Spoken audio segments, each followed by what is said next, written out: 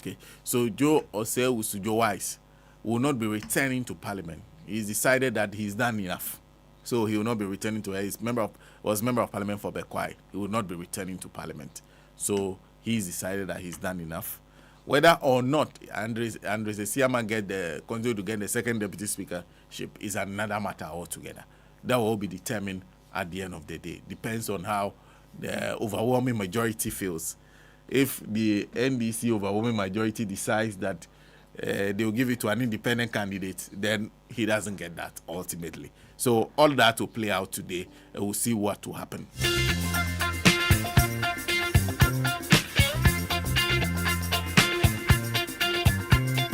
People say everything is alright. What we say, things could be better. All we need is some understanding. Right now, right now, right now, right now. Why can't we live together? Be my friend, I'll be yours forever. All we need, a piece of the action. Right now, right now, right now, right now.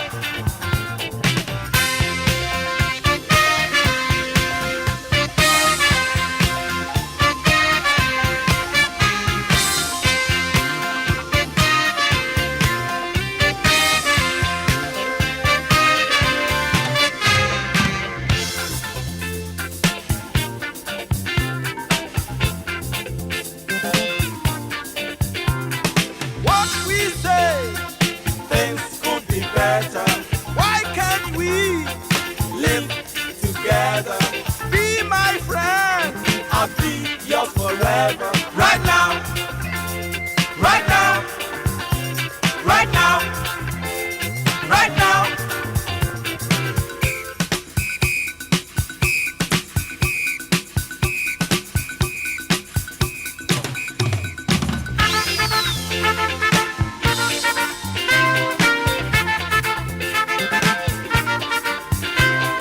All you say, the time will tell.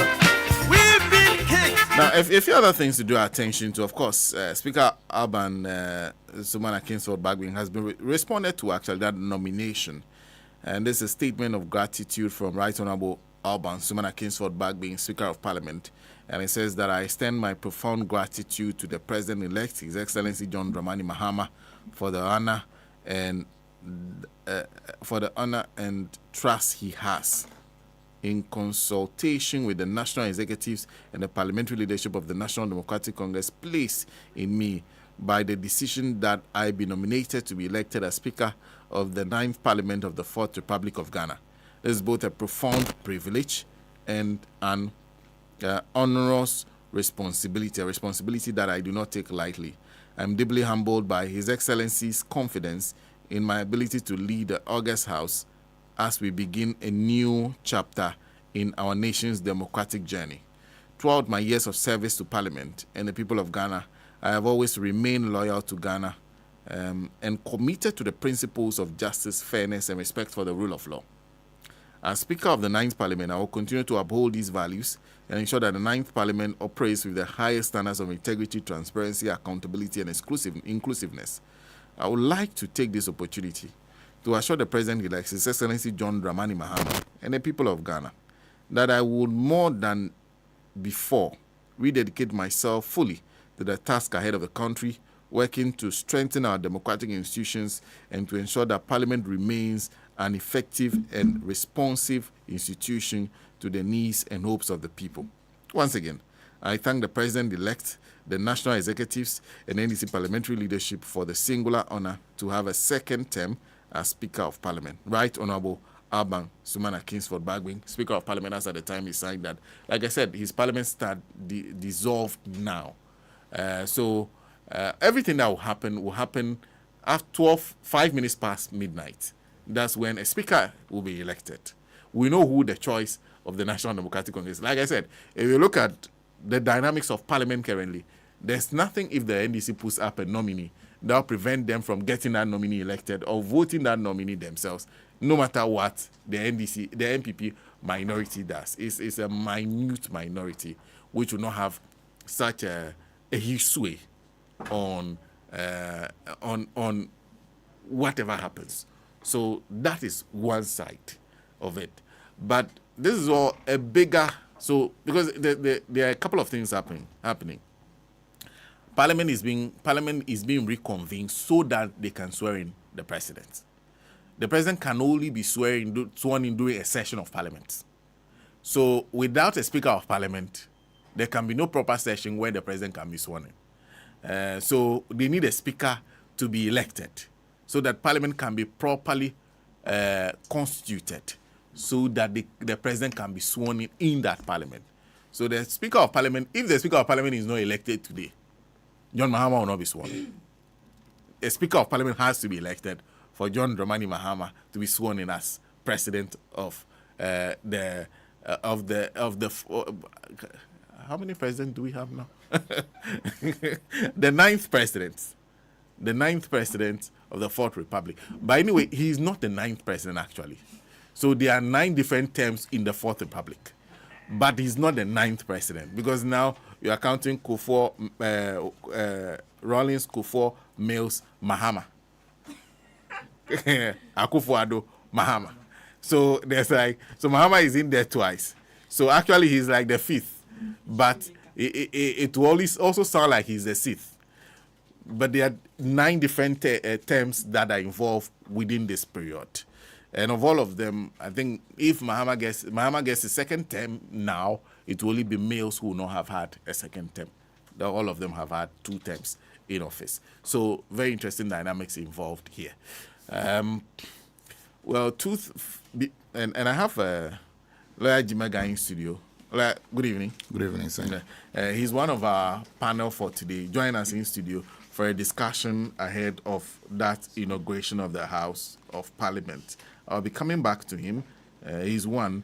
I'm waiting for the other 2 to join us to make a panel of 3. We have a discussion on various issues ahead of Parliament being called, the election of the Speaker, like I said, first deputy, second deputy, then the swearing in of Parliament. They would then stand adjourned, then they would reconvene at the Black Star Square. You should see how the Black Star Square looks now. Fantastic work that has been done by the team that's working on that place there. So at the Black Star Square, where the Speaker will resume, and then they'll start the proceedings in Parliament, and the President-elect will be sworn in as the next President of the Republic to take over for another 4 years. That will be his second 4 years served, sandwiched between President Akufo-Addo's 8 years. But this evening also, Nancy, one of the things we're seeing is nominations that have been made by the President-elect. Yes. So there are people who have been nominated to take up certain positions immediately after he's sworn in. Yes. So when he's sworn in, these people will take up these positions. Yeah. And there's a statement that has been issued by his acting the special aide, actually. Yeah. That's how he's addressed. Yes. What does the statement say? Okay, so it says that the President-elect, His Excellency John Dramani Mahama, has made the following appointments to the office of the President. One is Mr. Julius Debra for the position of the Chief of Staff. Okay. So he's getting it for the second time. Yes. Then Dr. Callistus Mahama, Executive Secretary to the President. I see. Prosper Douglas Bani, Head of Interim Security Task Force. Interim Security Task Force, okay. Yes, you remember, I think we'll go back to that statement that was issued. Okay. So we'll explain Prosper Douglas Bani's position to you.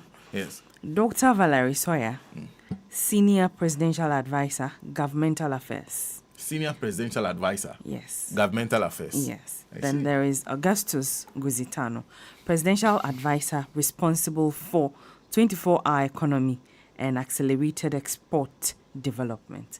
I mean, that one, if it were to be a bet, you would have won. Yes.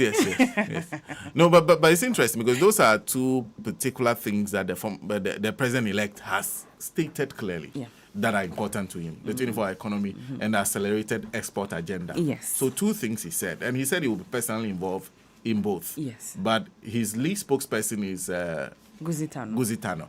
Yes. Okay. Then Marietta Ejewa Brio, legal counsel to the president of Ghana. That's the former Attorney General. Yes. Okay. Yeah. Will be legal counsel. Yes. To the president of Ghana. Yes. I see. Then there is Honorable Felix Kwachifosu, acting spokesperson to the president. Okay. And these appointments are to take effect from Tuesday, January 7, 2025. Yeah, so Felix is acting. Yeah. Now, a few things. There's never been an MP who's been spokesperson for the president before. No. There've never been an MP who's been director of communications at the Jubilee House. No. Never.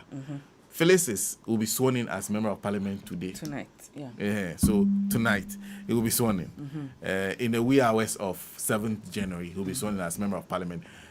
So what that means is that I think they are anticipating that after he's sworn in, they would have to find somebody who will permanently take over the position. Yes. And do so. That's an interesting, because if you go back to the history, throughout the history of people who have been spokespersons for the president, there's never been an MP. I don't recall. Huge tag. I don't think that I don't recall. You can Yes. be doing that MPs, in parliament, yes, and also be at the presidency at the same time. Yeah. As spokesperson, Yeah. it involves a lot. Yeah. No, So- not really, because you see, the spokesperson and those who are communication director are based in the Jubilee House. So they are around the executive in a manner that will not make parliament comfortable. Okay. So that will make you get it. two things. Even though you can be a minister, being spokesperson means like you are within the inner chambers of the executive. Yeah, that's it. Son, Yes. I sort of disagree. Okay, no, I'll come to that. So that's my thinking. But I think maybe that's why we've never seen that. And you can go through the list of people who have been spokespersons or directors of communications at the Jubilee House. Maybe Felix Kwachi may be the first one who will be a member of parliament at the same time doing that. So interesting dynamic. But the fact that they call him acting, even though his job will resume after. His job will actually start after the president is sworn in. The president-elect is sworn in. It's quite an interesting thing. Anyway, so that's Phyllis. Yeah. Okay, so those are the people who have been nominated. Seven nominees. people. Okay, 7 nominees. So Chief Julius Debra returns as chief. It's chief. Chief who is chief. He has quite a close bond with the president-elect. Yeah. I think that's it was easy to see that he was still going to be in the running for that position. And then there's you said Dr. Callistus Mahama. Dr. Callistus Mahama. Dr. Callistus Mahama has been one of the unsung heroes of this campaign. Yeah. He's one of those who have been actually doing a lot of work for the president-elect. When it comes to in fact, president-elect rarely moves without him. So, executive secretary. Then who? Then there is Prosper Douglas Bani. Okay, like I said, we'll explain his. So please go back to that statement for us so that we get some clarity on this this particular Prosper Douglas Bani matter. Okay. So very interesting, because these two statements have been issued just a few days apart. The statement of exactly that team that was set up, the team that's supposed to be coordinating the... Yes. So that's the Interim National Security Coordinating Team. Okay. So this one was on Friday. This statement was issued on Friday, where the President-elect John Dramani Mahama announced a 6-member team to oversee and coordinate national security issues pending substantive appointments. So former Minister for the Interior, Prosper Douglas Bani, will lead the team. Their mandate begins on Tuesday, January 7, 2025. Now, the other members of that team are Lieutenant General Peter Augustus Blay, former Chief of Defense Staff. There is Kofi Totobi Kwachi, former Minister of National Security. Okay. Larry Bevlulate, Esquire, former National Security Coordinator. Brigadier General Fuseini Idrisu. Then there is COP Nathaniel Kofi Boachi, retired. Okay. So these 6 people were actually appointed as interim national security, members of an interim national security coordinating team. Okay. And the leader for that team was or is Mr. Prosper Bani. Okay. Yeah. So that's why he's been named as the interim head of the interim security task. But does that not also give an indication that perhaps he might be named national security coordinator or something? And I thought that they should just be named that. Anyway, so we'll see what will happen, because after the president-elect is sworn in, we'll know who his team will be. So very, very interesting names that have come up.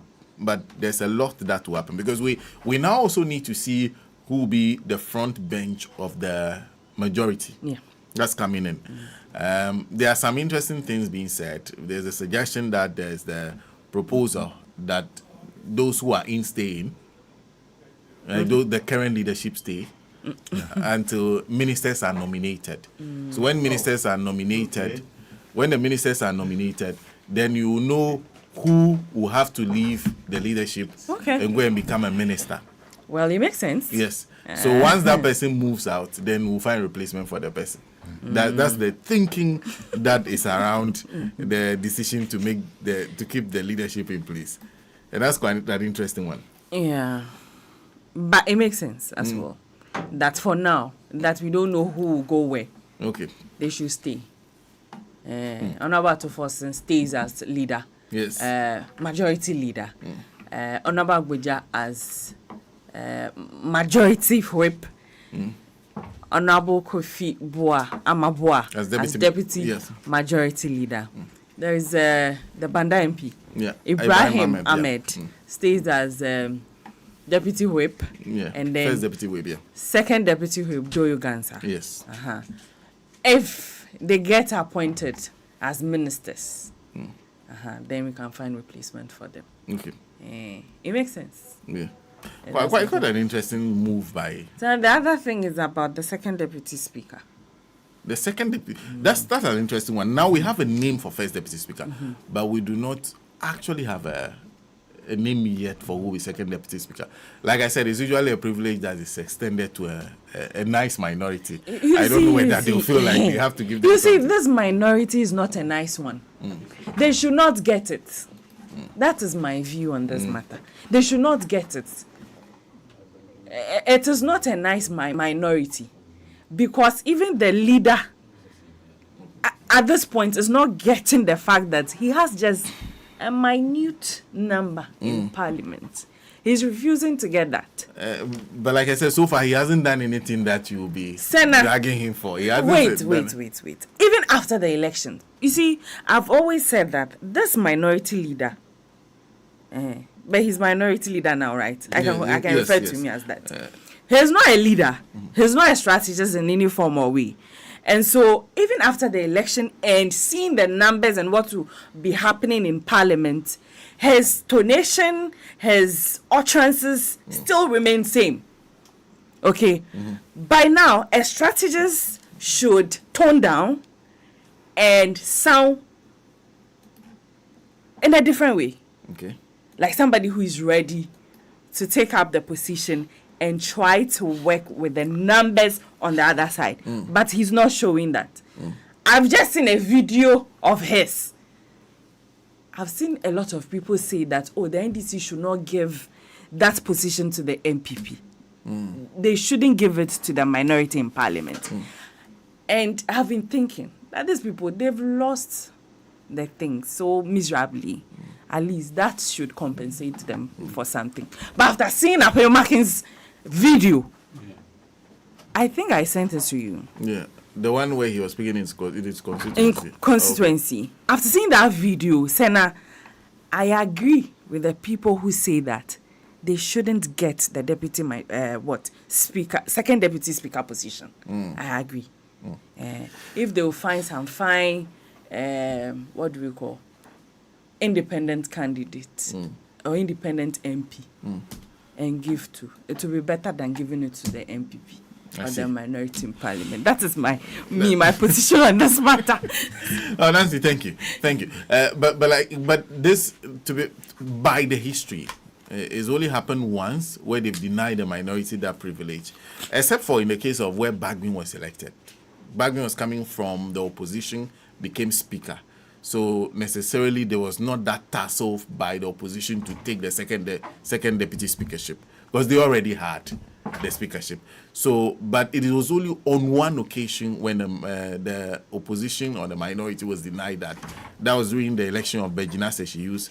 It was because the opposition at that time taking a stance that they were nominating their own speaker, and they lost badly. So that's a different matter. Like I said, my guest in studio, lawyer TK Jimega. I keep forgetting the TK. The Jimega is constantly in my mind. He's an engineer too. He's an engineer who decided that being engineer is not enough. He wants to add law. So, good morning to you. Nice to see you. Sana, good morning. It's been a while. You mean good morning, really? Oh. Forgive me. You are used to good mornings. Yes, not to blow. Good evening. Good evening. In fact, I'm sure we'll do this into the morning. Yes. But in the meantime, good evening. Yes, good evening, Sana. Not only one engineer, three different engineers. Really? Yeah, water resources, mining, and civil. 3 different engineering fields. Yeah. Water resources. Yeah. Mining and civil. Yeah. And all was not enough. You decided that you want to be lawyer too. Yes. At the time, I did mental health nursing too. Mental health nursing. Yeah. You alone. Yes. You're a mental health nurse. Yeah. You are a water resources, engineer, mining and civil engineer. Yeah. So all those. Yes. Then you have added law. And I practice in all of them. Oh, okay. Yeah. Fantastic. Thank you, sir. I think you qualify for that TK Baku. Degree baby. So that you make me laugh because just before the election, there was a constant tune in Huawei. I'm a Ubaku, NDC Bebre. I'm a Johnny Deka, NDC Bogo. That was quite an interesting election. Yes. And I'll come back to that. Let me welcome Dr. Justice Salifu Doc. Good morning. Good morning. No, it's the same thing, right? I accept it because I'm the morning man anyway. Yes. You get used to it. Good evening, Doc. Good evening. Nice to see you. It's been quite a while. Oh, yeah, same to you. Doc is now, I don't know whether, have you permanently moved to Ghana? Or? Permanently. I cannot move permanently to Ghana because I still have a lot of links with US. Okay. And I think it has become part of my chemistry. Okay. So I'm going to always be associated with US. Okay. Currently, I'm in Ghana. Okay. Yes. And he's doing some work with Lakeside University. College. Okay. Yeah. Okay. Lakeside University College. Yes. Okay. So how is that going? Everything is going on fine. Okay. And we're doing a lot there. And we keep building. Well, great. So they are in studio with me. I'm expecting Dr. Seydou Fita. Dr. Seydou Fita is is a lecturer in public health with the University of Development Studies. He will join us, and that's the 3 panel will be discussing the issues ahead of the inauguration of the president. So all this is in the lead up to inaugurating a new president. So we'll get there. Let me start with you, La. One thing it looks like, because let me start from the disagreement you have with me.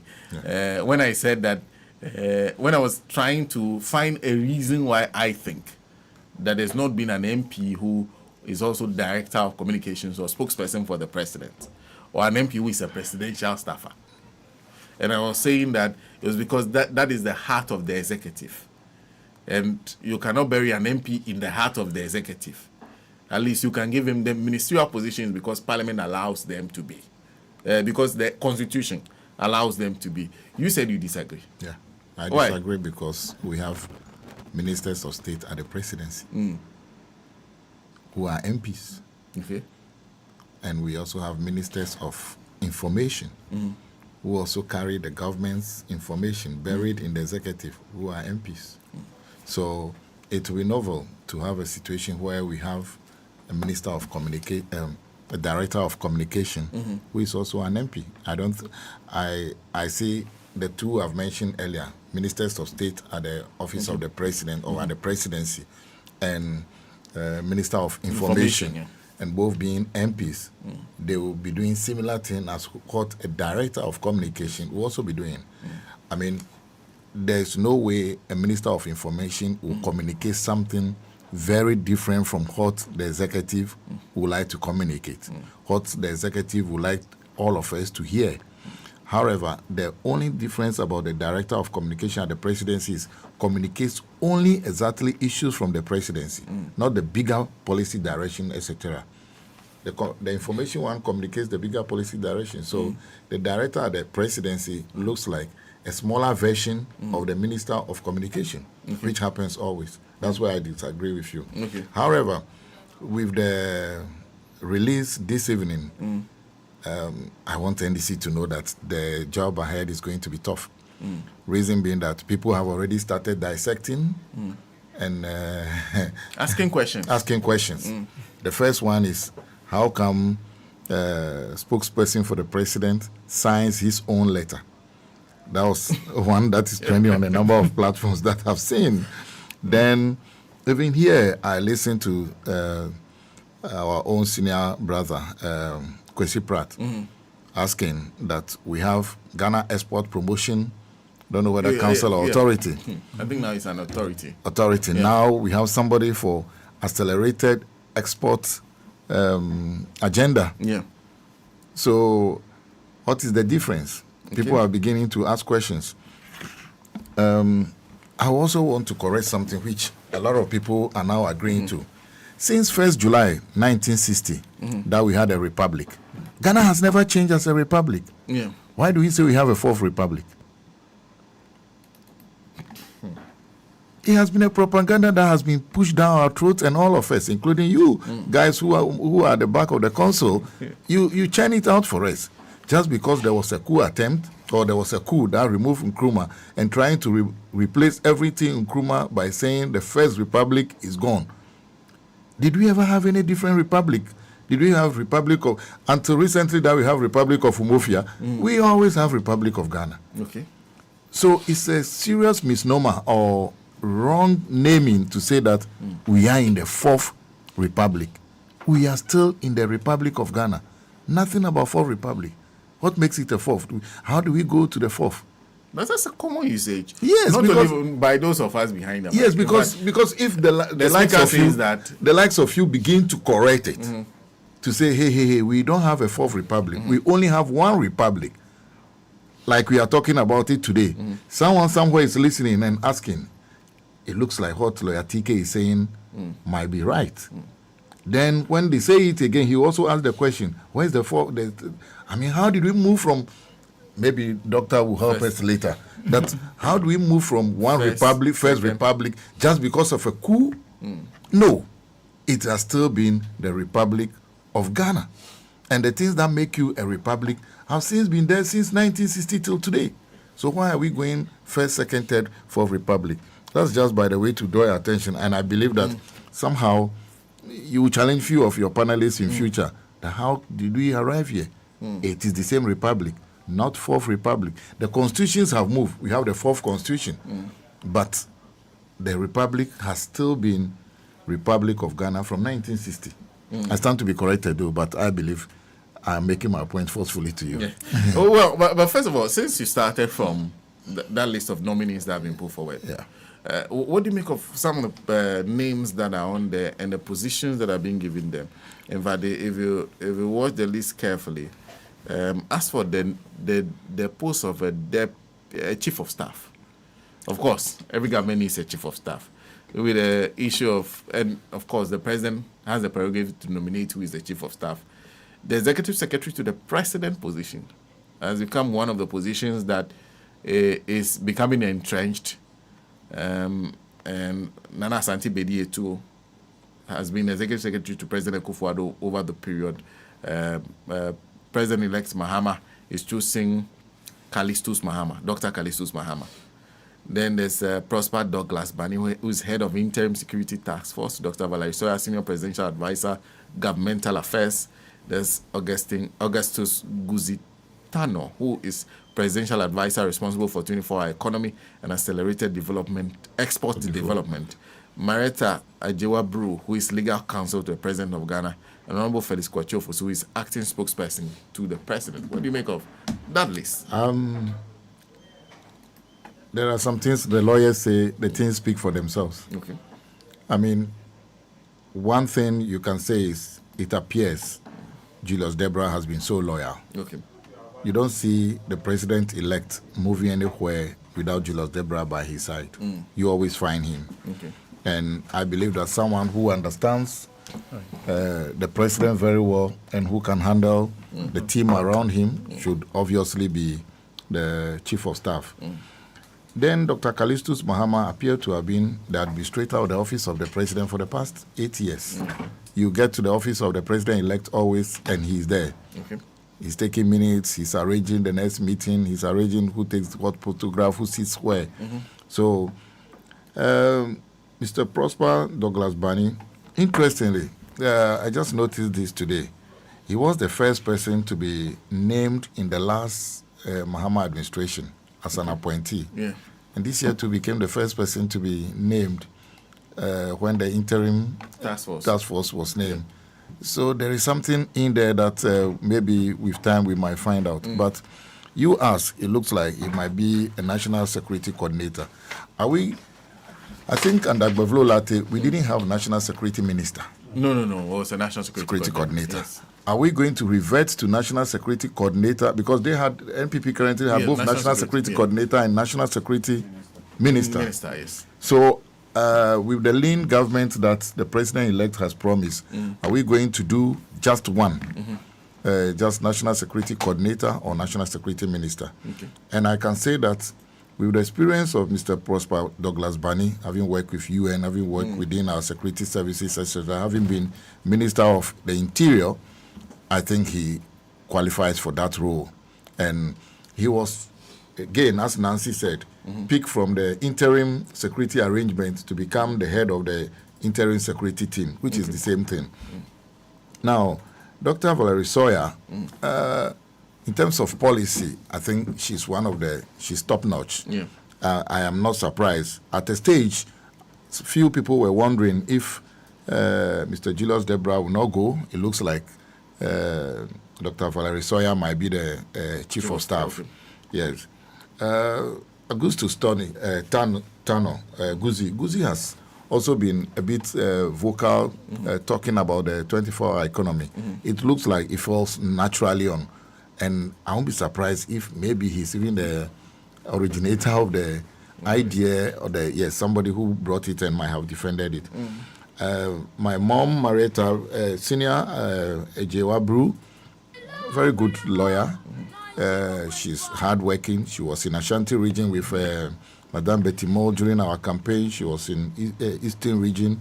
And for some reason, she cuts across several regions. Part of her is also from Volta. Oh, really? Yeah, part of her is from Yangbo, Tafi area there. Okay.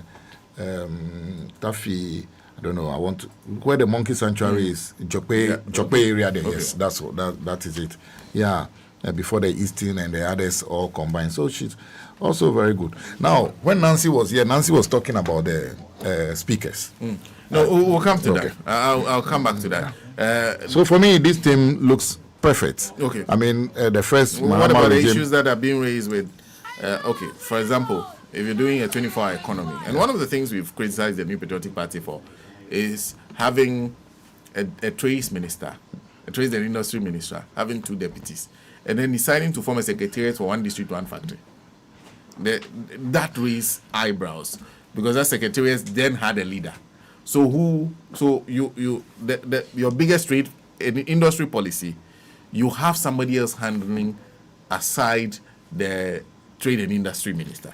So there are questions asked about that. So in this case where the 24-hour economy is a proposal that has been put forward, and then you have an advisor at the presidency that's responsible for that, then you're also talking about the question being raised about the Export Development Authority that already exists. What do you think about those issues that are being raised immediately when the list came out? I think that the 24-hour economy is something all of us are thinking about. What is it all about? And it's not just about trade, it's not just about education, it's not just about civic work, etc. I think the 24-hour economy cuts across almost all fibers of our economy or of our life now. Now, he is just an advisor. not a minister. So that would be a bit different from the trade ministry with the 2 deputies and all the other things. He's an advisor. Perhaps his term might be very short. A secretariat is set up, or all others understand what the trade 24-hour economy is. Then he moves on to something else. So at the moment, he's just an advisor. Now, until they bring the flesh onto, these are all bones they are giving us now. Until the flesh comes onto it, then we begin to ask, oh, is that the reason why Guzi was there? Perhaps Guzi is going to advise the president that though we have trade, try and add 24-hour economy to trade, add 24-hour economy to something, or set up a 24-hour economy secretariat that will advise all this and do that. Then when that begins to take shape, then we'll understand the wisdom in why the list is. But it's too early days yet. Now, the word also goes to say accelerated export development. Not just normal, that has been quantified, accelerated. So it means we want to do something more than what we are currently doing. So for me, let us wait. It's just, they're about to take office. Let's wait, let's see, let's give them a couple of months. Then when the flesh is added to the bone, we'll begin to criticize or appreciate why it has been put there. Doc, what do you think of the list? And I'm sure you've gone through any issues. Yes. The persons involved, fantastic. Looking at each background, I think they are so qualified for various positions. But you see, in organizational leadership, what you want to avoid is rule conflict. If you have rule conflict in any organization, you're going to have low performance. So my sense is that the president wants to focus on certain things, 24-hour economy. There should be someone responsible for it. But could I have done it differently? Yes, I would have. This is just to give us a direction he will be going. He will focus on 24-hour economy.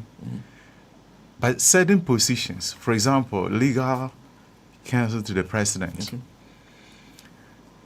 then we will have Attorney General. This very position doesn't need any parliamentary approval.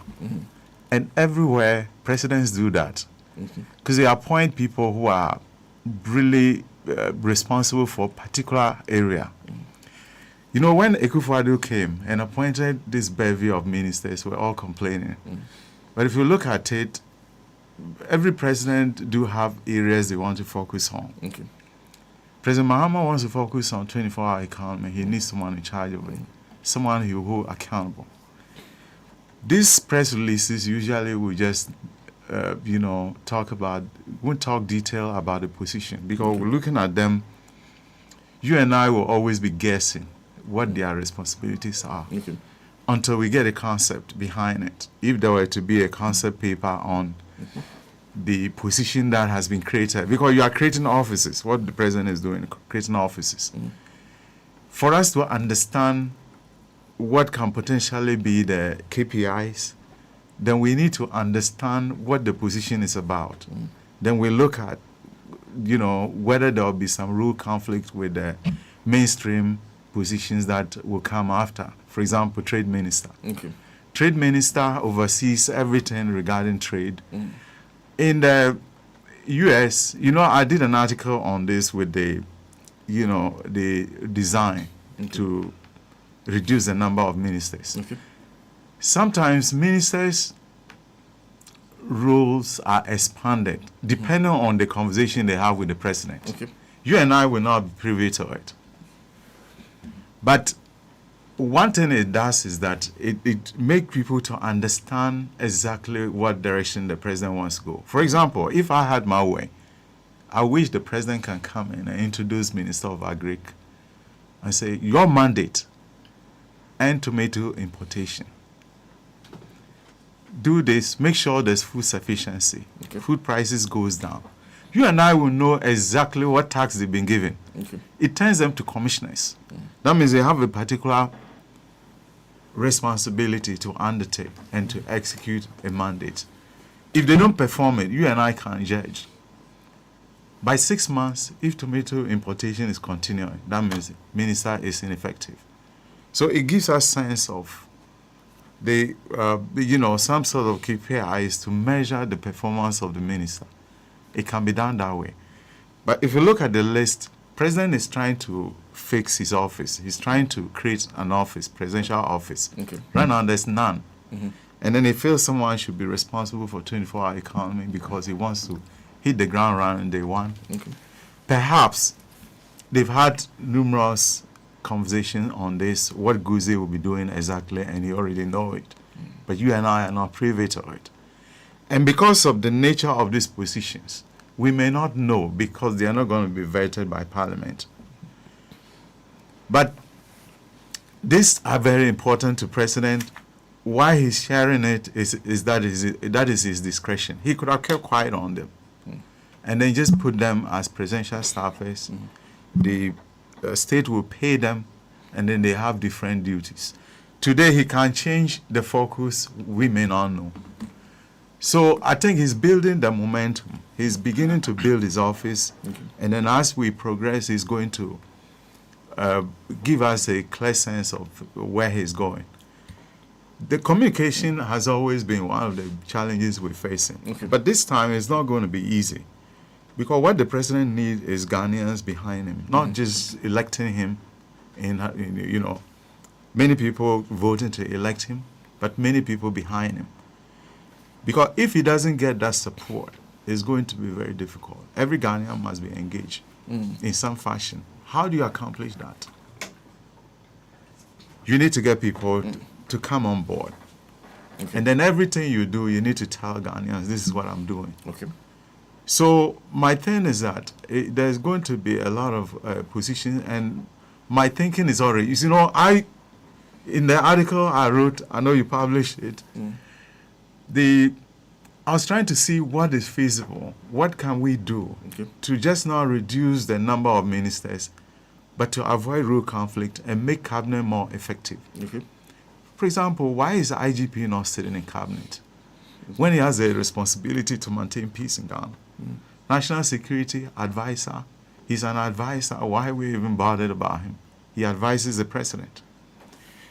In the US, if you hear the people who are secretaries, their basic mandate is to take notes in cabinet regarding various issues. Secretary of Energy takes the notes on energy when energy issues are discussed.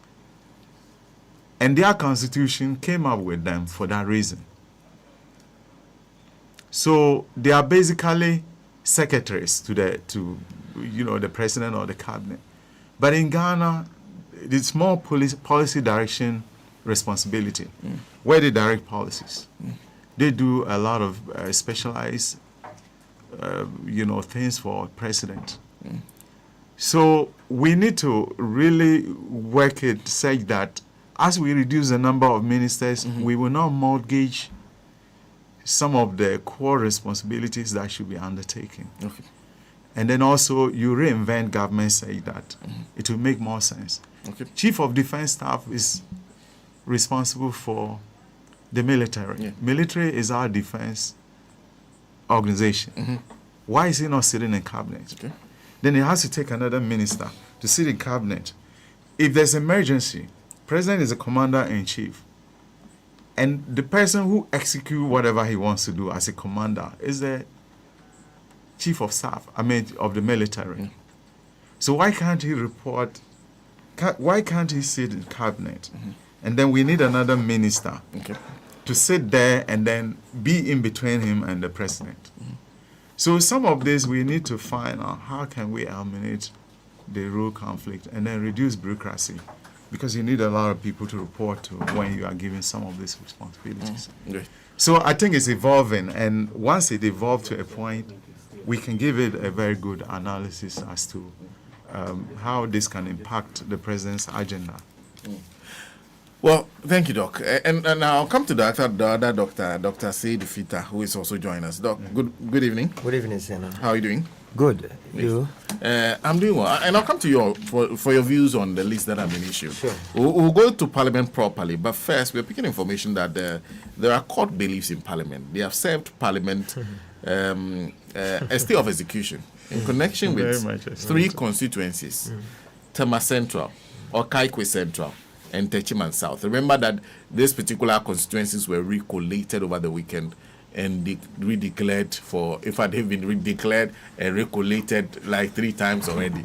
So this the latest one, and anytime the EC recollates, and they would definitely declare for the NPP. So they have all gone to the NPP, but the National Democratic Congress has also gone to court, filing a stay of execution on these 3 constituencies. So it's most likely that these 3 persons who were recently just redeclared MPs will not be sworn in by the Speaker if the Speaker is served with the stay of execution.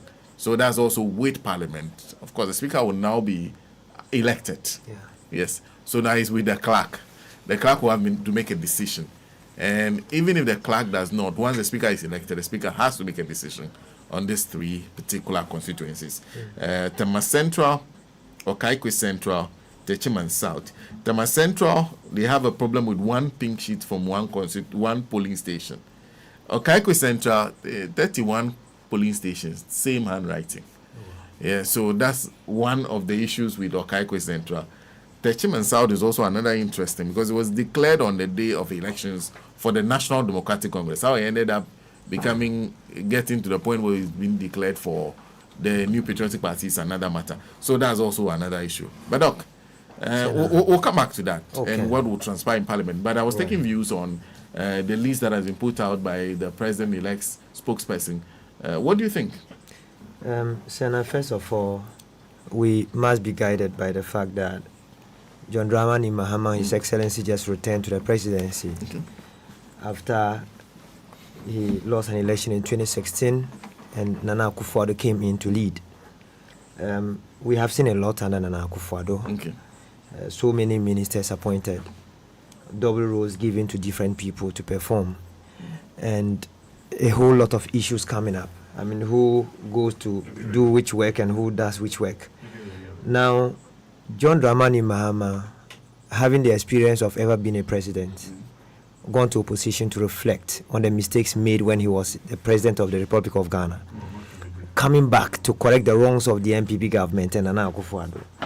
Certain mistakes won't be taken at all lightly by Ghanaians.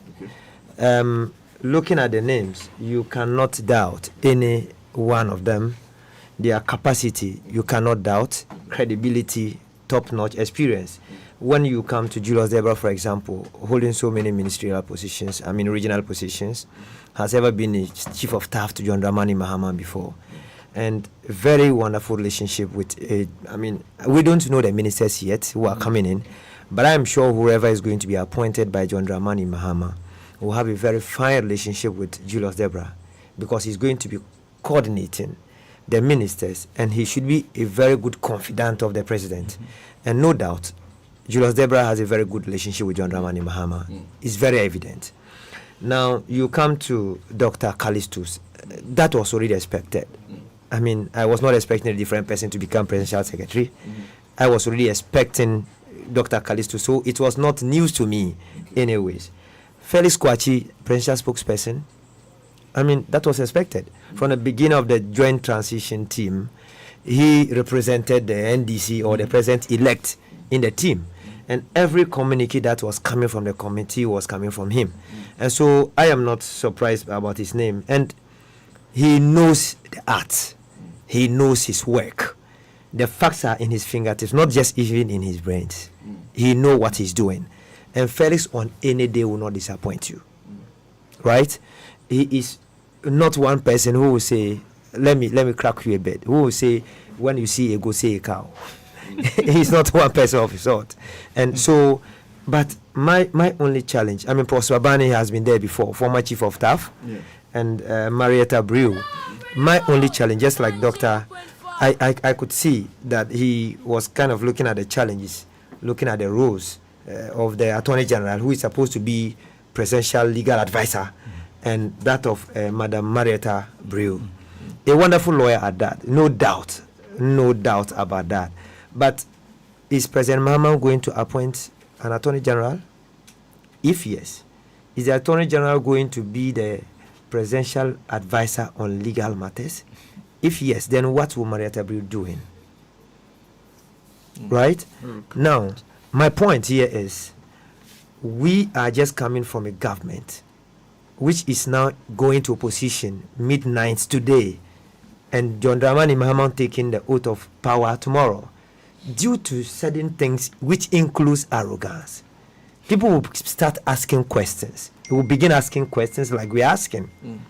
The position of legal counsel to the president and that of the attorney general, where is it going to fit? Okay. People have started asking questions, and they are legitimate questions, and we will need answers. I am sure at the right time, the president, because we just saw a list, no explanation has been given, I'm sure. You see, and doctor mentioned something that they could appoint them without releasing a list, but they owe us that. That explanation. They owe us that explanation. It's a duty on them to explain to citizens, because every individual appointed by His Excellency John Dramani Mahama is going to be paid by our taxes. Right? And when you are using my tax to pay an individual, I must know the role the person is playing within your circle. Even if he's appointing thousands of legal counsels to himself, we must know the roles they are going to play. Because when we fail to speak and ask questions now, it is going to lead us to another Nana Akufo-Addo, and we cannot stand it as a country. Right. So I think that I don't have any problem with anyone, but with exception of, the role Marietta is going to play. Or better still, the president may decide that, okay, a legal counsel for now, maybe she will be my attorney general next. But if she's going to be there and attorney general also coming in, I think these are double roles and conflict of, there will be a serious conflict, between Marietta and the person who's going to come in as attorney. Lawyer wants to make a point, but I have to. I'll come back to you, but I have to. Give me a moment. I have to go right to Parliament. Bernard Alote is there in Parliament for us. Our reporter there is one of our two reporters that are currently in Parliament monitoring proceedings. Bernard, good evening, Bernard. Hi. Yes. How's Parliament? Bernard, can you hear me? Yes, I can hear you. Yeah. Tell us, give us a picture of the scene in Parliament as we speak. Dr. Thank you very much. A very good evening from Parliament. I must say that the presence of Parliament is a big hive of activity as we speak.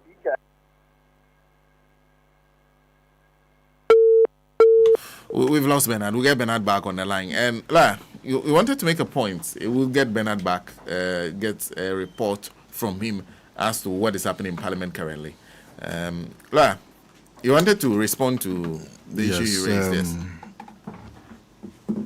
I think we are not living in an island situation. Okay. If we take a situation from the U.S., there is a general counsel at the White House. Okay. There is a general counsel at the White House, okay, and there is also the Attorney General. Okay. Now, there are certain decisions that have to be taken, just as the way we have the Director of Communication at the Presidency, but we have Minister of Information. Yes. Okay. There is no conflict when they both act.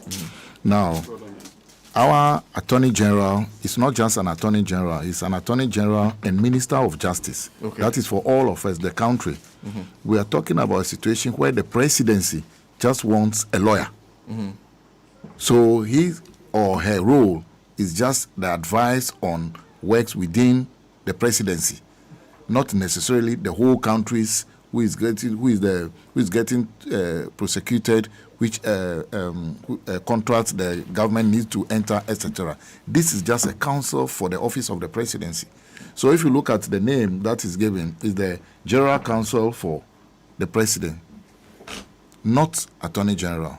So there are certain things. It is also envisaged that the next Attorney General will have a lot on his plate.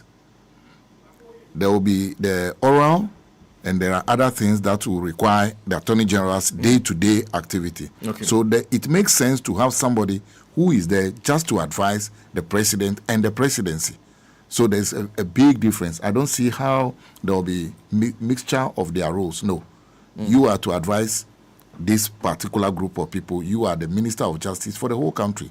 Unfortunately, we have had a situation. Do you know that we have a general counsel currently at the Flaster House for Akufo-Addo? Yeah, a counsel to the president. Yes. Yes, and we have Attorney General. That does not mean it is the good thing to be done. But I gave an example of we have a general counsel in the U.S., we in the White House Counsel, and we also have Attorney General. Okay. So they all play different roles. It doesn't necessarily mean the one at the, let me take the White House example, cannot be the one who will say this person has to be prosecuted or this contract has to be entered. But in the scheme of things, the narrower, the micro side, he can advise the president, you need to put in this thing, you need to put in that, and forget about this other one. So there's not a mixture of it at all. They are distinct. Thank you. Let me go back to Parliament. Bernard, can you hear me now?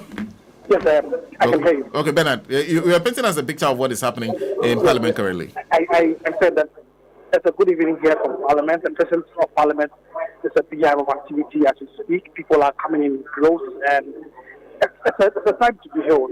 People are really excited about the turn of events, and in a short while, the 8th Parliament will be dissolved and the 9th Parliament inaugurated.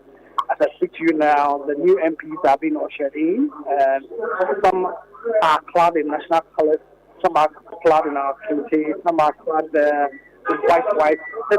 It's a beautiful piece of culture, a mix of culture, Western culture, and people in all sort of manners that the occasion for which we are about to enter. As we speak now, the floor is empty.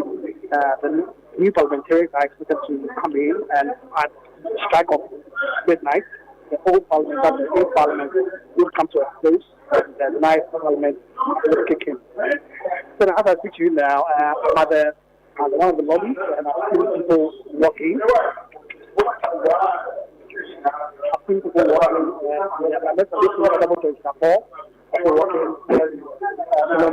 Walking, and I've seen quite a number of them also walking. Let me try and get close. And speak to some of them before I can take my time.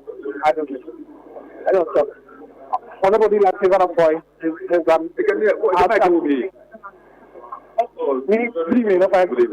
to speak to you. You're live on Radio Go. You're part of the outgoing Parliament. Yeah. What is it that you're going to miss? For most tweeted. Nothing. We're finished. I'm proud of what I've done. So I have to just have to go. I'm not missing anything. I came from somewhere. Yeah. I came from somewhere, and this is a phase of my life. I'm moving out to another phase. So I'm not going to miss anything. What are your expectations about this new parliament? The 8th Parliament was a very rancorous one. Yeah. What are your expectations towards this parliament? Why was it rancorous? Why do you think it was rancorous? It was rancorous because a group of people decided to be partisan and non-patriotic and non-nationalistic. That's why. Okay. They thought that you could still use their numbers to always bully and bulldoze their way through. And when we decide that it's really going to be true, then that's what leads to the rancorous nature you found out in the 8th Parliament. But it's not a problem. What's your expectations for the 9th Parliament? I think the 9th Parliament will be quite an interesting one. Something will be because of the numbers. It will be a rather fun because African American, their leader, has already signaled their intention to make things very difficult for us.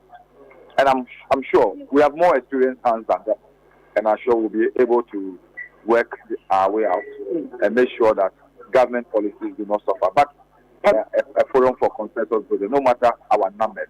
It's always good for us to build consensus on issues so that Parliament can run very well. I'm sure, I believe in our leadership to always build a consensus no matter the numerical advantage we have so that Parliament can move smoothly. But trust me, if they decide to obstruct government business, they will meet with equal measure. Before I let you go, let me push you to the wall. Which position are you in? Me? Yes. I want to be a labourer in the party. I want to serve the party. Okay. So I will serve the party in whatever capacity. Any form that you are given? Yeah. I'm here to help my colleagues go through the activities tonight. Okay. So that we can have smooth transition. And I'm sure that tomorrow, President will be sworn in. After that, we'll continue. We are working for the party. We are working for the government. We are working for Ghana. So it doesn't matter where you find yourself. Whatever role you are assigned, you do your best to make sure Mother Ghana benefits from your work and your sort of support and service that you render. fine. Thank you very much. Thank you. So just let me speak to Neil and Van der Poel, say he's ready to every role that he'll be given. So as we speak now, we have some old members of parliament as well as some new members of parliament coming in. The old ones are going to bid farewell to the parliament. The new ones will also be raring to go inside to deliver the outside that will be given to them. So let me quickly run you through. So like I said earlier on, this is going to be the ninth parliament. We've had 8 previous parliaments earlier on. The first one started in 1992 to 1996. Then from 96 to 2001, 2001 to 2005, and 2005 to 2009, and 2009 to 2013, 2013 to 2017 to 2021, 2021 to 2024. So 8 consecutive terms that this parliament, or that has been the life of this parliament. Today we'll kick start at the beginning of the 9th parliament. That's expected to start tonight and end in 2029, 7th January 2029. As I speak to you, I see the former Attorney General on the person of Mr. Dominic Hayine, also has just walked in and he's interacting with the security. What is actually happening here on where I am is that when you walk in, the security personnel are quick to scan you and make sure that you're not carrying any foreign material. After being scanned, you go in to cross-check your name, whether your name is in this. Before this very all-important day, they were made to go through registration. They were made to register, and their details and their other details and verification taken, after which they were given ID cards. So today when you walk in, your ID card is checked. You are verified to ensure that you're the right person that's coming in, not any other person. And then after which you're also given the all clear to enter. The marshals of parliament are also at the gate to ensure that you are taken to your seats. I've seen the honorable incoming minority chief in the person of Mr. Nodopé, ensuring that he facilitates the move for his side of the house to enter the house. And he's clearing the security details and other people to ensure that the new members of parliament cross-check their names and they are ticked, and then they are given the all clear to enter the house. So, Senator, this is exactly what's happening. At a stroke of midnight, the old parliament will cease to exist, and the new one will come into force. Are you picking up any information regarding what will happen in terms of, because already we are hearing about who will be nominated for first deputy speaker, second deputy speaker. Are you picking up any information on that yet? Thank you very much for that question. So from what I have picked on the ground, Honorable Osman Babin is going to be nominated as indicated by the press results issued about 2 days ago. He's going to be the man and the helm of affairs for the 9th Parliament. Honorable Bernard Ahiafo is going to be proposed by the majority as the second deputy speaker. Then afterwards, I'm here. The NDP is going to make a concession, and they're going to give it to Honorable Andrew Isiama. That's what I'm hearing from the grapevine. The NDP is going to make that concession by agreeing to allow Honorable Andrew Isiama, the MP for Femina, to be the second deputy speaker of the House. So this is the lineup from what I have picked from the grapevine. For the majority side, nothing is going to change. We have the person of Dr. Kisolado Atifosi, going to be the majority leader, assisted by Mr. Kofi Boa, and then Kwame Abuja, and one other thing that I just escaped me. They are going to be in the front bench for the majority. For the minority, you already know that Honorable Afenyo Making, assisted by Patricia Piaget, the member for Sawama Toji will be the whip, assisted by other people. So these are the makeup of the two sides. As I speak to you now, the minority are coming in the lineup. They're just about entering the house. They're in a long queue, entering the house. Their names are being cross-checked, and the doors are being cleared, and all of that. With the majority, I'm hearing that they will hold on to their leadership for now. After the swearing-in of the new parliament, the House is going to adjourn for a week, based on which, if some of them are appointed for ministerial positions, then the changes can be made.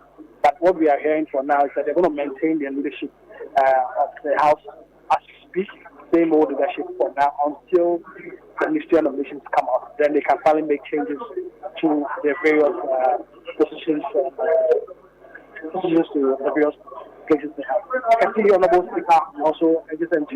They're full of smiles. Even now, and quite a number of them who have lined up to question their names before they enter. I see. In the meantime, we also understand there was some service of some wreath. Have you been made aware of that? I picked up that indication, but I'm just a cross-check. I don't want to give you a very factual information. So I'll be cross-checking that in the moment to give you a full. We expect some of the that injections were put on them. I'm going to really cross-check that and give you that feedback as soon as possible.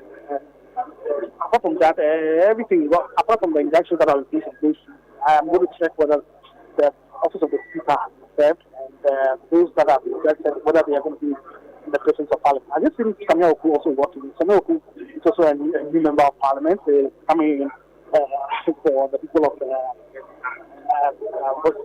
for government president. But we don't have a new people coming in that constituency to help. Let me try and get closer to the minority side and see whether I can catch a quick interview with one or two of them. They have been with now. Some of them are very new. Some old faces as well. Some old faces as well. Let me try and get closer and see whether we can take a glimpse of them.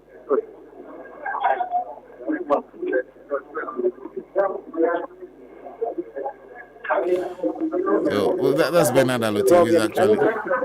They want to get the line and make sure that they get the restriction.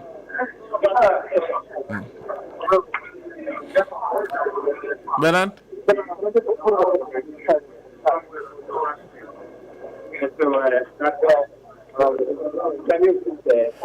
So Bernard Alote is live from Parliament for us. He's trying to get one of the minority members of Parliament now to talk to. Now remember, the NDC is now majority, MPP is now minority. That's an interesting cycle of life. Have you been able to get anybody on there? They are busy trying to get through. Let me try to. I'm trying to get to go to talk to you. Let me try to speak to a colleague journalist of mine. Some colleague journalists of mine here who are here. I'm live on radio. Good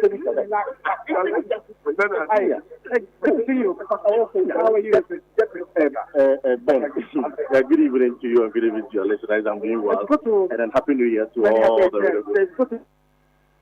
Right. You don't miss home, do you? No, I don't. I'm eating fufu in Kuma. So that's my colleague Paka Will saying, who used to be with us at Radio Goes. Paka, how's the evening been like and how are things panning out for you? I think so far the evening has been quite interesting. Members of Parliament are and because you see, I was in the chamber, let me just say something. I was in the chamber when I saw Frank Aradon who used to be the majority whip. Yeah. The moment he entered the chamber, he walked straight to the minority side of the house and then took his seat gently there. And the place they used to abhor. The place they used to abhor. And I was telling my colleague that indeed life is very interesting. Yeah. Indeed, nothing stays permanent forever because who would have thought that another person walk into the chamber and quickly go directly to the minority side of the chamber. And for me, it was quite interesting. But as you can see, the MPs are filing in.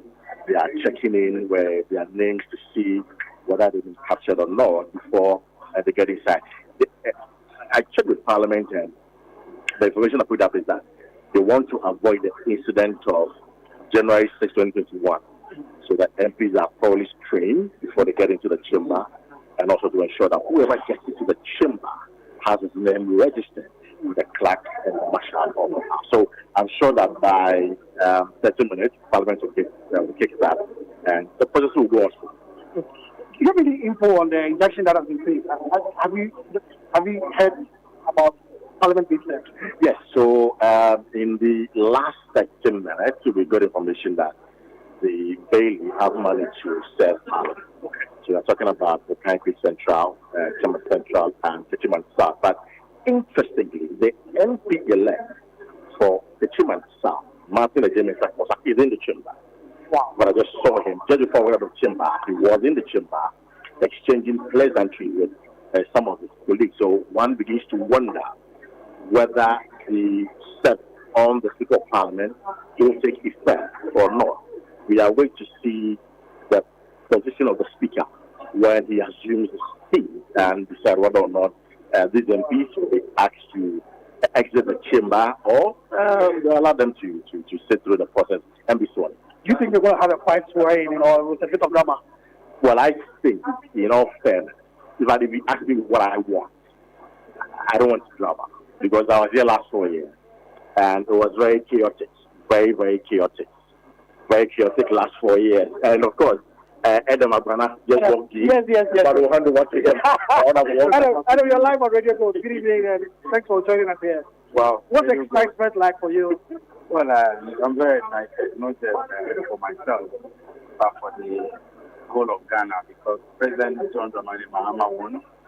We have super majority in Parliament, and I believe that Ghanaians have given us this endorsement for us to change the narrative here in Ghana, and I'm expecting great. Let me go to the time. Thank you very much for joining us here on Radio Gold.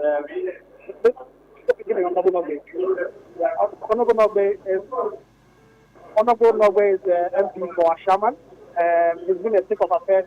He was here earlier on to, I don't know what he was up to, but before even the presence of Parliament or the doors were open for MPs to enter, he was already in the chamber. Honorable, thank you for joining us. You're live on Radio Gold. Thank you very much and good evening. You look very excited. Everything is under control. What were you doing earlier on in the chamber? I realized you were in a bit earlier. Yeah. Days like this, you need to take precautionary measures. And so I came in to make sure that everything is set. There's nothing untoward that will envisage that will happen in the chamber. And it's all about safeguarding the situation for today. There's nothing more. But do you hear anything untoward was going to happen? If you say when you're on the ground, you speak intelligence, you speak information, and you know exactly what people are planning. And so if you know that, you need to take precautionary measures to mitigate whatever anybody is planning, any evil to anybody is planning. And so my presence in the chamber earlier on was to mitigate those unforeseen harms that wanted to foment mayhem or either create unnecessary tension in the chamber. I think it's your fourth term in Parliament, if I'm right. This is my third term. Your third term, right? How's the experience been like? Well, so far so good. Comparatively, the 8th Parliament was different from the 7th Parliament, and that is also to say that the 8th Parliament was the hand Parliament, and so there were certain things that we were supposed to do that we couldn't do, and we were able to also achieve some successes. The experience was a mixed feeling as compared to the 7th Parliament. 7th Parliament, the MPP had absolute majority, so things were done their way. The 8th Parliament wasn't so. We were able to protect the public purse, we were able to prevent the government from doing certain illegal activities. So, by and large, the experience is good, the feeling is good. I think the 9th Parliament, everything will be under control. Now, one of the issues that you raised during the last Parliament, which were expiring at midnight, was the attack of your people. Is it likely you're going to raise that issue again? And what response do you expect from the own administration? Yeah, I'm in touch with the leadership and the Speaker himself to make sure that we bring up that issue, because my people in Ashama were brutalized. And at this point in time, the recommendation of the committee suggested that they have to be compensated. And also those military guys, those officers who perpetrated those heinous crimes against my people in Ashama needed to be punished. And these are the two things we are asking for. So I'm in touch with my leadership and the Speaker. God willing, we are going to confirm him what we're going to do. And if that happens, then I can bet you that going to the 9th Parliament, we're going to raise the same issue. Bravo, any last words for us? For people like Ashaman who are listening to? Well, the people at Ashaman should just remain calm. Everything is under control. The John Dramani Mahama administration will come to full force from tomorrow going, and all our flights, our rules, our issues that confront us will be handled by the John Dramani Mahama. As the MP, they should just have the confidence in me that things will change for the better. Thank you very much. Honorable Ernest Nogbe, MP for Ashaman, you're speaking to us now. So there's something interesting happening here. From where I'm standing, the MPP guys are coming from the left, and the MPP guys. Okay. Honorable, good evening, and you're live on Radio Gold. So I was speaking to Dr. General Secretary, and now I see that Bailey's power of really excited. Yes, we worked very hard, and we are happy that people has the opportunity to serve them. It's a unique time. Yeah. What are your expectations moving into Parliament, as a member of Parliament? I'm sure there's a lot of expectations from your constituents and also from Ghanaians as well. Well, for my constituents, of course, the usual things. People are looking for jobs, people are looking for opportunities and all. But for me, I'm hoping that we'll be able to offer His Excellency the parliamentary support he needs to be able to execute his agenda. He needed this overwhelming majority to be able to execute all his plans. I'm hoping that I can play a role in that resetting agenda for the future. How's it been like, the journey to Parliament? How's it been like to you? I'm sure you have to go some very hard votes and all that. It's been a very tough one. People think it was a walk in the park. It was never.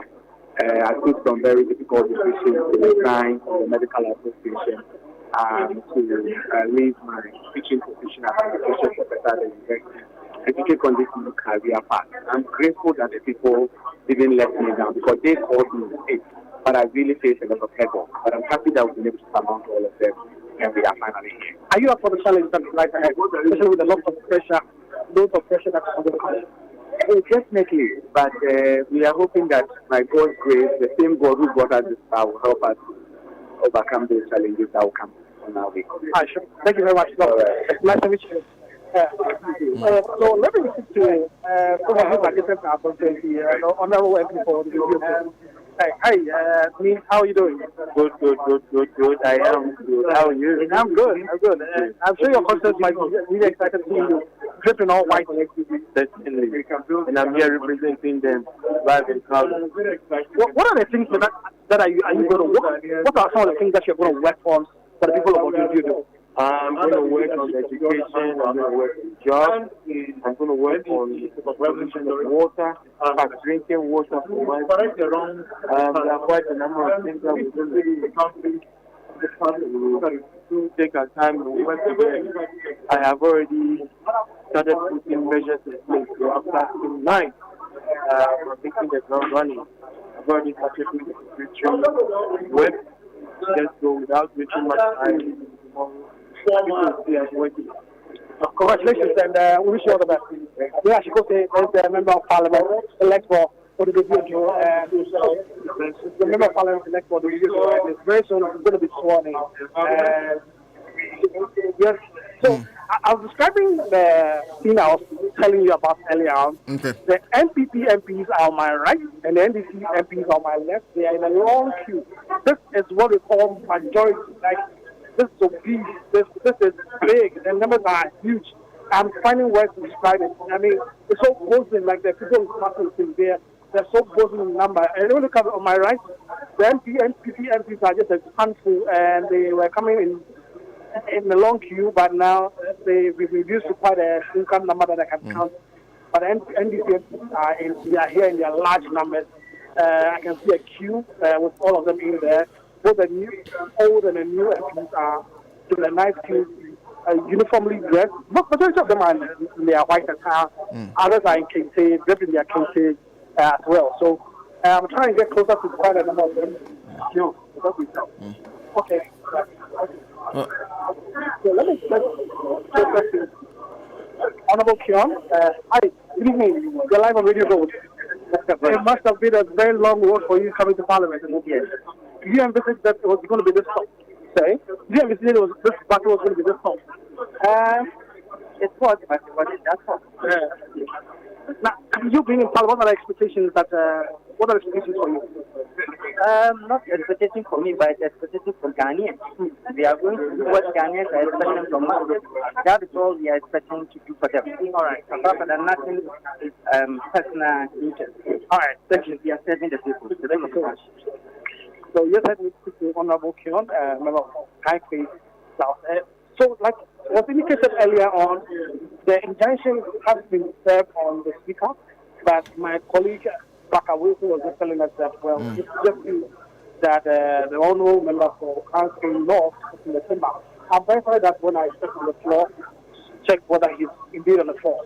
I said little drama tonight as compared to what we witnessed in 2021 when on the night of the swearing, there was quite a huge drama, and people became the center of attraction across the world for happenings in Parliament. Today, we're not expecting really much drama here. We expect that it will go as planned. It will be very smooth, and things will be in order. Bernard, we would have to come back to you. All right. Yes, thank you. And of course, we'll go back to Bernard in Parliament. They've been having interactions with some of the MPs who are now walking into Parliament to take their seats. The last time, it was a big tussle over who sits on the right, who sits on the left. This time around, it seems that tussle will not happen again because it's clear who is the majority and who is the minority. Quite interesting scenes there. And because of... And Laura, there's the matter of is it stay of execution that has been filed by the National Democratic Congress that's been served on Parliament. Yeah. What essentially would that mean if somebody carries an application that has been filed for stay of execution to you, that have filed this application against these people? What is Parliament supposed to do? Okay, the stay of execution just means the order that was given by the court should not be carried out. Okay. Reason being that the parties had either file a notice of appeal. Okay. So if you carry out the order and they are successful at their appeal, then there's nothing else to be done. Okay. So when you file stay of execution and you file notice of appeal, you go to the court that gives the order to say stay your execution. Okay. Now, until the court hears automatically for 7 days, that order stays. It can't be carried out. So when NDC filed the stay of execution on the mandamus compelling the EC to recollate, it means within 7 days, EC does not have to recollate. But the EC has already recollated. Good. So that, and interestingly, the EC has filed an affidavit in opposition to the stay of execution. It means they were served. They acknowledge that they have received the notice that don't collate. Okay. So, in effect, it operates like an injunction for the 7 days for you not to do anything. So, if that stay of execution is within the 7 days, automatically means that the recollation that was done and declared these people was not supposed to be done, or in the eyes of the law, it has not been done. Okay. Even though it was done, in the eyes of the law, it has not been done. Okay. So, if it has not been done, then the people who were declared as a result of the bad fruit of the recollation have not been declared. I see. So the other aspect is that those who carried out the recollation, mindful of being aware that there was a stay of execution, are potentially contemptuous of the court. When they knew that there was something that... Yes. Okay. Now, they have filed even the affidavit in opposition to say that we oppose to the stay of execution. Okay. If you are not aware, how can you oppose it? Okay. So they are aware. So, in effect, it boils down to legal gymnastics being played there. Someone realizes that you were not supposed to do this, and you have done it. So the fruit of that poisonous tree is still poisonous. So you can't present yourself as having been declared when there was a process for you not to be declared. That is what is going to happen. So you are going to hear the NDC guys are going to say there was a stay of execution, so that recollation shouldn't have happened. And because it shouldn't have happened, in the eyes of the law and in our eyes, nothing has happened. So you are not supposed to be here. Then they are going to say that we ourselves were not served, but luckily they have just been served, then they will say that there are actually two schools of thought about injunction. One school says that once you are served, it's as good as an injunction. Okay. Another says that I've been served, but there's no pronouncement about injunction. Okay. But the purpose, now we use what is known as purposive interpretation. The purpose of the injunction is to prevent you from doing something. Okay. So if you say I've just been served, then you go ahead and do the thing, and now the injunction is granted. What is there to be injuncted? Are you getting it? So in effect, once you are informed, don't do it. It's as good as a court has ordered you not to do it. Because if you do it, fait accompli, what will the court pronounce on again? So I even expect that the NDC legal team will take steps to cite the EC for contempt. Cite the EC for contempt? Yes. For going ahead to do that? For going ahead, having been made aware that there is a stay of execution for the order given under the mandamus. But Senator, even as we are looking at all this, there's funny aspect of this mandamus which a lot of people have not averted their mind to, or they have not looked at it. MPP went to court to say, compel EC to go and recollate. Because we have asked them to recollate, they have refused. Then EC comes to court and say, yeah, I am here. Grant that order to compel me to go and recollate. Does it not look funny? I am asking that Radio Go should compel you to allow me to be a panelist. We went to court. Then you are there, yes. Yeah. Grant that order to compel me. That is so funny. But is that position not consistent? Because the EC has already indicated that it was not happy with what was done and wanted to reverse it. Yes. So if they go to court, is that not was that not naturally what they were supposed to plead? No. Someone is saying compel EC to recollate. And EC is saying, yes, compel me to recollate. How does that sound? If you know that you have to recollate, just go ahead and recollate. You don't have to go and stand beside the person to say that the person says you should compel me. Yes, I agree. Compel me to go and do it. Are you now seeing the funny part of it? Yes. The person is saying, compel this man to go and recollate. And the man who is to be compelled now runs to say, yeah. It is true. Compel me to recollate. If you know that you have to be compelled to recollate, just go ahead and recollate. But EC themselves also know that there is nothing called recollation. So they want to hide under the cloak to say it was the court who says I should be compelled to recollate. That's the whole funny aspect of what EC is doing. And it looks a bit caricaturish to the thinking that the people who are supposed to be compelled are saying, it's like, arrest this man, and the man runs to say, yeah, I'm here, arrest me. I mean, how does that look like? But I believe that having served, the speaker is a lawyer, or we are where he will be the speaker. The first deputy I hear for is a lawyer. Yes. I'm sure they would have discussed these things. In fact, it's only drama that these guys want to initiate in Parliament House by walking. Let's try it and see if they will allow us to sit. But I believe that the thing that came in 2021, when will Kwesi sit, Kwesi will not sit, will Kwesi sit, Kwesi will not sit, will play again today. I believe that will play. Now, the only difference now is that the margins are so big that it won't make a difference. They won't make a difference whether when they kick them out or they allow them. But there's also the matter of the swearing in, them being sworn in as members of Parliament. Because when they are sworn in, they become members of Parliament. No, the thing is, they being there to elect the speakers. Then the speaker might now say, you have elected me, but you are not qualified to be an MP, so walk out. That is where I'm expecting NDC to show their muzzle. Sometimes it's good for us also to bare our teeth, for the people to know that we can also bite. And you must bear in mind that, Senator, the supporters of NDC across the length and breadth of this country are so much wild and waiting for us to do something that if we allow these people to sit in without kicking them out, we'll be disappointing a lot of people.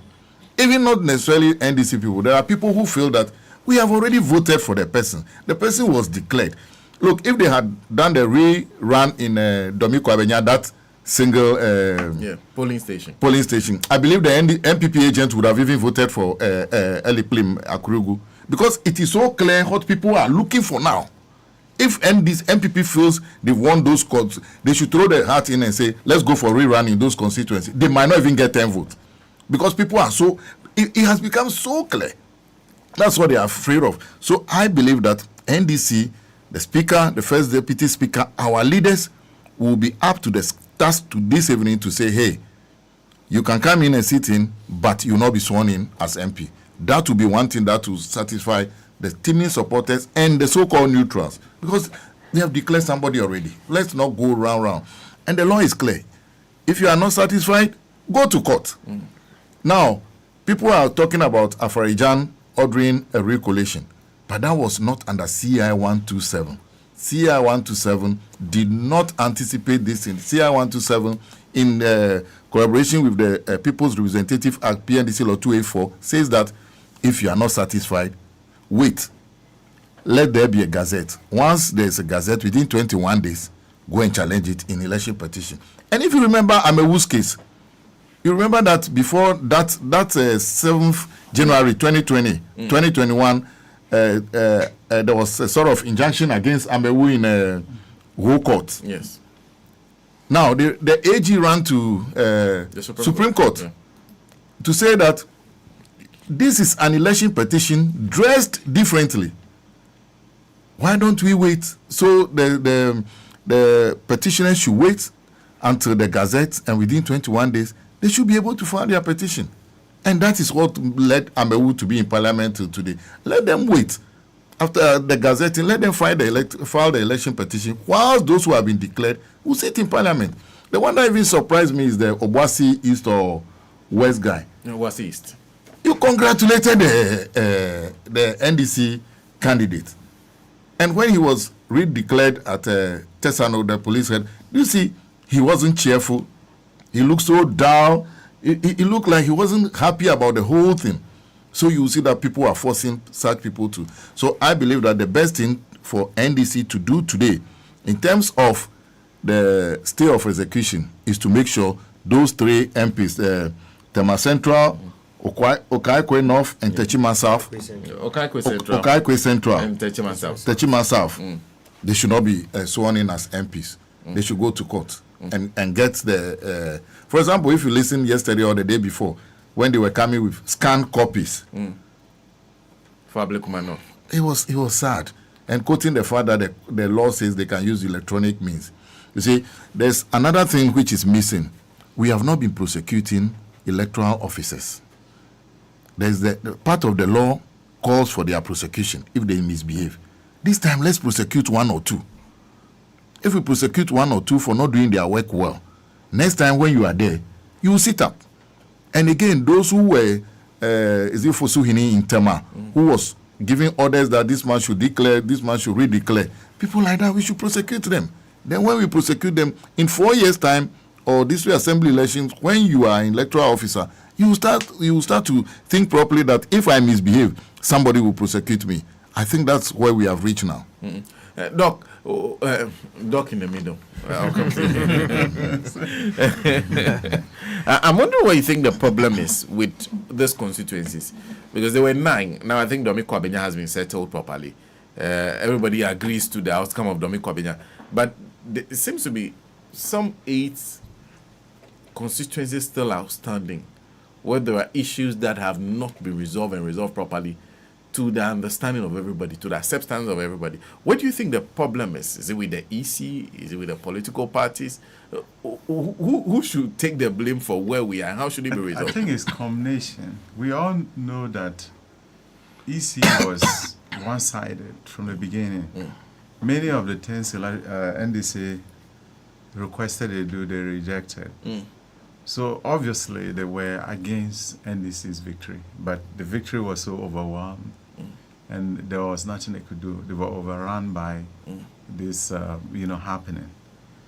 So the EC, we all know, will have no situation where they will back the NDC's position. Okay. Because the law is very clear. The CI they operated under has been very similar to previous ones. 2020, I know there were certain constituencies If you take my friend's constituency, Zabzugu, if they had done the recalculation, my friend would have won NDC, but he has to sit out. And then the other person went to Parliament. Because the recalculation is very alien. This is the first time I've seen strong advocacy for it. Because once you have an issue with that, it's collated and then you have been declared a winner, that's the end of the story. You have to wait for the Gazette. And there's been several precedents. Law operates that way. You can't create your own circumstance and also try to evoke the same law to manipulate the system. So I think most of these filings, judiciary is also, reinforcing the confusion. They are even fanning it. Because it's very clear, if you know that there's an injunction, and then, like a lawyer said, the issue is that when you go to court, you are demanding certain things. But if something else comes in to create a situation where even if they rule in your favor, you can't reverse something, then it becomes very complicated. So the court shouldn't even venture into it. Allow the person to, the previous ruling to stand. And then the person can go to court, subsequently. Because now they are trying to obstruct what Parliament should do. And I think we've gotten to a point where these institutions must be truly independent. Parliament should be able to have some level of immunity. So Speaker can decide whether someone should be sworn in or not. So if the person has any grievances, then they go to court. But if the court is coming in, anytime Parliament wants to do something, the court will say, don't do it. Then it means that we are attenuating the efficacy of Parliament to do certain parts of its core mandate, responsibilities, which for me is not the best. We are developing our democracy and we should be doing that. For most part, people think when we change the officers at the Electoral Commission, it fixes the problem. We need to fix the fundamentals. The electoral law should change. Many reforms we should carry out. Although we won election, we should think about the future. Other people are going to run in the future.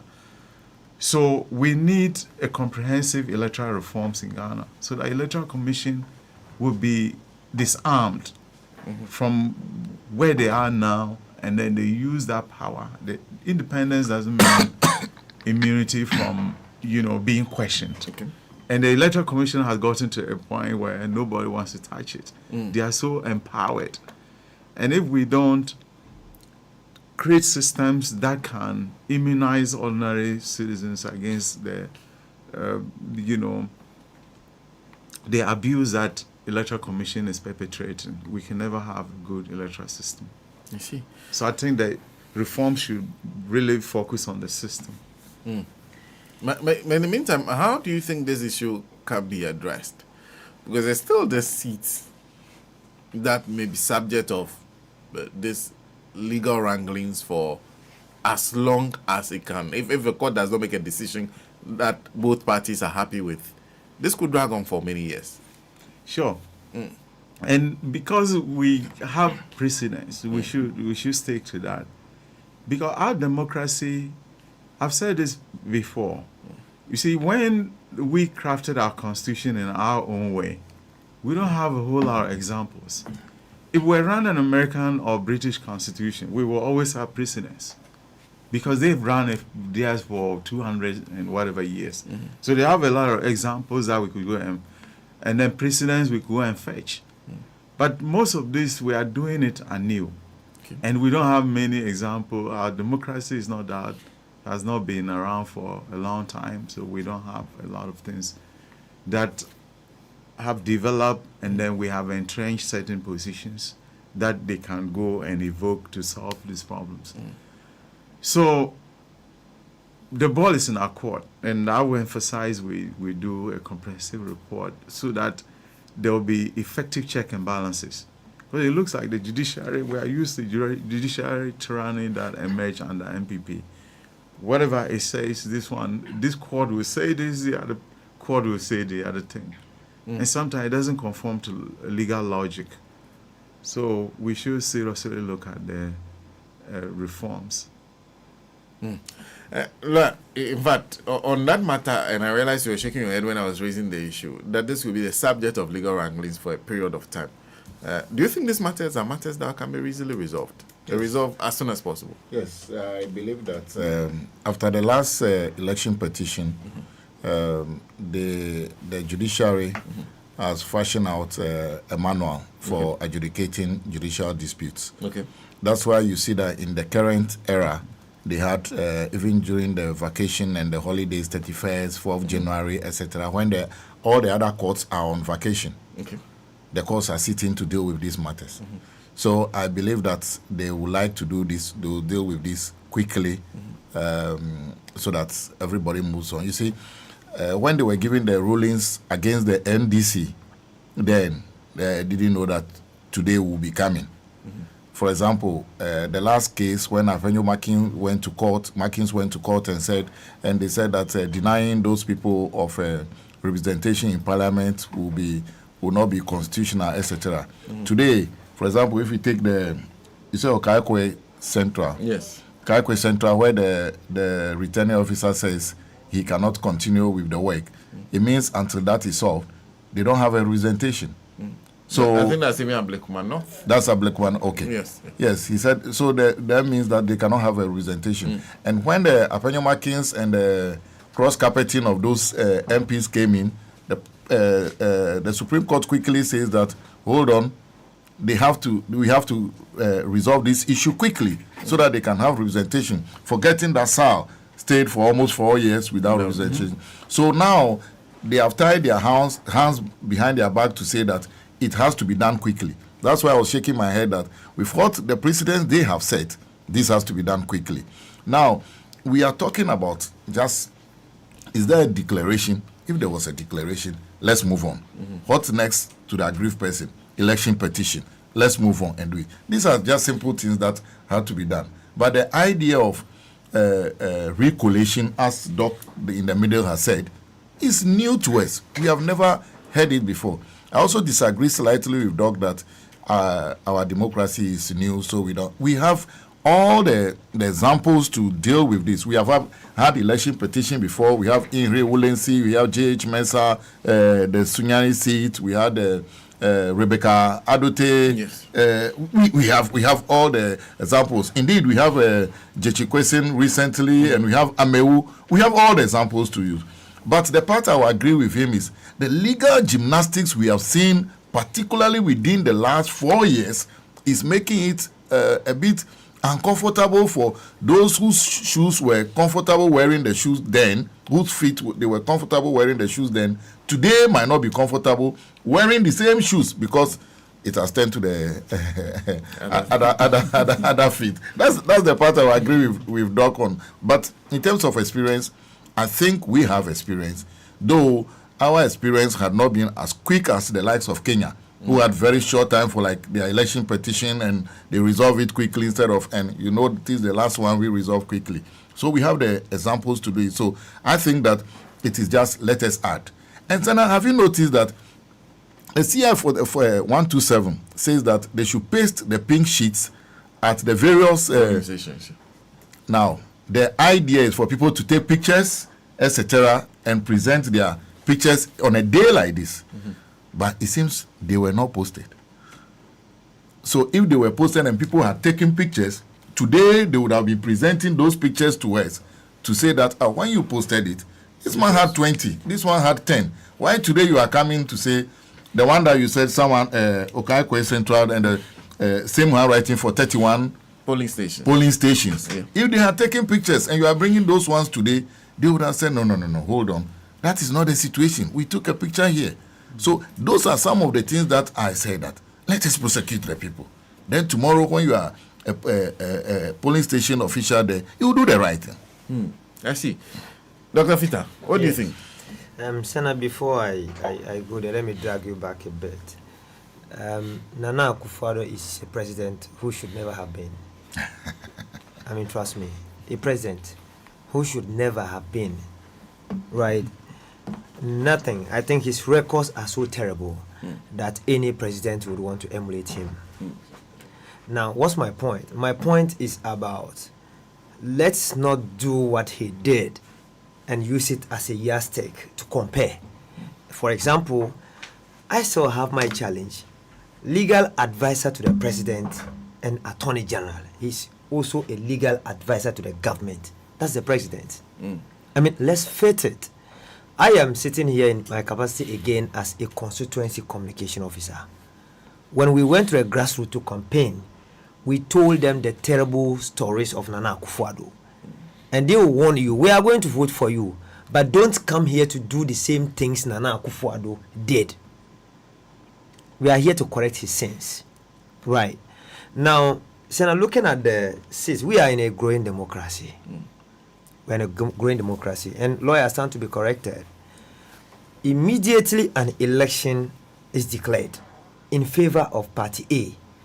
I think the next thing, if you disagree, should be under an election petition. That is it. No, that is if it is declared at the collation center, right, for a candidate. But if it's declared at the polling station, right, you have the right to request for a recount. Okay. Right. That you could be given. The second one, the polling station official can refuse, right, but you can request that at the collation center. Right. And even the one who refuses should indicate that you requested and he or she refused. Okay. So you can request now at the collation center. If at the collation center you are declared now as the winner, finito. The right, next one, as you said, right, is election petition. Okay. Right.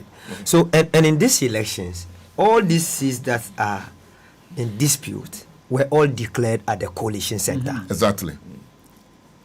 Under camera. Emphasis.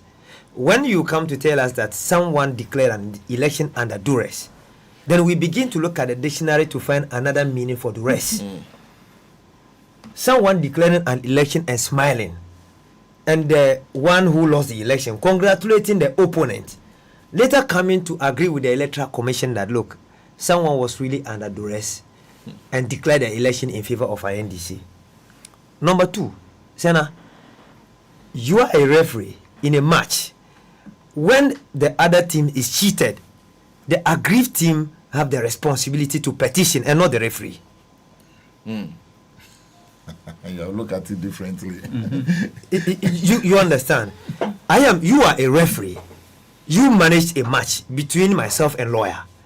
The moment after the match, I won the match, and lawyer is now complaining that there was a problem with the match, the officiating. You, the referee, shouldn't be the one petitioning me. Lawyer should be the one petitioning me and not you. So what is the interest of the Electoral Commission in the whole matter? You begin to ask yourself questions. My biggest worry is that, lawyer, sorry to say this, I don't know, it looks as if the MPP have cheapened law in this country. And they have made nonsense the bench. Right? A judge even looking at the facts of a matter, but passing judgment. And the Supreme Court had to overturn his judgment. And such a person is still walking on the street with a shame.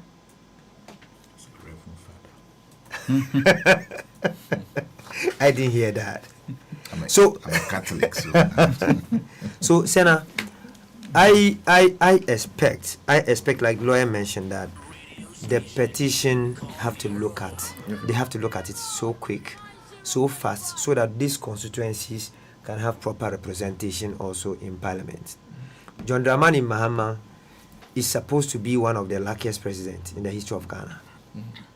He's going to spend only 4 years on the seat, practically 2 or 3. Because in his first year, he will have to try to stabilize himself, appointing his ministers, CEOs, etc. In the second year, he begin his work. Third year, Senna, the party will be going into a presidential primary to select someone to lead the party. And that is also going to destabilize government and the president. Because you are on the seat, but you have lost the power or control of the party to another person who will be leading the party to 2028. Right. There will be a lot of trouble in Parliament tonight. Take it or leave it. There will be a lot of trouble.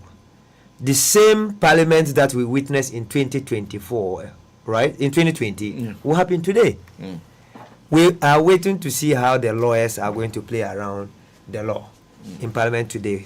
Maybe we have a lot to learn. Maybe we have a movie to watch. But I don't see anyone today at least chewing a ballot paper where another person will be chasing the person around to remove it from the mouth to add up to the numbers. But I just hope that we show a different picture to the world. The 2020 spectacle was very terrible, and it doesn't sound good or look good for our democracy. I expect that we'll do something better or different from 2020. But definitely, there's still that matter that has to be dealt with. We'll see how the Speaker would deal with that matter when it comes to when his attention is drawn to the stay of execution that's been filed on Parliament. Now, 3 constituencies are involved: Tema Central, Okaikwe Central, and Techiman South. 3 constituencies. Techiman South has become quite notorious. Techiman South was a problematic area in 2020. Very. And it led to the loss of lives. Techiman South again reappears. And that's quite worrying. Well, there's also the matter of, in fact, that was what we were talking about and earlier on, the issue of the election of the Speaker. First of all, does anybody has an issue with Abban Bagbin? Okay, let me go around. Okay. Why? You want to start on this one? Abban Bagbin being nominated? Well, very fantastic one. I mean, before yesterday, when John Dramani Mahama letter came out, that Parliament should maintain Alban Sumana Bagbin as Speaker of Parliament, a lot of members at the grassroots of the NDC were of the opinion that Sumana Bagbin should be changed for many, many reasons. But I have a different opinion. I think that Sumana Bagbin did very well, especially in the last minute, to call the bluff of the President and the Supreme Court, reminding them of the separation of powers in this country. Right. Now, to this time, he's going to have a complete control of Parliament. Unlike in the last Parliament when we were having the same 137, where you have to go through the legal gymnastics to define who is majority group in Parliament and minority. I listened to the correspondent who mentioned that Arnaud Dompré gently went and sat on the minority side. Nobody gave him the direction. They didn't need the constitution of Ghana to direct anyone as to where to sit. Your chairs are already designated for you. You are the micro, minority now in Parliament. Sumana Bagbin, I believe, will do a very good work. He's very solid. You see, Parliament shouldn't be too partisan. And you can be sure Sumana Bagbin can do a thorough job. In as much as we want our party to always flourish, things must be done very well. Right? He should be someone who can stand up to the president and tell him, this thing that you want us to do is wrong. Let's do it this way. We wouldn't need a speaker who will come in and be saying a yes to the president all the time. Right? Furthermore, Sumana Bagbin has seen it all in Parliament. A majority, minority leader, one of the longest serving MPs in Parliament. And most of the time you hear the MPs addressing him as father, meaning that he's been in the house for long and he knows the in and outs of Parliament. He knows how to lead Parliament. He knows how to disagree with you gently so you won't be hurt. Believe me, I am sure if you were on the seat and disrespected as much as Afenyo Markin had disrespected him, I am sure you wouldn't have taken it. But Sumana Bagbin, he was able to manage the ego of Afenyo Markins in Parliament throughout. Now, Afenyo Markin will not be as aggressive as he was in 2020 because his number is so small. He probably might always have his say, but the majority will have their way. But Sumana Bagbin will let them have it easily. They should always get it right. And mind you, Sumana Bagbin, when we're against the LGBTQ, when the law was coming to Parliament, he was very clear on it, calling the bluff of foreign countries that were pressing on us to throw it out. He will be ready to help the government pass this law. I think lawyer, you call it a CI or LI. No, it's the act. It's an act. Yes, it's an act. Yeah. So he will be ready to push it for us. And these are part of the campaign promises of His Excellency John Dramani Mahama. do it and stand for the consequences of it. Don't come back and try to tell people that, look, I didn't look at it well. I didn't know what I was doing. And Smana Bagbin will also serve as a proper advisor to John Dramani Mahama when it comes to Parliament or any other issue you want to bring to Parliament. I'm sure he's the right person to lead us now in Parliament. I have difficulty, with anyone who comes out with the opinion that we should change him. He's the best for us now. Yes, and I'm sure he will lead us to the land of promise. He's been in Parliament since 1992. Yeah. So which means he's never left. He's been in Parliament. He's not spent a day outside Parliament since 1992. Yeah. Because when he left Parliament as MP, he became Speaker. But he's continuing as Speaker. Right. Very interesting. But what do you think, Dr. Salifo? I think Doctor said it all. See, he's a walking parliamentary library. He has a lot of experience. And because there are a lot of new MPs going to Parliament this year, you need such a person to be in the chair, to direct affairs, to help in reforming some of the standing orders, to make sure that Parliament operates effectively. Because democracy is Parliament. When there's no Parliament, it means there's dictatorship. Because the ordinary citizens look up to Parliament to protect their rights and also make sure the country is going the right direction. And then their input are taken on board. And Bagwin, given the experience, I think I was in first year in Legon when Bagwin went to Parliament. So that's been a long time. And he's now, even if he's not part of the parliamentary process, he will always be consulted. You know, the one thing that is done in the US is after you retire from the legislature, you become a lobbyist. Okay. And it's a way to give you a good pension. Because if you leave Parliament, you have a lot of knowledge. For example, you serve in the Energy Committee. Companies that are interested in energy legislations will now begin to consult you. How can they get their issues to that committee? So it's a very good source of, income for people who leave Parliament. And that means they value knowledge. Once you have knowledge about parliamentary processes, that's a very a big treasure that can be used to impact a lot of things in their system. So I think that's where we should also be headed towards. And people like Bagwin, with that level of knowledge, that level of, leadership temperament is needed. Especially in the Parliament where everything that NDC do now, you say, because you have the numbers, you didn't even reflect, you use your numbers to get things through. But I want us to develop the sense that even with the minority being very few, they will also have some input in whatever we're doing. Okay. And I think Bagwin can create that ambience that will make people to the minority interest to also be protected. After all, we are NDC members, but it's not every issue NDC will be right on. They also need the other view in order to come up with policies that can serve the interests of our nation. So I think appointment of Bagwin will be one of the significant milestones in us getting to fulfill the promises we made to Ghanaians. So I am all for it. All for Bagwin continuing as Yes. Speaker. La, do you any reservations? For the sake of experience and continuity, I think it's a good choice. Like Dr. Fita said earlier, there had been a bit of uneasiness among the grassroots, largely by virtue of the fact that some feel someone must move for those below to also come up.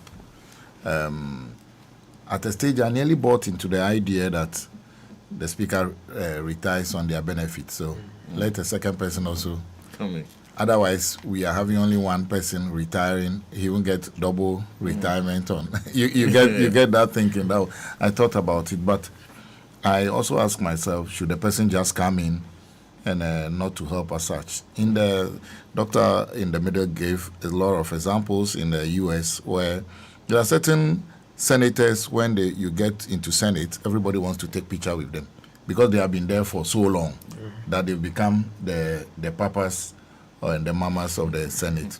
So for me, I believe that Bagbin is a good choice. He will handle Parliament well. I only pray that he doesn't become complacent to Apenyo Makins, who has already shown his teeth and has already started threatening what he will do. But overall, I think that he's a good choice. Yeah. You perhaps know Benana here for also. Yes. Better than I'm not sure. Yeah. You know Benana here for. Yeah. Yeah. Okay. But you know Benana here for better. Yeah. Good choice for First Deputy Speaker. I think I spoke to an MP today, a very senior one, and I told him, we both concluded that Bernard got it largely because of his law background. Okay. And Bernard has served on the Constitutional Legal Affairs Committee, and that committee usually is not given, until this current standing order, I haven't checked, is not given to the government in power. It's given to the opposition leader, opposition party, just like the way they have. Constitutional, Legal and Parliamentary Affairs is also given to the government in power. There's one other committee, subsidiary legislation. Subsidiary legislation, that's what I mean. The opposition. Yes, the opposition. Yes, and he has headed that before. Yes. So, and I had issues with him slightly because there's the subsidiary legislation that gave birth to SAR, etc. Yeah. It appears our people were not even aware of the contents. It's one of the reasons I feel our people were dribbled. So, but on the whole, I think he had a bit of a tutelage and from his former boss, Duajaho. Okay. Yeah, I have also I've been SRC vice president at the law school. Okay. So during our Aluta and Wahala days, we have met that committee a number of times. Okay. And though I disagree with him, he was also still of the view that there should be interviews before the admission to the law school, etc. Okay. But on the whole, he's a fine lawyer and a fine gentleman. And he has been there, I think, 16 years now. And I understand that in 2021, they proposed him until Bagbin won the speaker. Okay. So that is why his name was not... They proposed him for second deputy speaker. Second deputy speaker, yes. So now that they have the opportunity to present somebody, it naturally fell on the old guys to say, hey, we presented this guy in 2021. It didn't work. He's still available. Let's give it. So it was like natural progression for him along that line. So I believe that he will be able to do a fine job. If you permit, my problem is who are we giving the second deputy speaker to? Before you go on, and I'll come back to you on that because there are interesting views being expressed. Dr. Fita, you say you know Benana Yafo? Yeah. What do you think of his choice? Yes, very, very good one. Yeah. He stepped into the shoes of a big man, that is Duajaho, when he was elevated to the position of a Speaker of Parliament. Yeah. And he came in as the Member of Parliament. And so far, he's been doing very well. Yeah. He has stabilized the seats. And when it comes to, his knowledge in law, you cannot underrate him. He's someone who can do the job proper. Okay. And look, beyond his knowledge, you need someone who is very calm in the absence of Sumana Bagbin to handle the bench. And you cannot, Ahiafo is one person you cannot take it away from. He will gently do his work. You underrate him at your own risk. And he's someone the party, have done so well in selecting to come in. But you cannot also take away the fact that region also matters when it comes to these ones. One of the finest guys when it comes to law from the Volta region. You can't take it away from him. And he will be a very good representative when he sits on the chair. And I think most of the times Sumana Bagbin with age and fatigue will set in, I see Ahiafo sitting more as speaker, in the absence of Most Sumana especially Bagbo. as we have a huge majority that exactly. can push. And when he sits there, he's going to do a very good job. Yeah. So, I'm not so sure. So, but what do you think? But I've listened to all Both of you. them, yeah. Whatever you said is very good for that position. It's a leadership position. You don't need to be an engineer. You don't need to be a lawyer. Nancy Pelosi was not a lawyer, I believe. It's about influence. Because when you are a head of a parliamentary position, you need to bring people along with you. And also diversity is very important because we must have people from different, part of the country representing us at every level. Okay. So from what I heard about him, he's a good man and he will be a very good supporting person to BAGMI to make sure our interest is protected in Parliament. So good pick. Good pick, okay. Then there's the controversial aspect which Lawyer Jimenga wants to talk about. There's the issue of second deputy speaker. Now, if you listen to my reporter, the indication they've gotten is that Andrew Sesiama is the one which will ultimately remain in a position of second deputy speaker. This is sound usual. What do you think? It's unusual. Why does it sound usual? Because typically it is the what they call the minority that gets to make the choice, and of course backed by the majority of second deputy speaker. You already have the speaker, you have first deputy, so the second deputy speaker usually goes to the other side. That should be that has always been the usual practice, except on a few occasions, on 2 occasions. Yes, so let's go for the exception. Yes, let's go. You You see, Senna, one of the things, if you listen to as the 2 doctors said, one reason why NDC won overwhelmingly was they were not happy with a lot of the things MPP was doing. And we should be able to let them know that some of those things they did were wrong. Now, Dr. Fita talk about the grassroots, so I believe that he has big ears like mine on the grassroots. The grassroots will not be happy if we just yield the second deputy speaker to Esiama like that. Look, I pick on certain platforms that people are like, if we give any of our NDC aligned independent candidates, we are rewarding indiscipline. But which one is better? Your bad mother or your stepmother? Which one is better? Your bad mother is always Your bad mother is better. I wish someone would listen to me and say, hey, let us tell these people that let's not give that guy anything. Now, I also pick that they are giving Isiama based on the fact that all our NDC aligned independent guys are all new. Okay. So there is not that level of experience, even in parliamentary work, for them to be given the duty of a second deputy speaker. Fair enough. A journey of 1,000 miles begins with a step. They are not going to go there on the first day and begin to preside over matters in the house.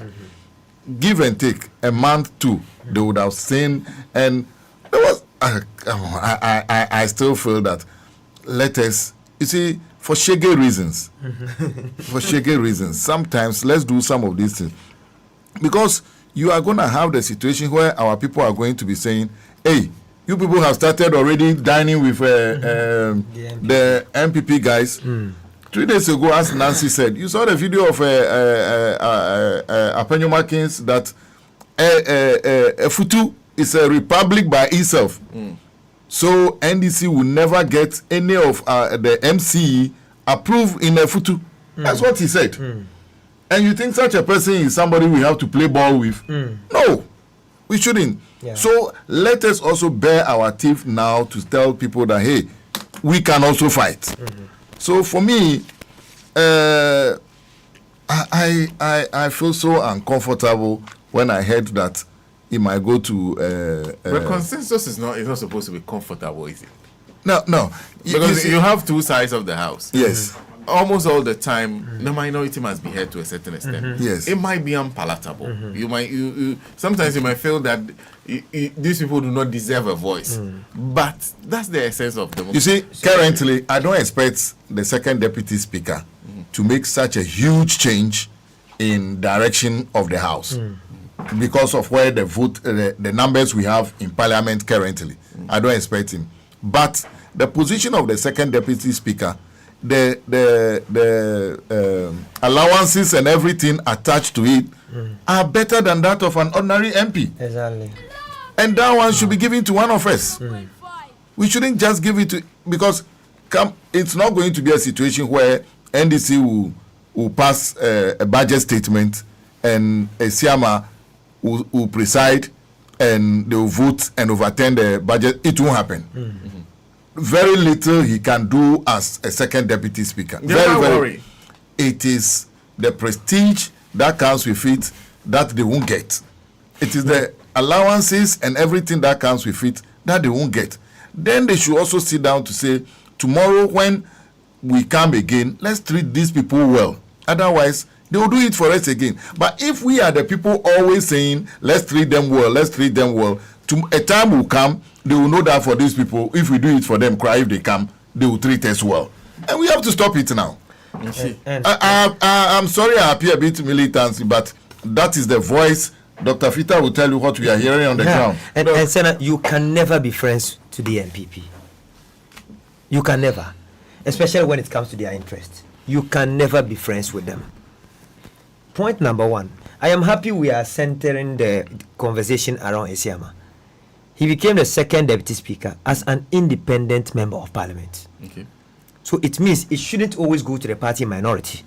An independent can be a second deputy speaker of parliament. But by that time, he was in his second term. I mean, I'm coming here.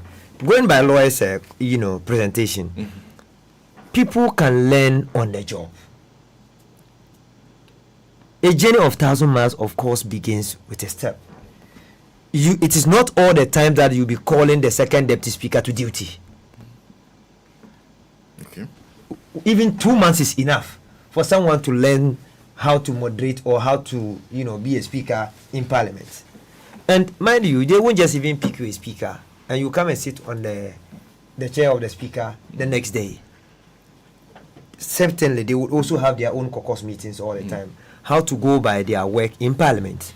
And like you mentioned, the emoluments or the benefits that goes with the office of the speaker should not go to the MPP on any day. The moment you are even giving them the opportunity, you are empowering a Siama to go and solidify the seat in the constituency. For what reason will Alfenio Markin stand under camera and make a pronouncement that any DCE coming to his constituency will not be confirmed? Then you come back to parliament and you are giving a big position to an MPP person. For what reason? You see, it is time for us to stop playing that church pastor, imam type of politics. We should let them know we can also bite. We are from the revolutionary background. You understand? Yes. And see, Sana, the grassroots are watching keenly. Most of them are not going to sleep this evening. The first wrong step we take is going to cost us in the future, elections. You think that's a wrong step? It's a very wrong step. Completely. For what reason should a Siama be? Look, you would have expected a Siama to act like a man when Nana Akufo-Addo went to his constituency and insulted him before 2020 election. Remember? Yeah. Nana Addo called him all sort of names and even told the chiefs that he cannot work with a stubborn person like a Siama. But the MPP blood that runs in him, when he went to parliament, even before he was asked a question, he wrote a letter to the speaker that he wanted to do business with the MPP in parliament. Today, we also have our own independent guys, because I'm saying we are our own because they have started. I have read the message of A+ on Facebook, where he stated that even Kennedy Agyapong, who is his godfather, came and met him on behalf of the MPP. But his heart leans on the side of the NDC. the Woolensey independent MP. Even before today, he mentioned that he's coming to Parliament to do business with the NDC. That he didn't even revoke his membership as NDC member. You cannot ignore these people and give such a position to Esiama. Their front place one. Yeah. Their front place one. Yes, one intelligent guy, a lawyer, who can do a very superb job for us. So, Senna, Esiama is a no-no for me. And I am not speaking for myself. We are speaking for the grassroots. They won't be happy with us at 12 a.m. when we start electing leadership and we give one position to the MPP. Doc in the middle. I decided to come to you last. I think I'm in the middle because I'm always from the middle angle. Because I'm looking at things from a very practical point of view. Wherever they find themselves, you don't know where we are going to find ourselves tomorrow. Governance is like that. Rawley's time, he had the whole parliament to himself. When MPP refused to go to Parliament, things were going on fine. At some point, they came along. They refused to even participate in constitutional writing. The Bar Association said no, and majority were MPP members. I mean, Legon, I remember in the 90s, most of our students, even if you were NDC, were hiding. You couldn't count. I mean, they dominated everywhere. But at that time, things were different. Despite there were many in most of these things, NDC had the power. So we could get everything our way. But democracy has come a long way. And we should look at it from operational point of view. NDC's goodness is not going to be shown through how militant we are, but how civil we are. If we want to judge President Mahama years down the road, we're not going to judge him as to how many MPP members he subjugated, he treated badly. We could also judge him by how he treated everybody fairly. And given the President Mahama's temperament, he's someone who is very accommodating. He wants a nation that will give him the space to execute his mandate. And for me, what I think is that we should give the speaker position. Necessarily not Esiama. He has been part of the problem in the previous parliament. But we should let the MPP pick whoever they want to be. The second speaker. Yeah. So that we have minority that can always help us to present a picture of everybody is part of the decision-making process. No matter what they do, at this point, MPP is lying. It's just like you just defeated someone and you are on top of the person. There's nothing they can do. They can't change, they can't win anything in Parliament because they don't have the numbers. They can't pass any law. E-levy, whatever President Mahama wants to reverse, it's a scratch of a match. And it will happen. So I think let us build some reputation for good governance, accommodating opposition, accommodating everybody. Let's execute the agenda. Because the ordinary person, most of the ordinary people, what they expect is the economy to rebound. They expect their kinky to be affordable. They expect many, many things to happen. But as to how we combat MPP, it might not be something that, for me, where I said that would be so satisfying to me, and I'll say our government was better than yours. I want years down the road, we come back here and tell Ghanaians we did it better. What they did was wrong. They combated a lot of people. Look at how Bagman had to stand up against them in many cases. They never treated NDC well.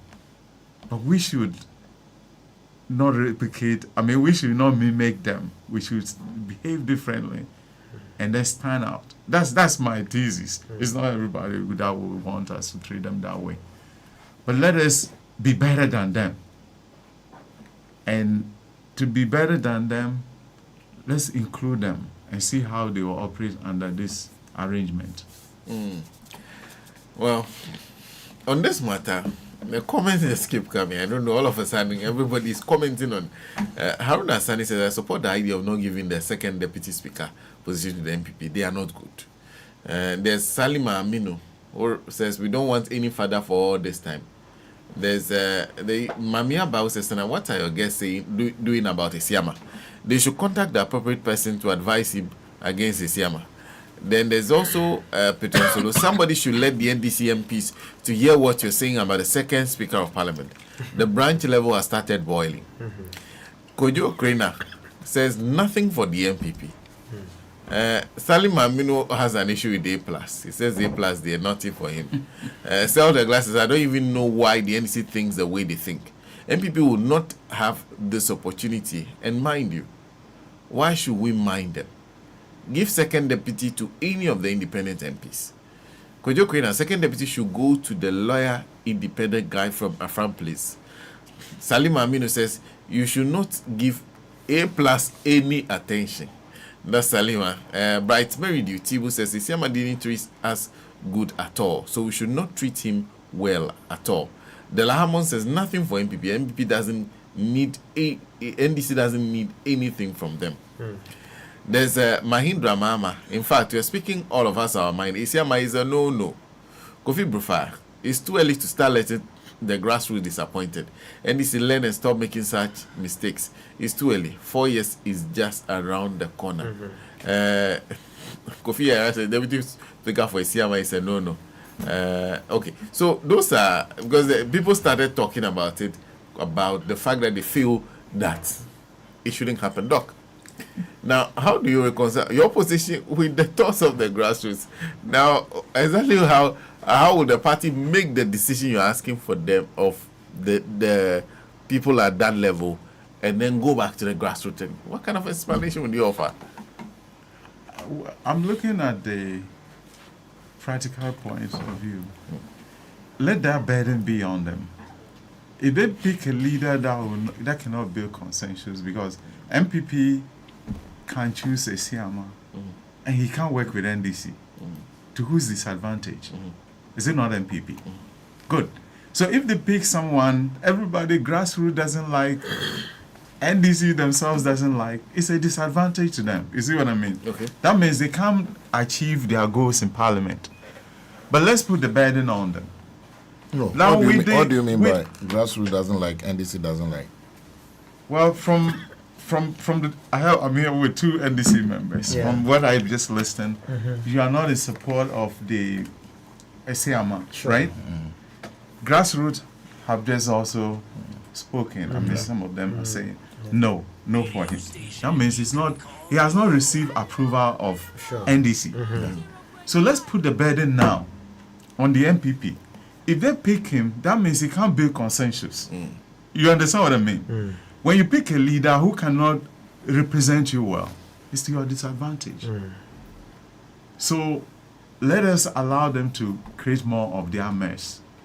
I mean, we cannot, I don't know how these things are arranged, but I feel no matter if minority is even 2 people, they have the right to be heard.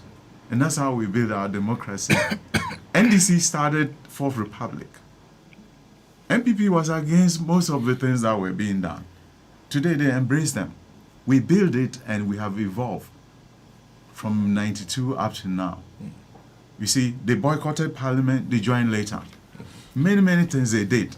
And at the end of the day, my thing is that let's get the system going and let us be smart enough to create structures that can serve as good precedents in the future. So I don't know how that is distributed. Whether we need to tell Parliament, oh, we are ceding this to the MPP or to independent, and that distribution has to come from NDC. Or the law says that we need to find someone to do that. We can pick NDC, we can pick anybody. Okay. And that will be determined by what? The number of voters. It's a voting process. So NDC can decide one way, and when it comes to parliamentary voting, they may vote against an individual based on whatever record they have. Okay. So what we are talking about, they are our views, but when it comes to the execution, the people executing it are also aware of the grassroots. They are aware of all the things that we are talking about. So I believe they will make the right decision and pick a second deputy speaker. For me, it's not even a prominent position because you have the speaker and first Deputy. a deputy. Second deputy is just third in line. I don't know what damage they can do, but the parliamentarians, I have the sense that they can make very good decision for us. So that's my view. It's not in support of him because I don't. So now at the beginning of this conversation, I asked you to help us with the Fourth Republic thing. Okay. So let's start the correction. Doc, what has made us Fourth Republic? Has the Republic changed from 1960? We still got one republic. Well, it's nomenclature. Maybe we want to designate where we started with from 92. Because if I say Third Republic, you can easily know. But sometimes names don't really give you the sense behind things. But it's just to make someone be aware that this is Fourth Republic. We may be talking about from Rawlins to now. I agree with you 100%. If we want to look at it from intellectual point of view, but if we just want to remember that anytime we say Fourth Republic, we are referring from 92 to now, it can fit it. Because we all know what we're referring to. You see what I mean? So I think that is a context. I agree with you, Doc. I mean, a lawyer. But beside that, Doc, like, you've listened to him. Yeah. Does he convince me? No, not at all. Not at all. My position has not changed. You even consider for? No. I don't think we should consider them for anything at all. I mean, these guys are not people we need to play ball with. So now you just read a lot of the guys who listen to Radio Go, their view. Granted that majority are NDC and a few are maybe, I don't believe in floating because they float towards a point anyway. So granted that everything floats towards a point. So yeah. So granted that they are neutrals, maybe 90 to 10%. The voice of the people is the voice of God. And there's a common thread that keeps coming up. As for Siama, it's a no. You read it like 3 or 4 times. So as for Siama, it's a no. As for Siama, it's a no. Come on, we don't have to. I don't think anybody will convince me today or tomorrow. I will go back to my constituency in Hawaii. They are watching, they are sending messages, and they are asking you, so you also advocated that we should give it to them. No, we shouldn't. The doc talks about consensus building. At this stage that we are, we need a bulldozer to move trains through. We don't need consensus building. A lot of the things that's going to happen is that they are going to be shouting in the wilderness. And they are going to be boycotting Parliament for a number of times because things will not go their way. So this thing, I gave you the reasons why we need it. Now, the independent guys, in reality, they are not NDC members. So let's consider them. I mean, let's build the capacity of one independent guy too. Assuming the last Parliament situation we had is what we are having today, and is tilting towards NDC side. Are we going to say that the independent guys have been indisciplined or so we will not reward them? We would have embraced them by now. Even as we have the 183, 184, 185, we don't know which we have. We are still fighting for the other 3-4 seats. At a place we can say that, oh, forget about it, we have enough, we can manage it. If December, Bernard Bosiaku, the secretary for constituency secretary for Equitia, is a lawyer, my classmate. He called me and said he spoke to an NDC guy who says that we have enough seats, so they shouldn't chase the Equitia. I said, come on, bro, we chase it. And I'm happy they have secured all this injunction because of. So let's look at the impact on our base. You know one reason why, if Donald Trump stands again in 2028, he will win. Reason he will win is that the base that supports him, he energizes them always. Yeah. He tells them what to hear. I don't want to sound controversial this evening. Otherwise, one of my small boys, I call him KJTR NDC constituency chairman, because the people who made us not to energize our base, but rather build the KJTR market, where we will not get. Thank God, this time we got votes for them. Yeah. But let us energize our base first. Then all the other things shall be added to it. But as Doc said, 4 years is a short time. If we begin to make the mistakes today, I can tell you, 2021, there's a post. Recently, I sent it to Honorable Xavier Soso. I reminded him, when they were doing the thing, I said, NDC should go for a second deputy as well. He said, oh, there will be consensus, negotiations, certain things. You know, they were prosecuting our national chairman then. Yes. And things like that might be on the table. They will negotiate. They will come look at what they've done in addition. They rather took our leader in parliament to court. They added it to the ones that we were thinking they would drop. They didn't drop, they added more. These guys are not guys that we should just toy with and say, hey, they will come and reason. No, it is high time now.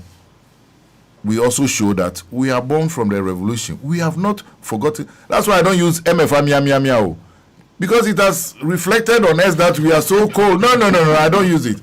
I don't use it at all. No. I don't use it. It has reflected on us that we have become cold. You know what is MFA like ice. No. I don't use it because it has reflected on us. We need to. There are days you watch TV and you are asking yourself, when your markets stop, what exactly do you mean? Are these guys serious? And today we want to reward them. So if we reward them now and we nominate MCE for a photo, and Apenyo Makin says that the MCE make sure he is not approved, we'll come back and say we are taking Isiama from you. We can do that. Earlier, Afenyo may a statement that if you touch one, you touch all.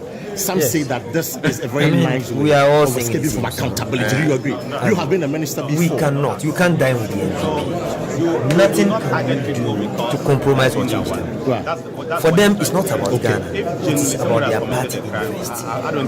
For them, it is not about the country, but about the interest of the new patriotic party. Honorable, thank you very much. Senna, the Speaker of Parliament is the leader of the House. He made a ruling. Put even political parties aside. By age, he's older than Afenyo Martins. By experience, he's been in the House when Afenyo Martins probably was doing his first or second degree. He made a rule. In fact, the way Afenyo Martins took him to the cleaners, I was asking myself how you can build consensus with such a person. How can you do that? Today, we have the opportunity to pack the leadership with members of the NDC and an independent person. Forget about the experience. We continue to say, look, people will learn. Before you become an experienced person, you have to learn. Senator, how about the first parliament in 1990, the fourth Republican Constitution? Didn't we have a second deputy speaker? Was the person not the first timer? The person obviously was a first timer. So you cannot, for the fact of experience, claim that we should give the speaker or second deputy speaker to Esiama. You can't make such a mistake. And like Lawyer mentioned earlier, there are benefits that goes with the speakership. There are benefits. When you hear Alban Bagbin saying I am number 3, that means any other person behind Alban Bagbin are powerful than even a normal member of parliament. And mind you again, Sena, majority of ministers of state are going to come from parliament.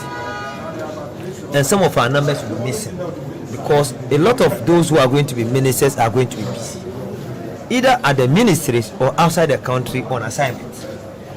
So we won't always have our full complement of members of parliament. Whether we get 186 later or 188, we cannot have a full house all the time.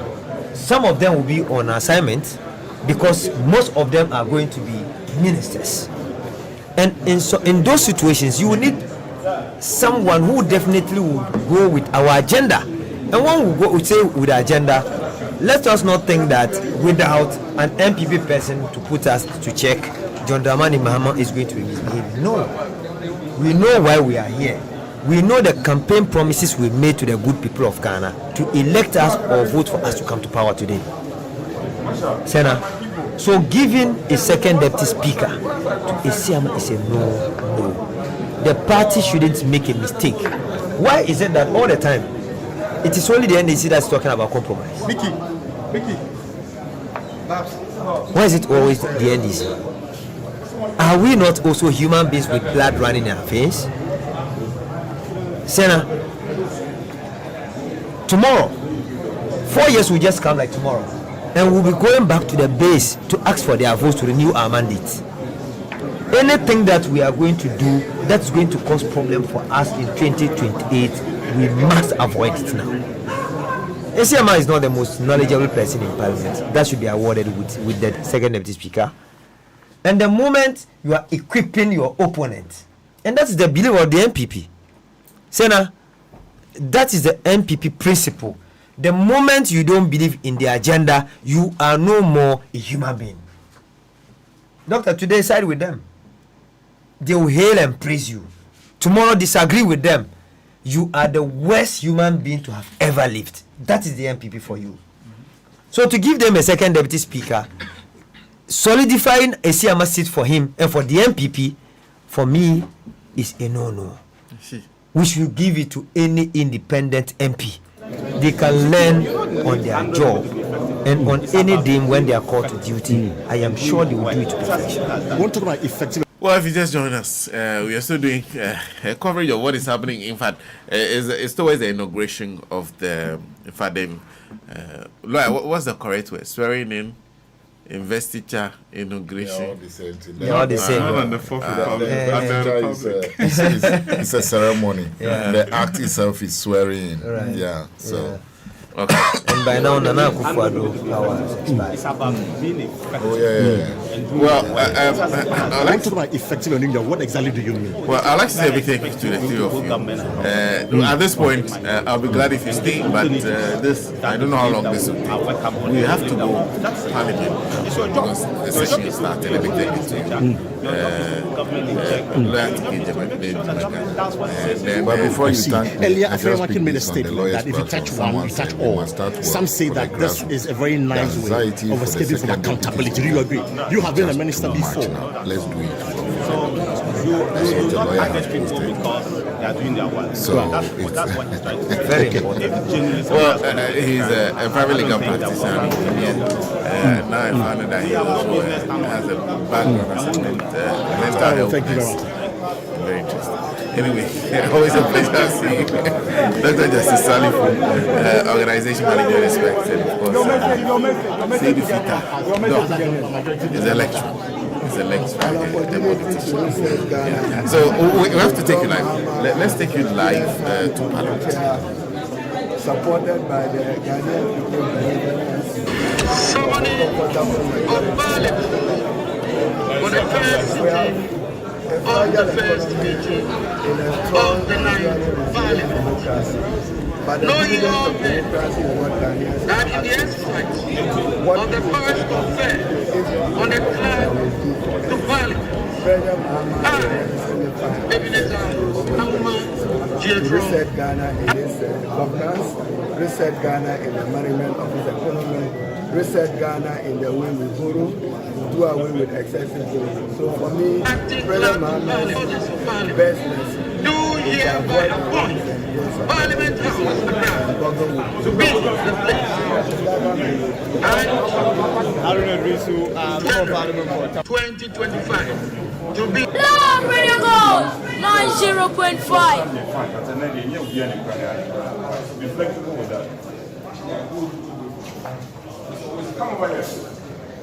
Be the time.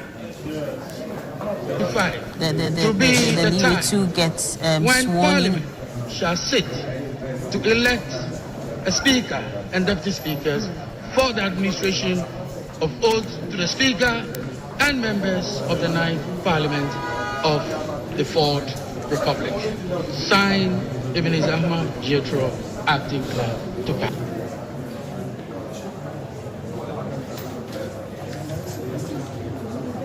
Love Radio Gold 90.5.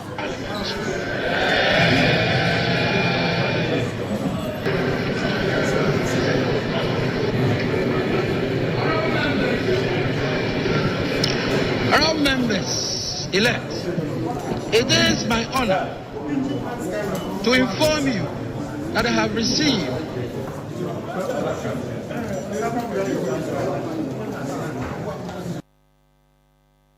from the, and I shall proceed to read the communication from the Electoral Commission. I love Radio Gold 90.5. Let me indicate that the writs came in sequence. I have 3 writs of elections. Some are supplementary writs of elections. The first writ of elections to the clerk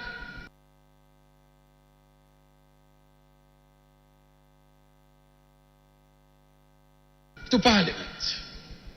And it reads, Dear Sir, submission of writ of election 7 December for the parliamentary elections held on 7 December. I bring you greetings from the Electoral Commission and trust that this letter finds you well. I write to acknowledge receipt of your letter dated 17 December 2024 with reference number PS/CS/027/34 on the above subject matter. Kindly find attached the writ of elections for the parliamentary elections held on Saturday, 7 December 2024 for 274 constituencies. Also attached is a schedule containing the names of the candidates elected pursuant to Regulation 43(2)(b) of the Public Elections Regulation 2020 CI 127. Please.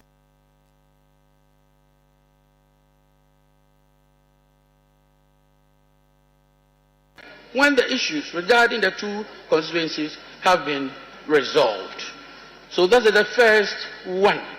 The second writ of elections was received on the 2nd of January 2025. It reads, the clerk to Parliament of Accra, yes sir, submission of writ of elections for the Domi Kwabenya parliamentary election held on 7 December 2024. I bring you greetings from the Electoral Commission and trust this letter finds you well. Following the completion of the collation of polling station results for the Domi Kwabenya constituency, kindly find attached the writ of elections for the parliamentary elections held on Saturday, 7 December 2024 for the Domi Kwabenya constituency. Also attached is a schedule containing the name of the candidates elected pursuant to Regulation 43(2)(b) of the Public Elections Regulations 2024 CI 127. Signed, Samuel Tete, Deputy Chair, Operations.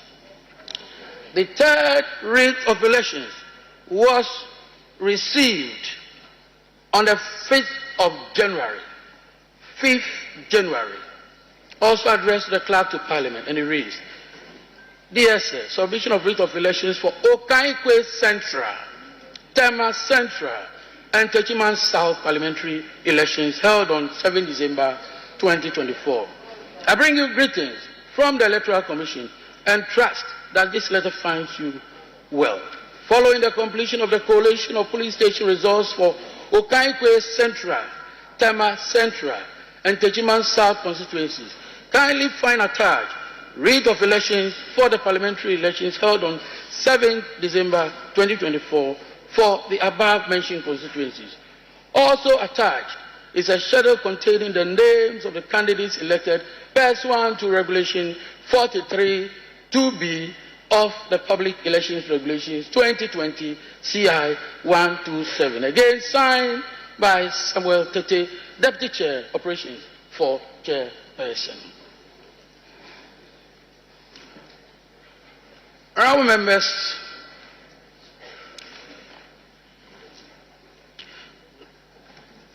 members, elect, by this communication, the writs are hereby tabled for the information of the entire House. Our members elect, Order A3 of our standing orders states that a clerk, as the presiding officer, shall conduct a roll call of the members of Parliament elect, and a member is expected to respond to the roll call, I now proceed to call out your names in alphabetical order. But before I do so, it is imperative to bring to the attention of honorable members a matter of concern. I say so because I know this is a matter which will come up on this floor. And so it is my noble duty, legally, constitutionally, and procedurally, to draw your attention for your... So I proceed, honorable members. I proceed. Two issues relating to two constituencies are outstanding. And the constituencies are Ablekuma North and Akwetia. Honorable members, would you kindly listen as we proceed? Ablekuma North and Akwetia. The case of Ablekuma North is known to all of us.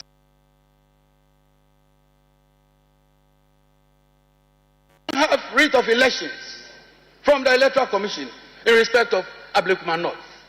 And therefore, it is impossible to proceed with any matter relating to Ablekuma North in terms of roll call and in terms of the eligibility of a member for that constituency to participate in the election of the Speaker. In the case of Akwetia,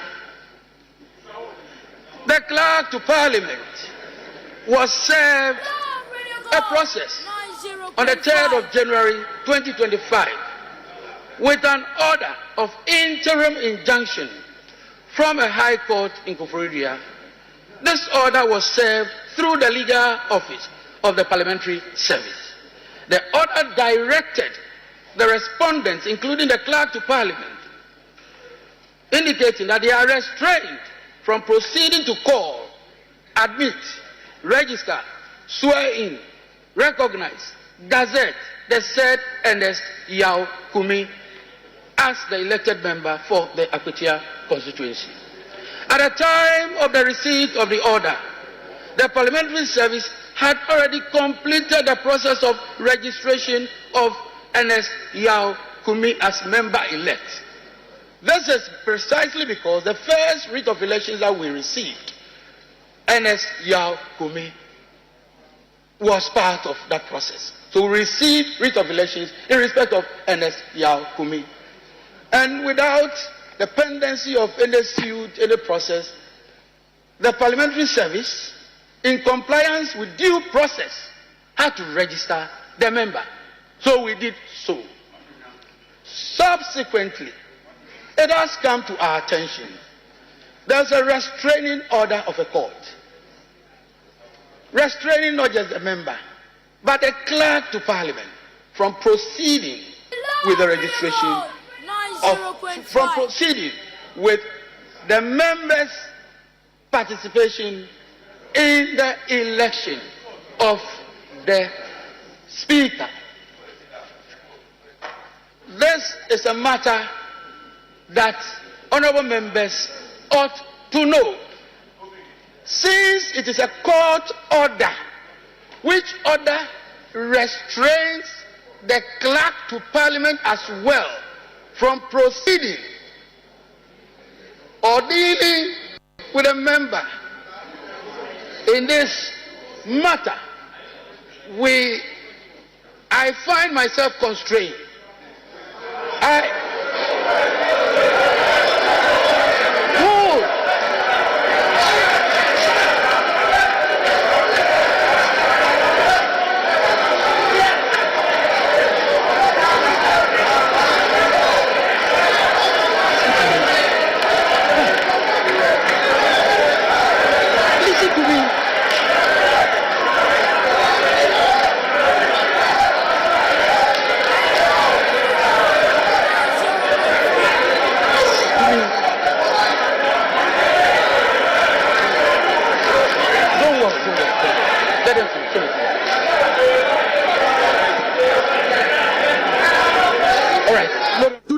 attention of the House. That is my pleasant duty to do. The member may decide, may elect to participate, but in doing so, I'm drawing attention to Article 105 of the Constitution, and I will read, a person who sits or votes in Parliament knowing or having reasonable grounds for knowing that he is not entitled to do so commits an offense and shall be liable on conviction to such penalty as shall be prescribed by or under an enactment of Parliament. Having done this, I have discharged my noble duty. I'll end there.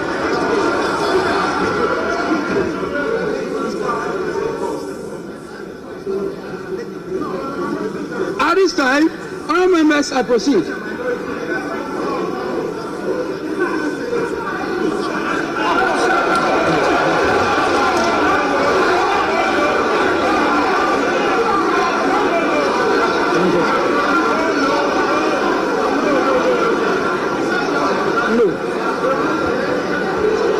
No,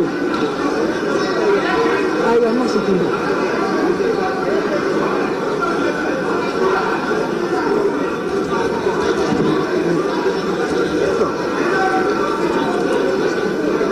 Mr. Chairman, Mr. Chairman,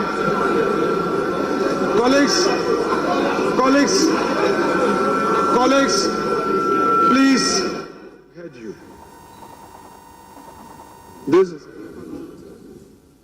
We have heard here, that is not in doubt. This is a house that relies on precedents. I just have a simple answer to the point you made, and I have the instructions of my respected colleague-elect, Honorable Enescomi, and fortified by the precedents of this House, which precedents is dated 7th of January 2021. I simply, Mr. Chairman,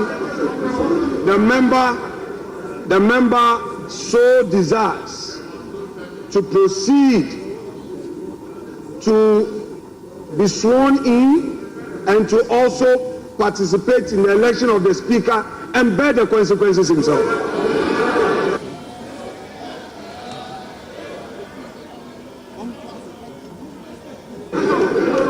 Thank you very much.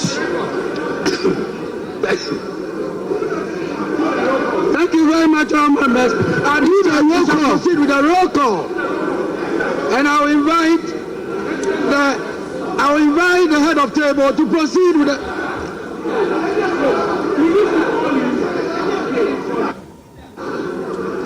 Mr. Chairman.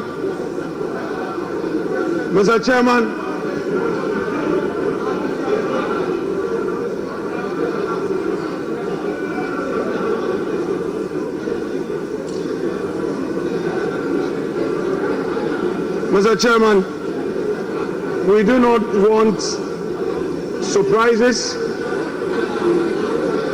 We do not want surprises. I am therefore, for the records, inviting you to respond to the position the honorable member concerned has taken for the records, because we don't want surprises as we proceed. So we want to know so that we take.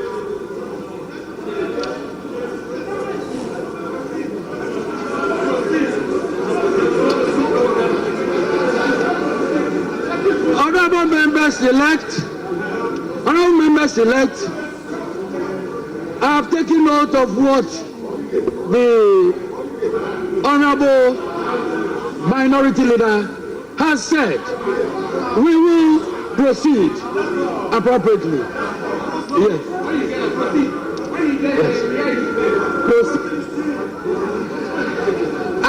taking note of what the Honorable Minority Leader has said. The Honorable Member heard what we said. He knows the consequences of his actions and inaction.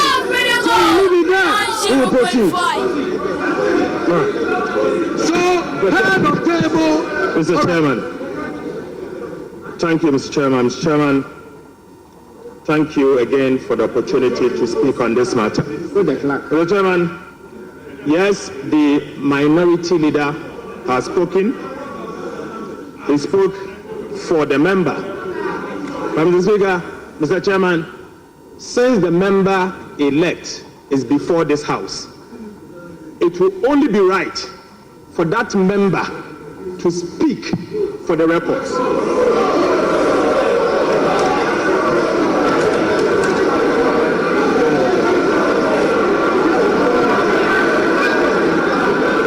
Mr. Chairman, I say this because the court has issued an order. The said order has been served on the member and the clerk to Parliament. Mr. Chairman, you read to us Article 105 of the Constitution. The honorable member, the minority leader, took responsibility and spoke on behalf of the member-elect. We want to... Yes, I listened to him, I heard him. If he's taking responsibility, let the records reflect. Let the records reflect that the member-elect for Akwetia constituency has disregarded the court order, and the repercussions of Article 105 of the Constitution applies. Thank you, Mr. Speaker.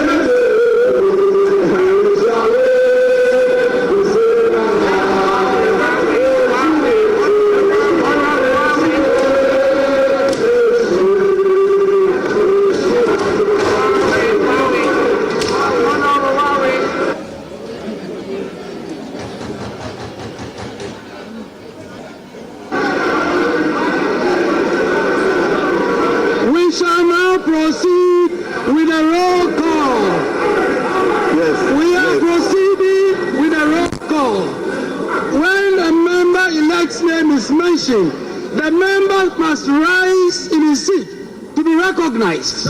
Thank you, all members elect. Head of table, proceed with the roll call. Abdul Khalid Mohammed Sharif. Ablakwa Samuel Okujeto. Abuaji George Kwame. Abuaji George Kwame.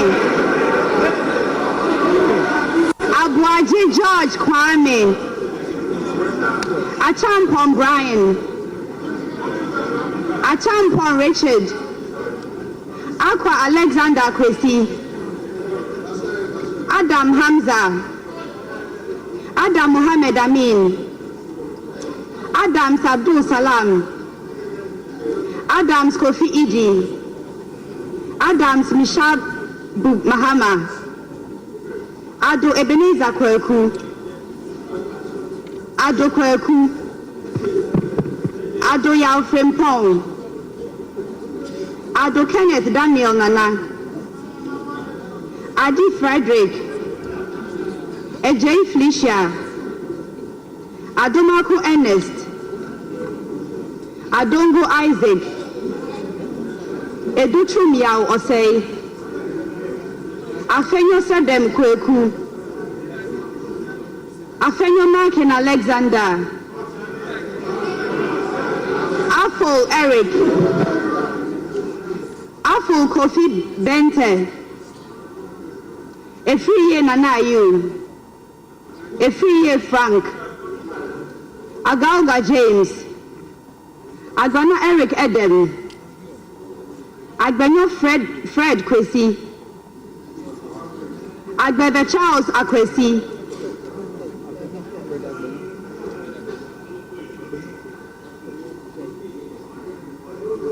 Agbanyo Fred Kwesi. Agbebe Charles Akwesi. Agboja Kwame Govins. Ejari Alexander. Ejekum Emmanuel Kwejo. Ajimai Prempe Eric Nana. Ajimai Kingsley. Ajimai Rollins Zaneto. Ajin Sam Lawrence. Ahinkan Frederick Yao. Ahi Samson.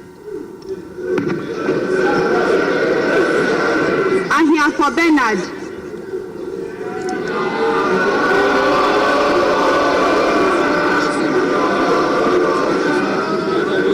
Ahmed Ibrahim. Eju Michael Kwesi. Akando Kwabna Minta. Akugu Faustina Eliklim. Akwete Okli Felix. Alajos Seidu Al-Hassan. Al-Hassan Abdul Fatawu. Al-Hassan Suini Saibu. Al-Hassan Umar. Amankwa Millicent Yabua. Amankwa Nicholas. Amankwa Menu Kofi. Amwa Stephen. Amwaku Andrew Esiama. Amwaku Jampo Rudolph. Ampabin Simon Treme. Ampofu Kwame Chumesi. Amprechu Sapon Kweku. Enim Ernest Yao. Ankuma Emilia. Anodompre Frank. Anyimedu Enchi Kwame. Anyimedu Enchi Kwame. Apak Clement Abaz. Apieje Patricia. Ahin Ebenezer Prince. Amable Nyameke. Arthur Emilia. Asamoah Fred Chey. Asamoah Vincent Opon. Asante Lawrence Koko. Asante Boatin Kweku. Asare Kwame Obeng. Esiedu Aida Ajua.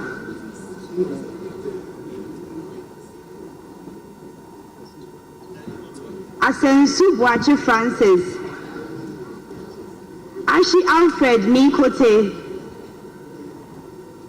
Esiedu Charles. Asafwa Vincent Eko. Aworigo Simon Akibangi. Ewa Naneje Bafo. Ewuku Samuel. Awuni Feriz Aladi.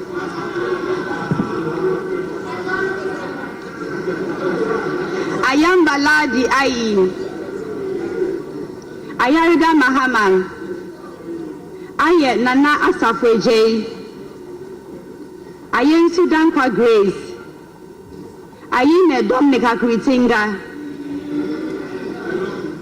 Azuma Bandim Abednego, Azuma Joseph, Befi Michael, Batagli Mohammed Isa, Baudra Charles,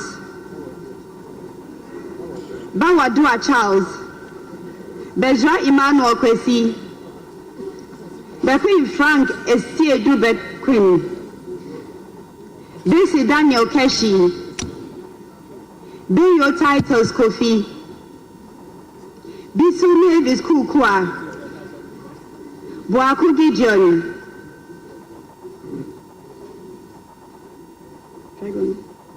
Boachi Yadom Patrick,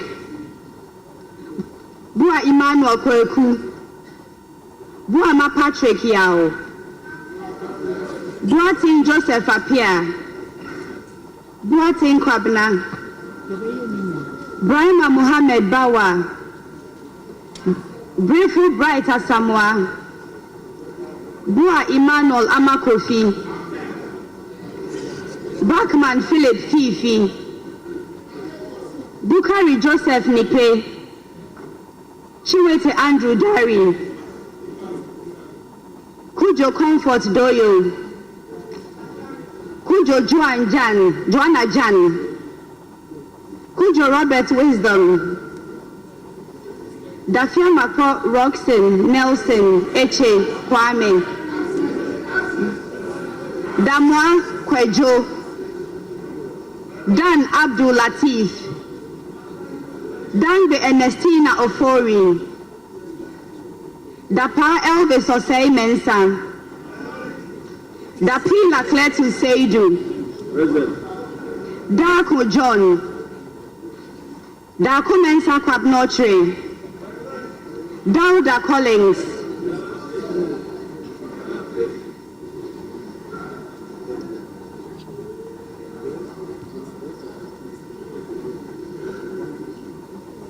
Day Sebastian Fred, Jabab Nelson Kofi, Jogbadi Dorani Godwin Enimli, Dua Emmanuel, Dumelo John Settle, Jiwanu Laurentia, Enu James, Fatahia Abdul Aziz, Foko Chinebua Kodia, Fojo John Intim, Fomadi Jean-Marie, Forsen Castle Atoba, Forsen Charles, Frimpon Nanampao Kwame Ado, Frimpon Joseph, Frimpon Ohene Kwame, Frimpon Owen Kwame,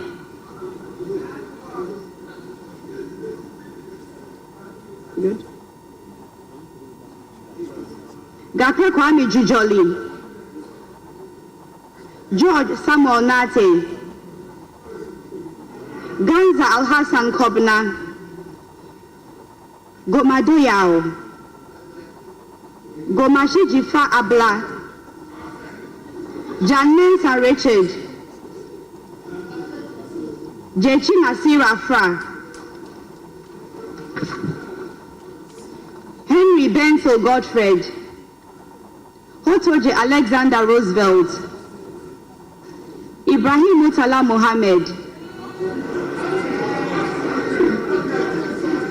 Ibrahim Azura Mohammed, Idrisu Habib, Idrisu Haruna,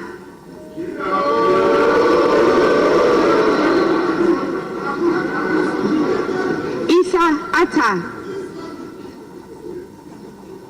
Isifu Mahmoud, Jack John Kwame Ado, Jaja Yusuf Isaka,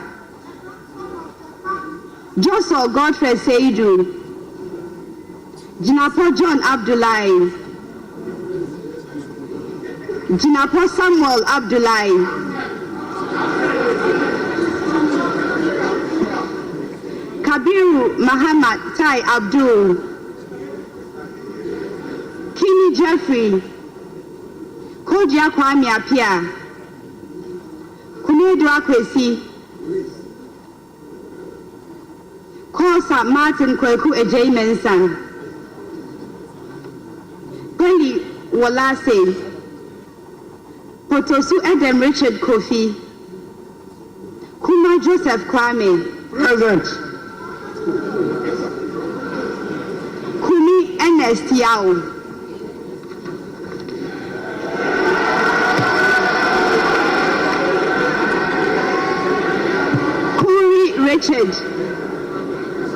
Kuri Richard, Kuyon Solomon, Kwenu Othniel Eko,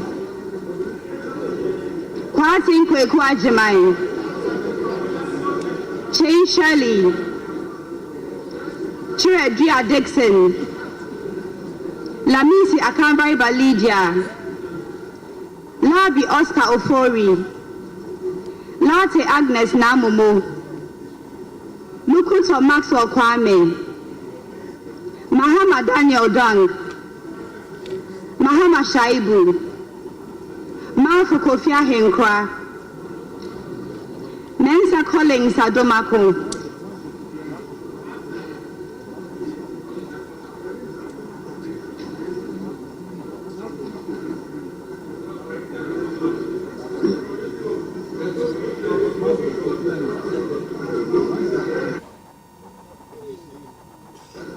Marfu Kofi Ahenkwa, Mensa Collins Adomako, Miss Adomako Mensa Collins, Mensa Isaac Ejay, Mensa Joseph Kwesi, Mijima Shaibu Nuren, Mills Samuel Atta,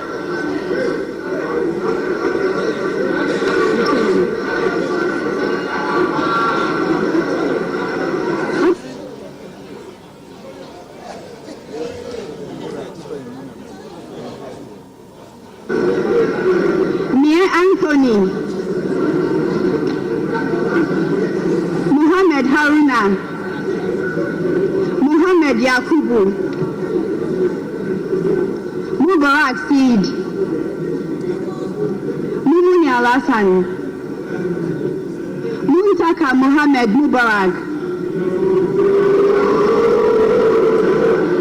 Inkwikara Suma Anthony, Nandaya Stanley Yao, Nanja Sanja,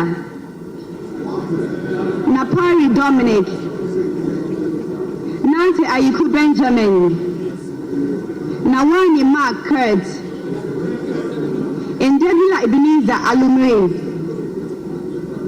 Nichema Bila Alamzi, Nitiwo Dominic Bingham Aduna, Inkansabwe Mavis, Inkuma Kojopon,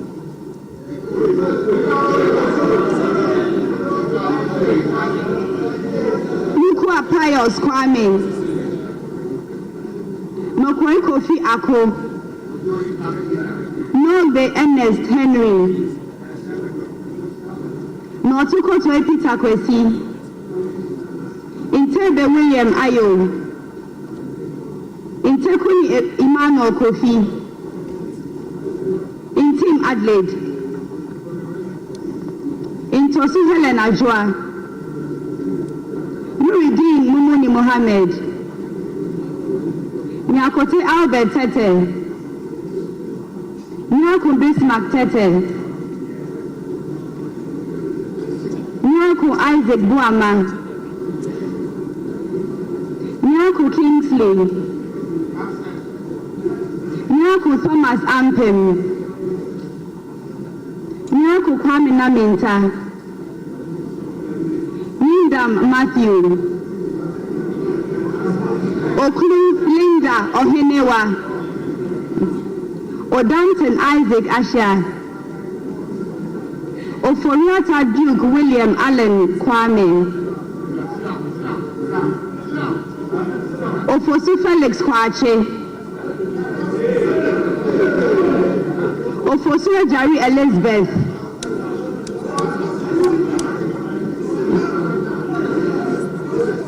Okuno Phyllis Nakoyo,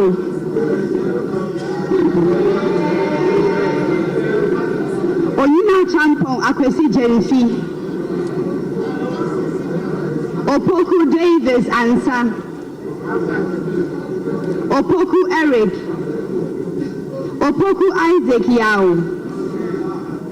Osei Kennedy Nyako,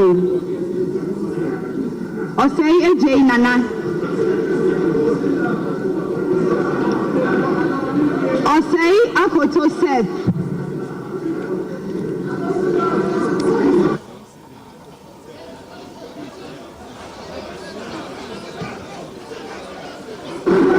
Osei Akoto Seth,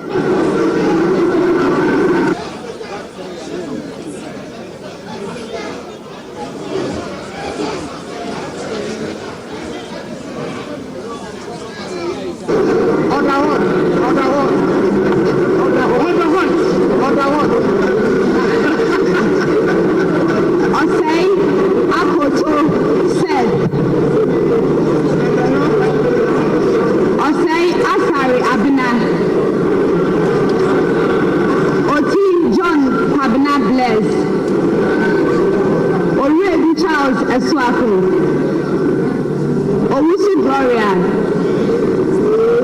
Owusu Rachel Amma,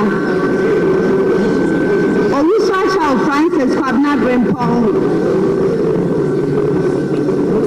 Peito Desmond de Graft, Pelpo Abdul Rashid Hassan, Pokwe Dusei Ralph, Quentin James Jechi, Ramadan Mohammed Adamu, Ricketts Hagan George Kweku, Salam Damata Ama Epianima,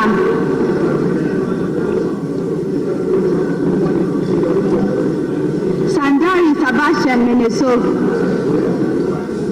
Soya Queen Sapokwa, Sefe Richard Kwame, Seidu Haruna,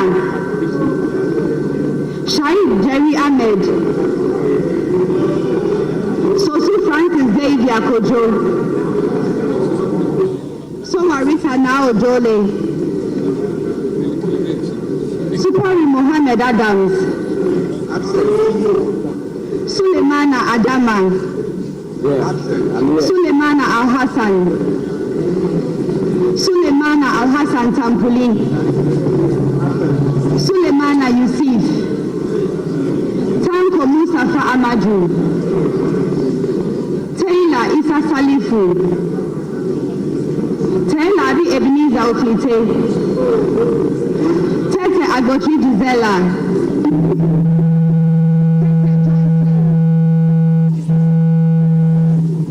Tete Joseph Akwete, Tobin Emmanuel, Tofi Dokan, Tobu Peter Lanshini, Ture Mahama Nasir, Chekwe Thomas Bolanyo, Tibazu Abdul Rauf Tonjem,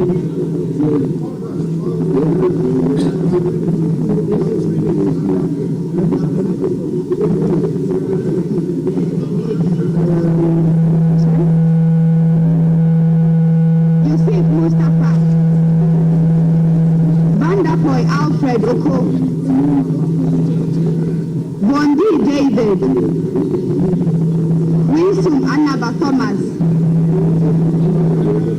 Yabua Frank, Yabua Kofi Obri, Yibo Isaac Awuku, Zidin Beat and Watazumo,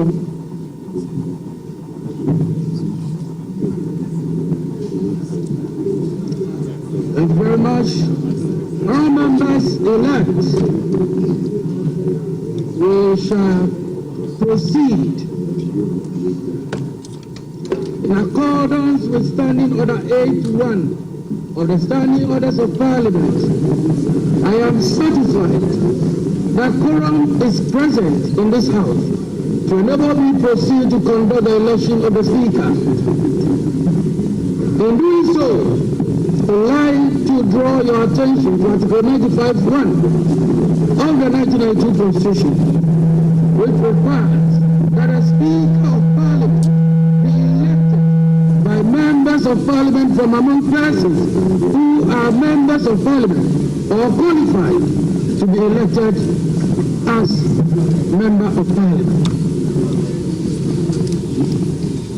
I also want to refer you to Order 17, which states that person shall not be proposed for election as Speaker unless the person has given a written consent to the clerk to be nominated as Speaker. It is also important to draw your attention to Standing Order 8.5 of the House, and I beg to quote, where only one person is proposed, the person shall be declared elected and conducted to the chair without any question being put. A member-elect addressing the clerk shall propose a person to the House as Speaker of Parliament and shall move that the person do take the chair of this House as Speaker. Each motion shall be seconded without debate or remarks. All members elect, I now invite nominations for the election of the Speaker.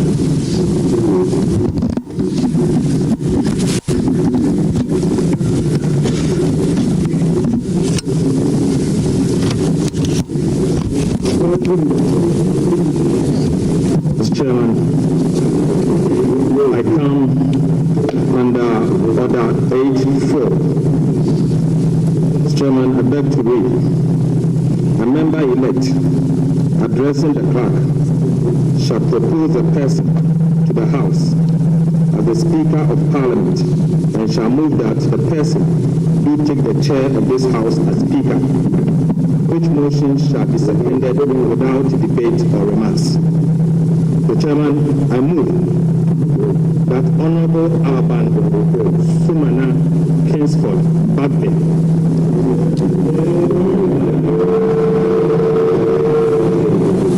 do take the chair of this House as the Speaker of the 9th Parliament of the 4th Republic. Mr. Chairman, Honorable Alban Sumana Kingsford Bagbe, teacher, a lawyer, politician, a statesman, a result-oriented and transformational leader. He was elected as Speaker of the 8th Parliament of the 4th Republic on the 7th January 2021, thus becoming the first person ever in the history of Ghana and the Parliament of Ghana to be elected to the high office of the Speaker of Parliament from a political party that is neither in government nor controls the majority of seats in Ghana's Parliament. The of Ghana and the Parliament of Ghana to be elected to the high office of the Speaker of Parliament from a political party that is neither in government nor controls the majority of seats in Ghana's Parliament. He was called to the bar as barrister and solicitor of the Supreme Court of Ghana in 1982 and engaged in private legal practice between 1983 and 1993. He later established a law firm in 1994 called the Law Trust. Right Honorable Speaker entered the University of Ghana in 1977 and graduated in 1980 with a Bachelor of Arts degree in Law and English. He proceeded to the Ghana School of Law in Accra, where he was called to the bar and became a solicitor and advocate of the Supreme Court of Ghana. Honorable Babin later earned a postgraduate certificate on privatization of public utilities at the Eastern and Southern African Management Institute, Tanzania, in the year 1999. He also has an executive master's in governance and leadership from the Ghana Institute of Management and Public Administration, JIMPA. Right Honorable Bagbin entered Parliament on the ticket of the National Democratic Congress in 1993. He won 7 consecutive parliamentary elections. He was Speaker.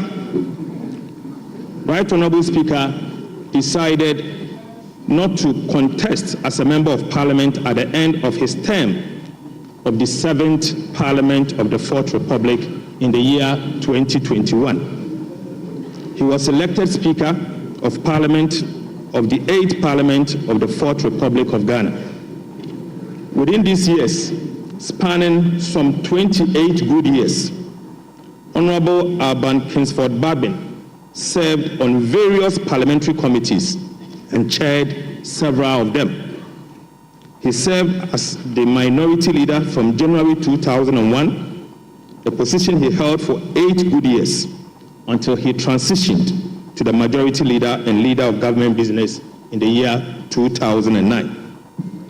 Honorable Bagbin again served as the Minister of Water Resources, Works and Housing, and later the Minister of Health between 2010 and 2013.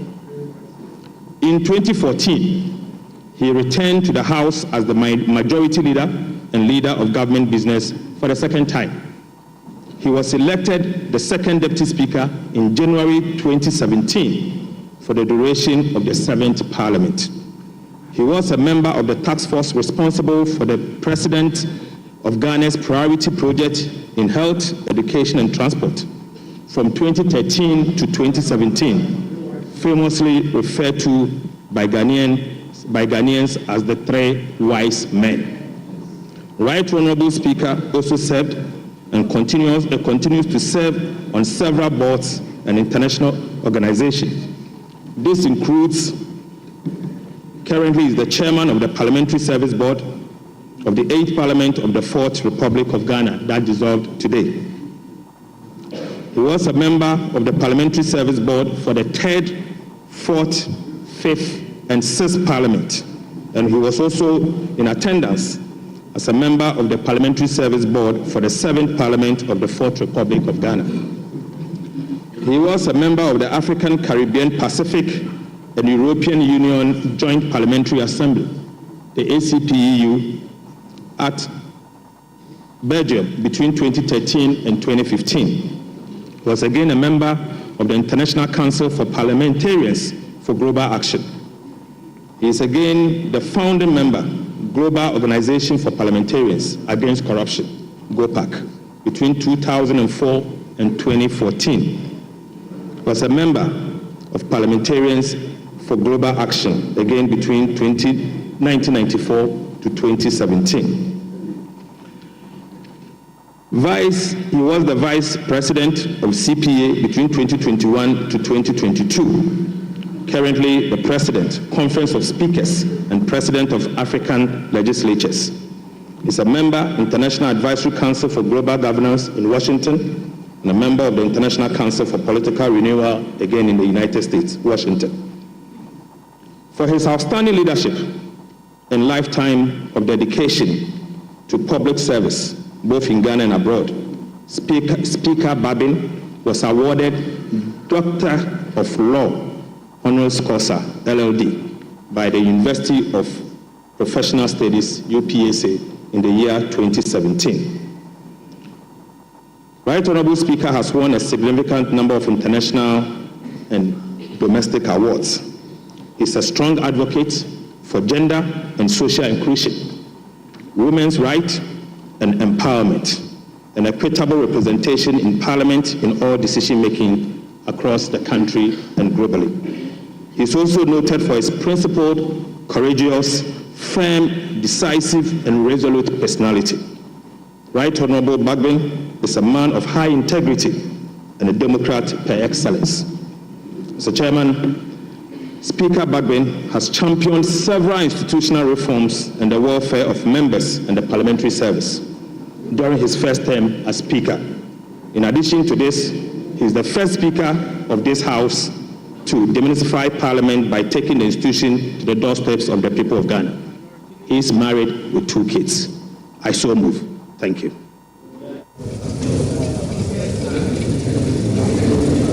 Chairman, it is my distinct honor to rise to second this motion ably moved by my respected colleague, Dr. Kesio Atoba Fosu. But before I second this motion, before I second this motion, under the rules of this House, which secondment requires that there should be no need for remarks or debate, I shall address some preliminary matters. Before, Mr. Speaker, Mr. Chairman, this House is an independent constitutional body. The mandate given to us to elect a speaker is engraved in the provisions of the Constitution, in particular, Article 95 of the Constitution. The Speaker,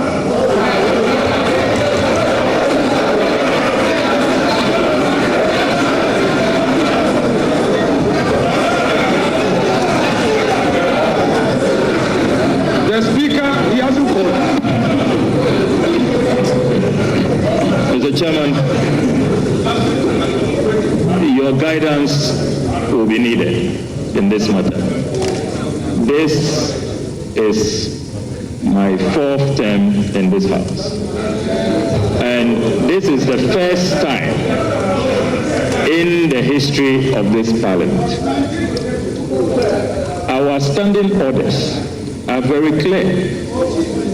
When you rise to second a motion, there must be no remark, no debate. What the minority leader, who has not told us if it is now spiritually okay for him to sit in the minority leader's chair. I don't know what his spiritual advisors are telling him now. He cannot be violently violating our standing orders with such impunity. We cannot accept it. So, Mr. Chairman, please, we invite you to ensure that this solemn occasion proceeds with respect to our Constitution and the standing orders of the House. If you have some, you call it preliminary remarks, you can do that out of the confines of the motion and secondment. You are minority leader. You are well within your right to make your preliminary remarks after. You cannot be violating our standing orders. Please, let's be careful the precedent we set. This is so bizarre. It's never been seen in this House.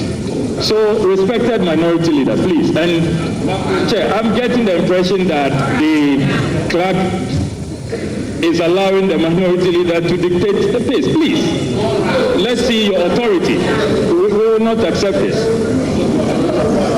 Thank you. Thank you. Thank you. Honorable member. Mr. Chairman. Mr. Chairman.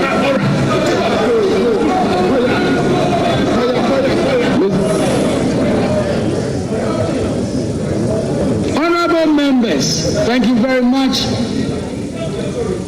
The honorable minority leader indicated that he is aware of the rules of engagement regarding seconding the motion nominating the Speaker. That should be without debate or remarks. And I believe the Honorable Minority Leader will do exactly so. Honorable Minority Leader, you may proceed without debate or remarks. Honorable Minority Leader, you have the floor. Please proceed. Mr. Speaker, I do not want to take issues with my respected colleague, Honorable Ablakwa. I will always want to respect his views. But I love debate, and I would want us to go into the issues. I respectfully, I kept quiet. You are impatient. I kept quiet for you. Let's have some decorum. Mr. Chair, my practice at the bar is always a guide for me. I said I have a preliminary matter to raise.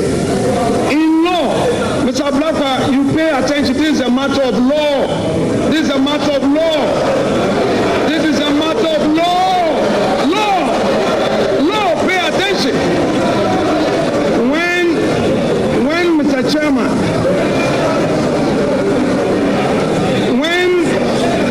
Chairman, I said I have a preliminary matter, I meant to say that I have to deal with the preliminary matter before I get to the stage of seconding the motion. And that is allowed. Mr. Chairman.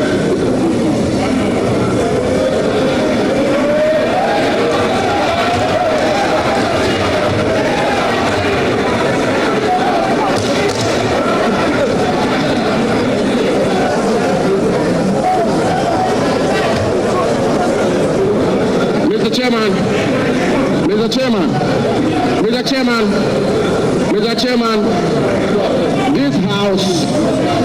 this house is a house of rules and procedures. Mr. Chairman, before I proceed, let me put on record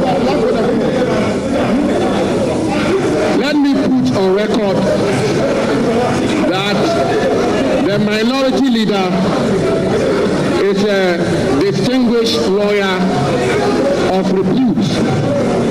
And indeed, Mr. Chairman, I will refer the House to the rules of this House, and specifically to Order 8, Rule 4. And Mr. Chairman did refer to it, which reads, with your permission, and I quote, that a member-elect addressing the clerk shall propose a person to the House as the Speaker of Parliament and shall move that the person, quote, do take the chair of this House as Speaker, end quote, which motion shall be seconded without debate or remarks, end quote. Mr. Chairman, my colleague, brother and friend, the Honorable Okujeto Ablakwa, made the point rightly that in seconding the motion for somebody to take the chair, one is not entitled to make remarks or debate. But Mr. Chairman, we all heard the venerable, distinguished, astute lawyer, minority leader, Honorable Afenyo Maki, loud and clear. Mr. Chairman, he said, and I quote him, before I second the motion, and end quote, before I second the motion. Mr. Chairman, he had not seconded the motion. And he did go a step further, Mr. Chairman, he did go a step further to say, before I second the motion, I would like to make some preliminary points. And so, Mr. Chairman, I will pardon my friend and brother, the Honorable Okujeto Ablakwa. He is not a lawyer. And therefore, by a basic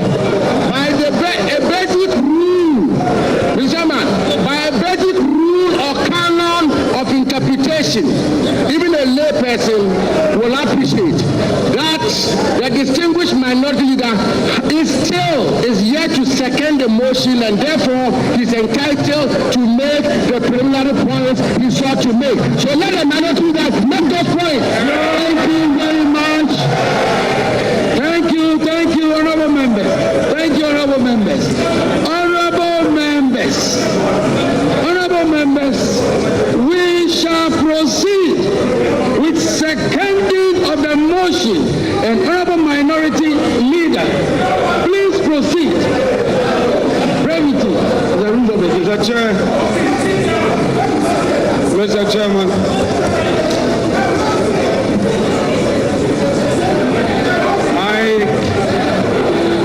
Let me sit down.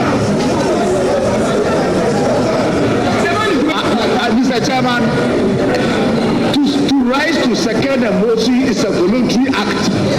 If he's not interested in seconding the motion, he should sit down. I rise to second the motion. The motion is therefore seconded. Thank you very much.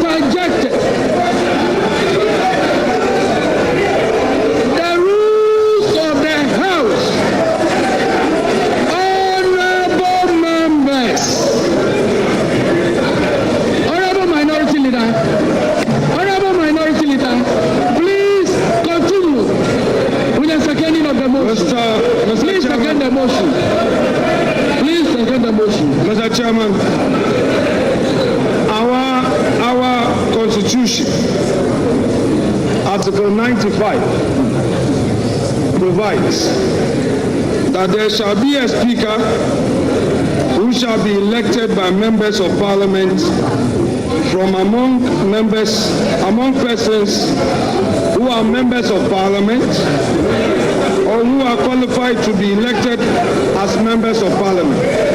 Mr. Chairman, I have in my hand a statement issued by the office of His Excellency John Dramani Mahama, titled President-elect Mandate NDC Parliamentary Leadership to nominate Right Honorable ASK Bagbin as Speaker of 9th Parliament.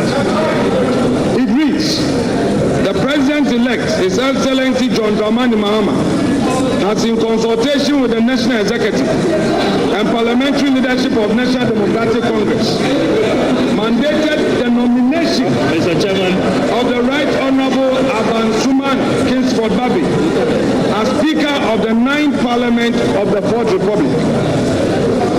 Mr. Speaker, Mr. Chairman, this letter is signed by Mr. Felix Ofosu, Pachi Ofosu, as Special Aide. Chairman,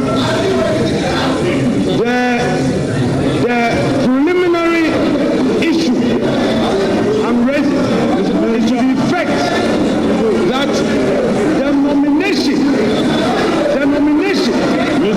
requires the consent word from that letter to be nominated. Word from that letter. That letter was in situation where it must not be tolerated. The executive now directs that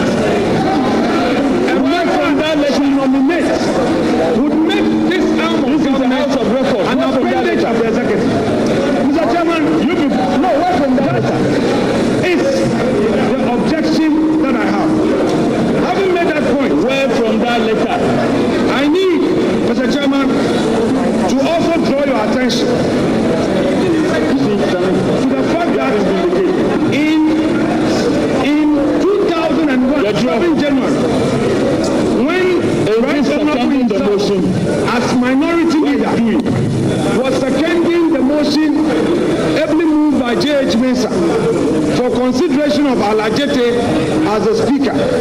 These were his observations, and I read from column 4 of the Hansard of 7 January 2001. I quote, ASK Bagwin, NDC, Nadole Kaluno, as he then was. He says, Mr. Chairman, I rise to second the motion urging this House to accept the nomination of Mr. Peter Alajete as Speaker of the 3rd Parliament of the 4th Republic. He goes on to say, Mr. Chairman, in doing so, however, I would want to register the displeasure of the minority side on how this issue has been handled. Mr. Chairman, it is part of the rules of democracy for us to be heard.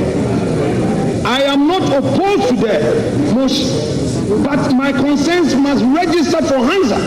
And the man that we are proposing for the high office of Speaker himself has set a precedent where in seconding Alajete, the chair allowed him to raise his concerns. Let us tolerate each other. I am here with his own records. Mr. Chair, my contention basically is that in view of the improper consultation, from the majority side in this matter, and in view of the fact that, Mr. Speaker, the executive in a public statement is directing the honorable majority leader to nominate a person. I hold the view that honorable minority leader. No, I have to come in. There is no executive. Honorable minority leader.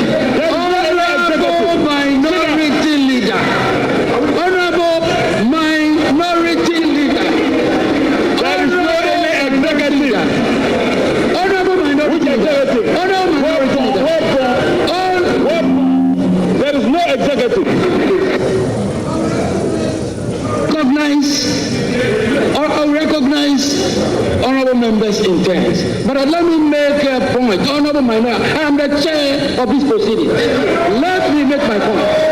Honorable minority leader, there are extraneous matters which I believe should not be part of this process. You were to second the motion. The other information you were tendering, the other information you were providing is not an information which is before this House. It is not part of the process for consideration for nomination of the Speaker. So, in seconding the motion, these matters ought not to have been brought to the floor of the House. Let me make that point. In doing so, I recognize Honorable Muntaka, please.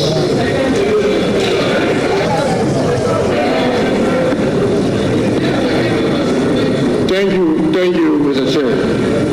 Mr. Chair, ordinarily I would not have reason to speak, but because we have rules and you have a leader grossly abusing it, I need to draw his attention.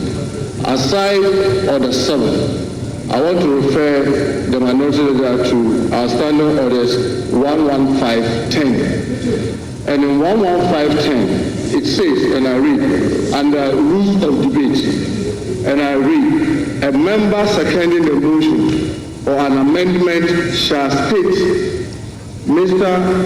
or Madam Speaker, I beg to second the motion or amendment, except that this may be without limiting the right of the member to speak later at a later stage within the debate. Most importantly, Mr. Chair, 11, it says, a mover of a motion or amendment may speak in support of the motion, but subject to these orders, no further, and that's where the emphasis is, no further debate is allowed until the motion or amendment has been seconded. So while you are saying, yes, it's within your right as a member, and even when you go to Order 8, after seconding and the motion is taken, before the speaker is called to take the chair, the standing order allows a member to get up and make other comments before that chair. So all we are saying is that in what you are doing, you are abusing the rule. You can second the motion, let the motion pass. If you have something to say, you get up and you cut the hour of the chair, and then you will be allowed to speak. So with this, you are abusing our rule, and we need to draw your attention. Thank you very much, Mr. Chair. Honorable Minority Leader, I take it that you have seconded the motion. If you haven't seconded the motion, Honorable Minority Leader, you will second the motion. You will not proceed on any other matter apart from seconding the motion. So long as I remain the chair of these proceedings, you will not do any other thing apart from seconding the motion. Thank you. Mr. Chairman, Mr. Chairman, Mr. Chairman, Mr. Chairman, Mr. Chairman, I have heard Honorable Muntaka. I disagree with him, but I will reserve that for another day. Mr. Chairman, with the greatest respect to you, wait, Mr. Chairman, with the greatest respect to you, a preliminary matter is a preliminary matter. Having raised them, Mr. Speaker, Mr. Chairman, having raised them, I shall proceed, therefore, to second the motion moved by my legislator.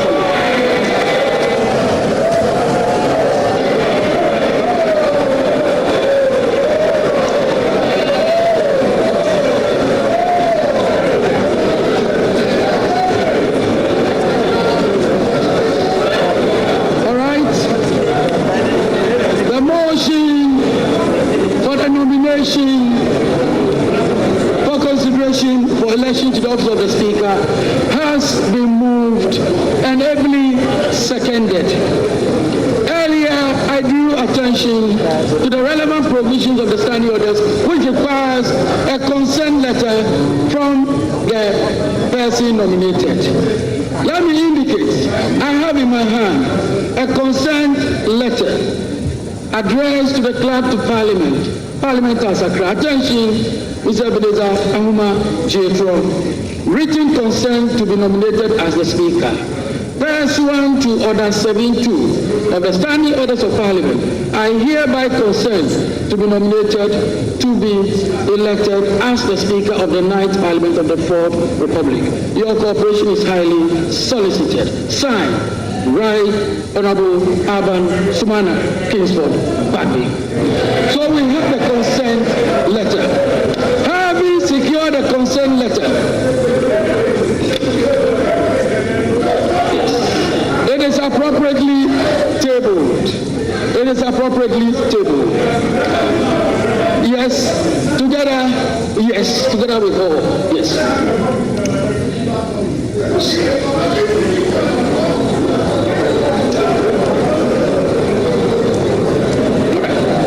Thank you very much, honorable members. At this time, I want to find out, is there any other nomination? Right.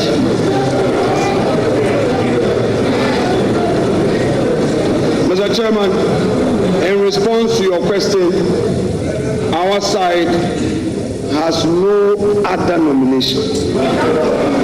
Just for the record, we do not have any other Why are you scared? You think we want to pull a fast one on you?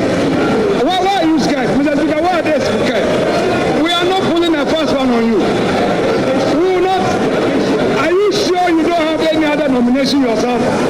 Mr. Chairman, I want to find out from our side. Mr. Chairman, have patience for the process. Our side, the MPP minority, has no other nomination. But we want to find out from the backbench whether they have any other nomination. They should tell us.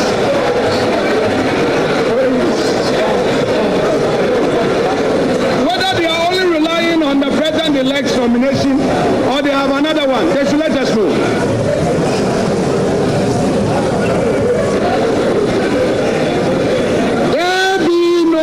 Nomination. I hereby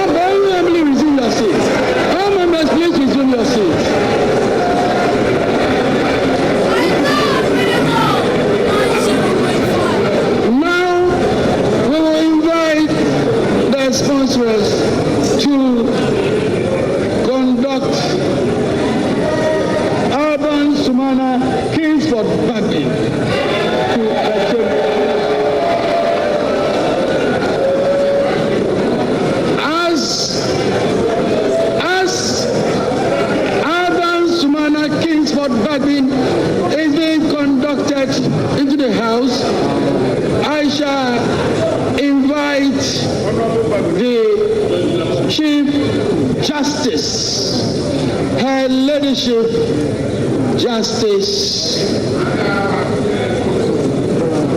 Tokonu, to proceed to the days for the administration of oath.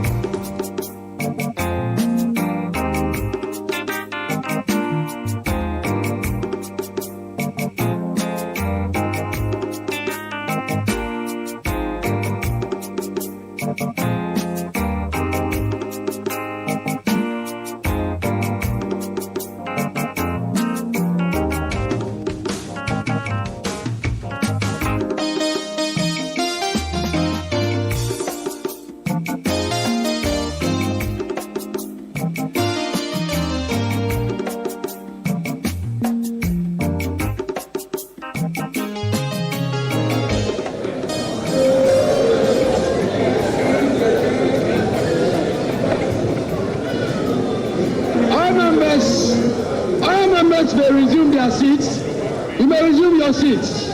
I shall now invite Her Ladyship, the Chief Justice, to administer the oath of allegiance and the oath of office of the Speaker to the Speaker-elect. Your Ladyship, the Chief Justice, may proceed to the dais for the administration of the oath.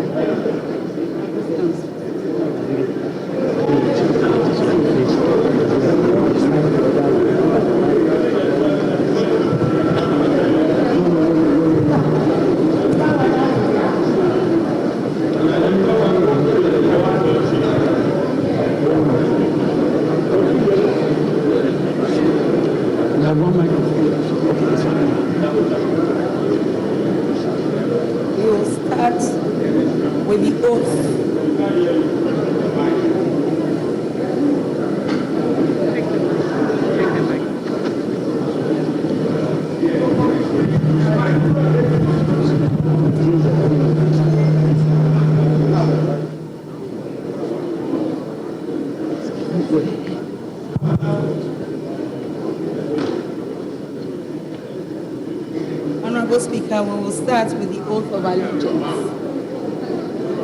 Do kindly say after me.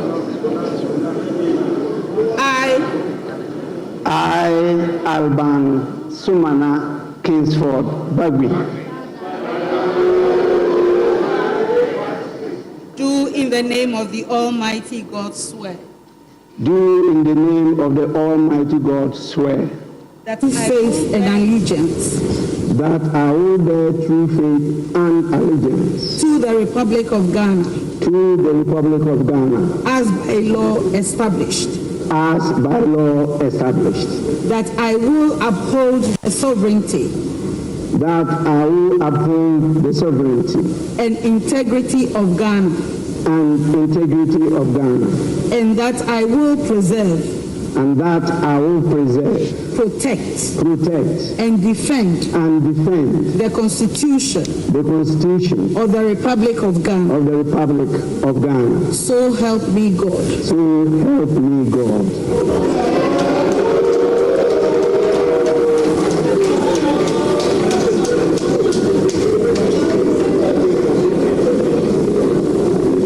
Now we will have the Speaker's oath. I, Alban Sumana Kingsford Bagui, do in the name of the Almighty God swear. Do in the name of the Almighty God swear. That I will bear true faith and allegiance. That I will bear true faith and allegiance. To the Republic of Ghana. To the Republic of Ghana. As by law established. As by law established. That I will uphold the integrity. That I will uphold the integrity. Of the Republic of Ghana. The Republic of Ghana. That I will faithfully. That I will faithfully. And conscientiously. Discharge my duties. Discharge my duties. As Speaker of Parliament. As Speaker of Parliament. And that I will uphold. And that I will uphold. Preserve. Protect. And defend. The Constitution of the Republic of Ghana. The Constitution of the Republic of Ghana. And that I will. Do right. To all manner of persons. In accordance. With the Constitution of Ghana. And the laws. And conventions. Of Parliament. Without fear. Or favor. Affection. Or ill will. So help me God. Help me God.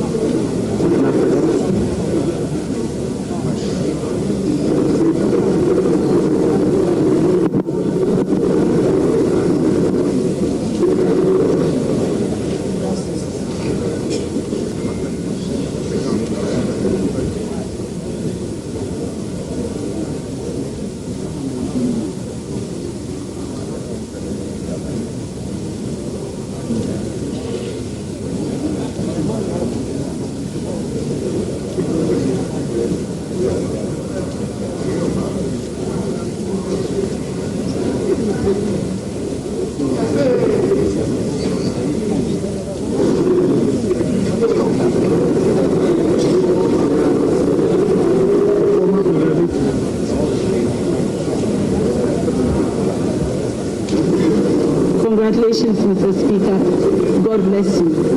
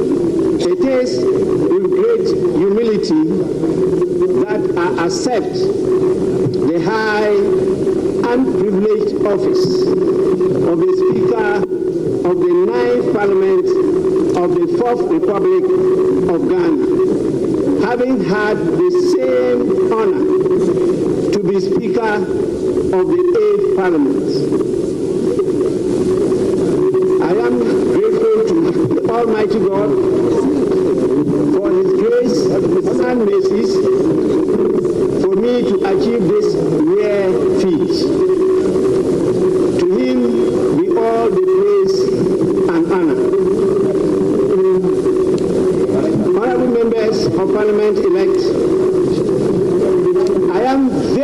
grateful for the privilege and confidence you have reposed in me to be Speaker and to head this honorable House once more.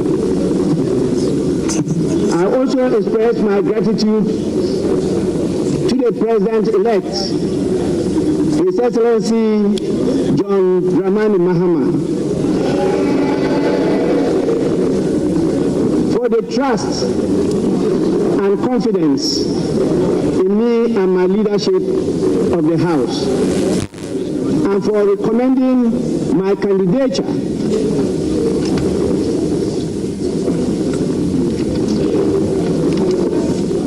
in me and my leadership of the House, and for recommending my candidature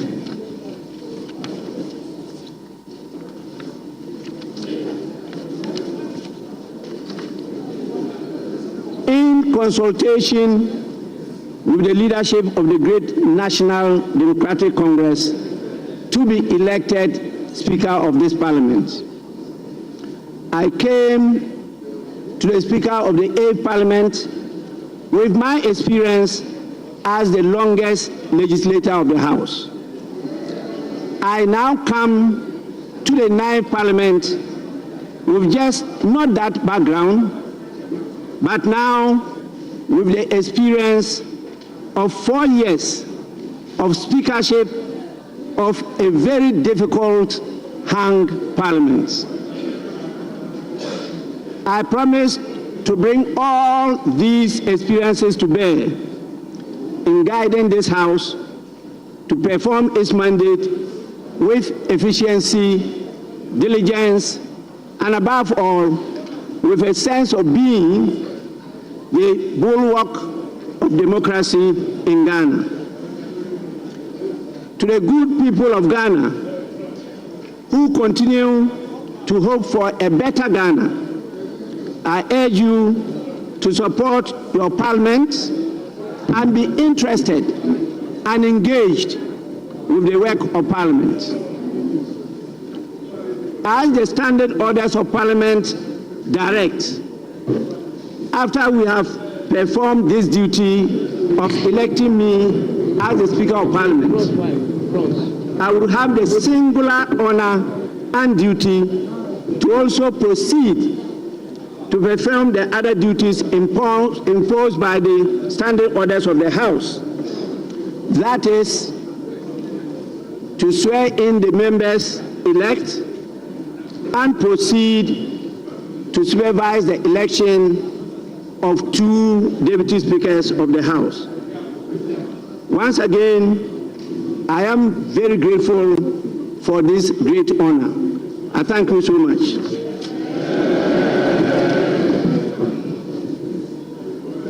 Honorable members, we now proceed to item 6 on the order paper. Taking of oaths.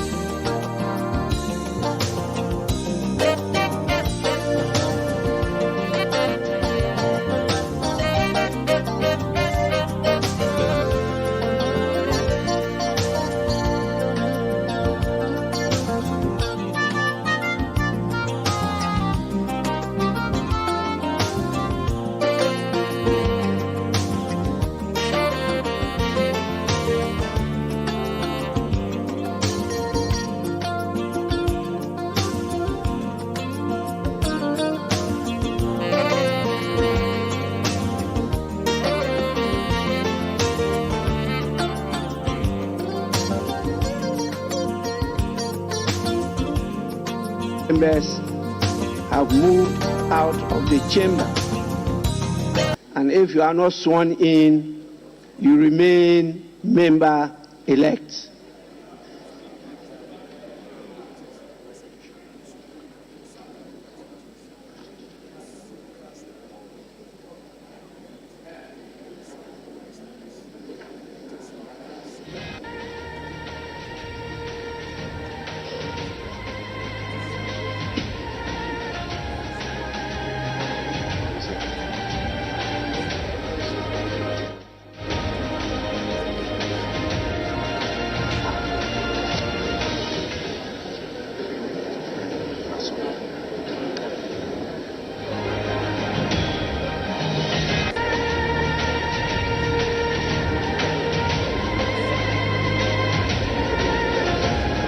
Honorable members,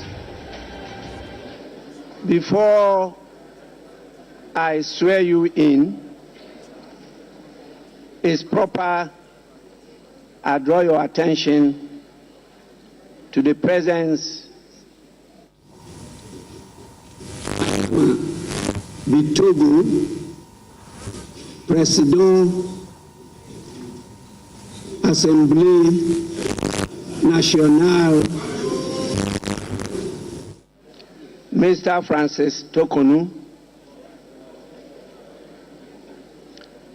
apart from my spouse, Madam Alice Ajua Yunus. We also have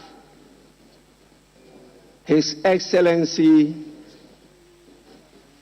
Adama Bitogo, Président Assemblée Nationale de Côte d'Ivoire.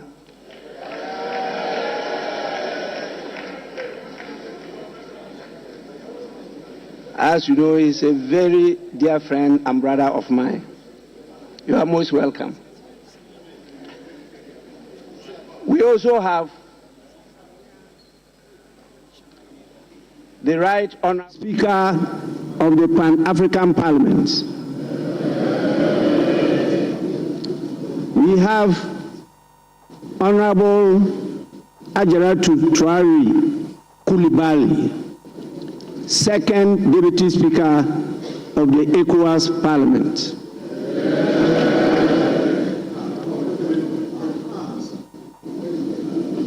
We have the Chairman of the National Democratic Congress, Honorable Johnson Asiedu Nketia.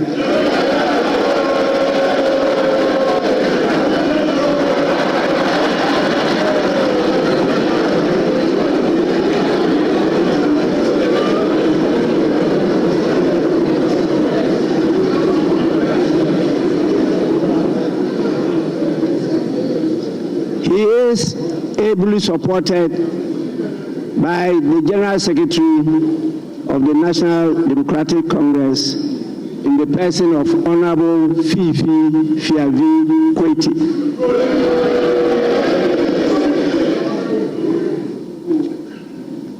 We have the Chairman of the Foreign Affairs Committee, Information, Broadcasting, Cultural Affairs, and Tourism Committee, and also the Vice Chairman of the Maritime Committee in the person of Senate Abraham Darius Dillon.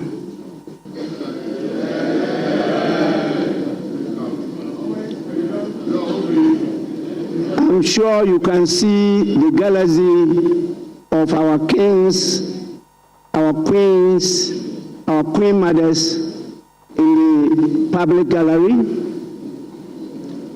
And I see your lovely, the term I use here is spouses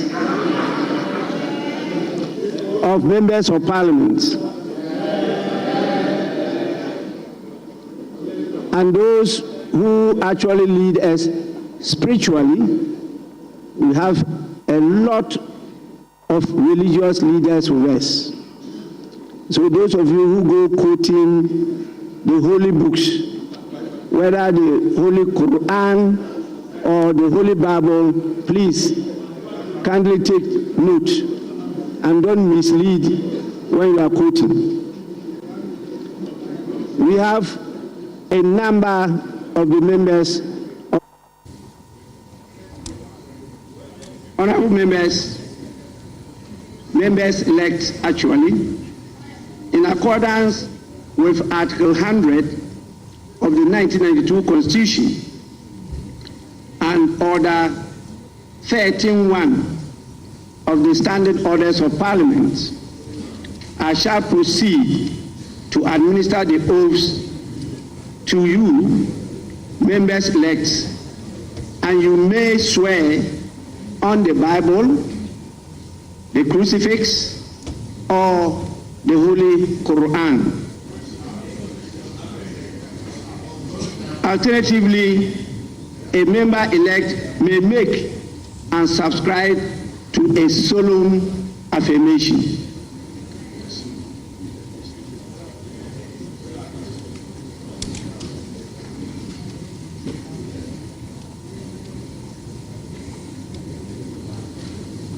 May I now kindly request members elect to rise in their seats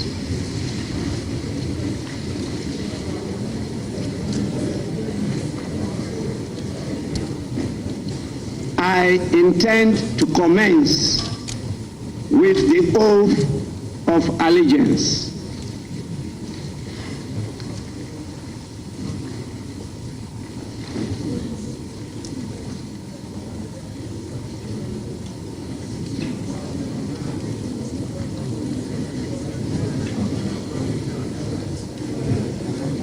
Honorable members-elect,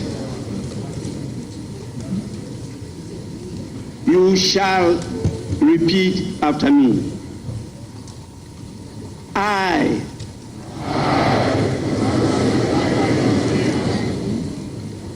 do in the name of the Almighty God swear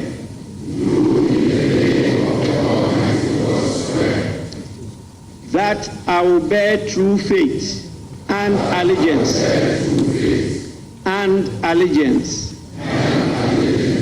to the Republic of Ghana as by law established, that I will uphold the sovereignty and integrity of Ghana, and that I will preserve, protect, and defend the Constitution of the Republic of Ghana. So help me God.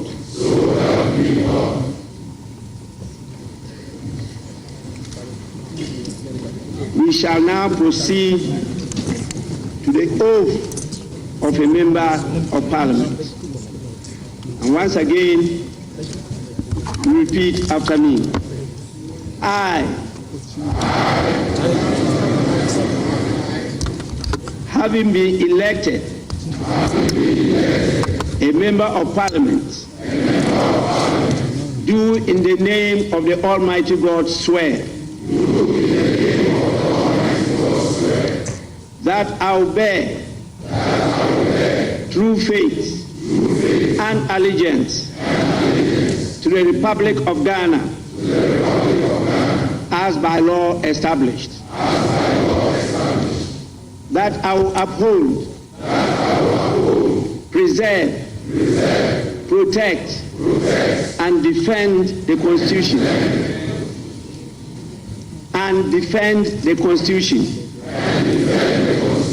of the Republic of Ghana, and that I will faithfully and conscientiously discharge the duties of a member of Parliament. So help me God. Honorable members, you may now resume your seats.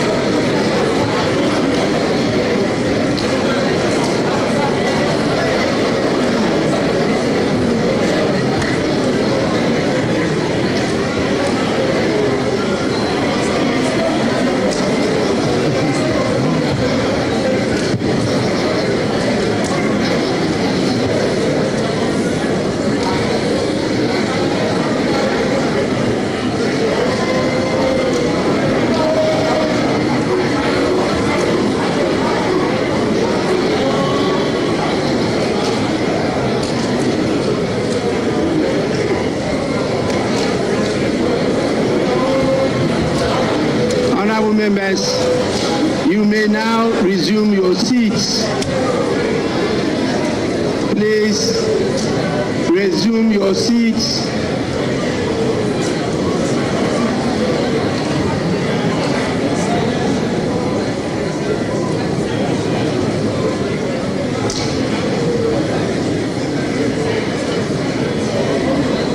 Honorable members, resume your seats.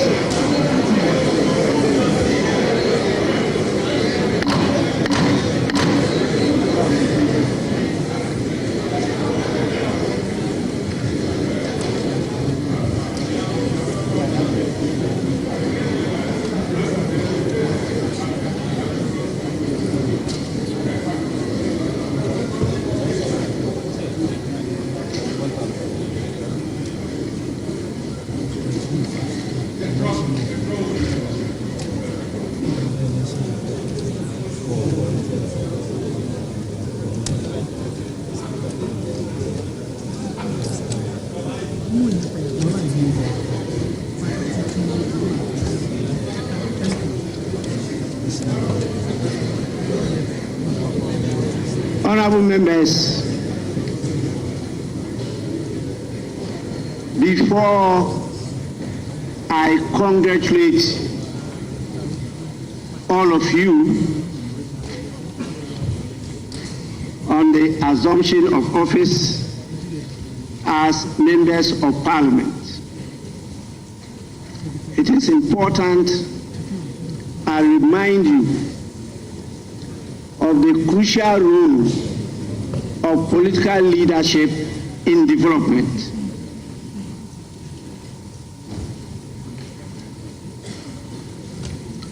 Honorable members, it is very important for you to keep uppermost in your mind the crucial role of political leadership in the process of national development. Society develops or fails to develop depending on the extent to which its political leadership is intelligent, creative, skillful, committed, and has the capacity to enlist support, induce loyalty, and to inspire confidence. Today, we are now the political leaders of Ghana. And this onerous responsibility rests with us. I know together we can do it. We have no alternative than to coalesce together to develop Ghana. With this, I thank you for your patience and attention. I will, on behalf of your constituents, the good people of Ghana, and our beloved Mother Ghana, congratulate you all for this achievement. I'm aware of what you went through before you got elected to this house. And I trust that you will not abuse the trust and confidence of the people. With this, honorable members, you are all to sign the oaths and submit the signed copies to the marshal.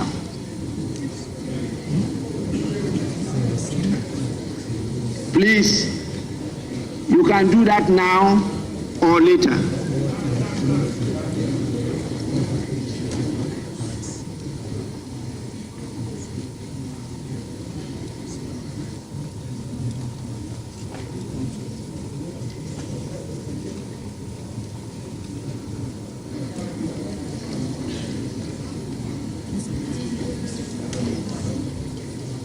Honorable members,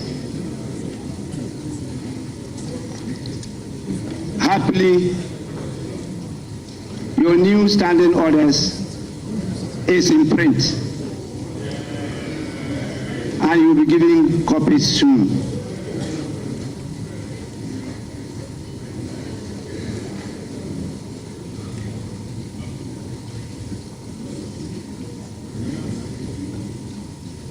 May I now have the guidance of the leadership of the House, whether there's any more item for us to take, or we should call it a night.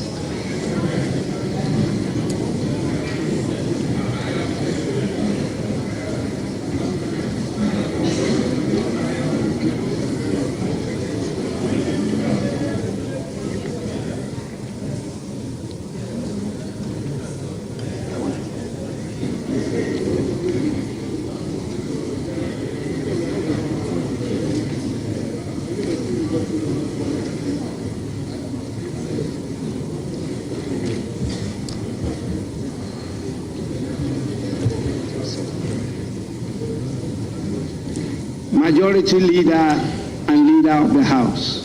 Thank you, Mr. Speaker. Mr. Speaker, may we please proceed to item 7.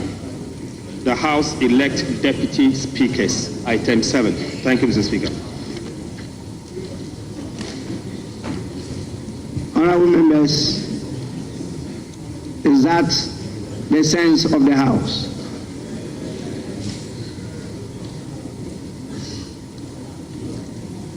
We shall now proceed to item 6 to elect the 2 deputy speakers of the House. Any nominations?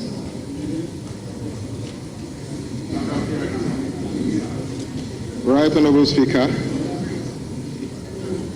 Pursuant to Article 96 of the 1992 Constitution of the Republic of Ghana and the Standing Order 12 of this House, I hereby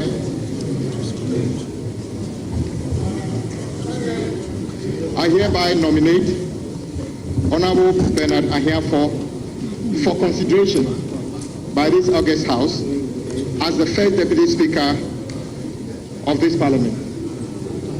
Mr. Speaker, Honorable Ahiafo is a distinguished lawyer with 23 years of experience at the bar. He is currently an NDC Member of Parliament for Akachi South constituency. In the 8th Parliament, Mr. Speaker, he was a respected member, ranking member for Constitutional, Legal and Parliamentary Affairs Committee. Mr. Speaker, Honorable Ahiafo comes from Atijive in the Akachi South municipality in the Volta region. Mr. Speaker, Honorable Ahiafo was born on the 6th day of February 1973. So he's over 52 years today. Mr. Speaker, I so move.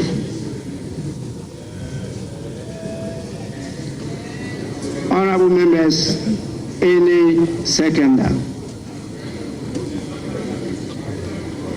Right, Honorable Speaker, I rise to second the motion ably moved by Honorable Member of Adaku, Honorable Kwame Abuja.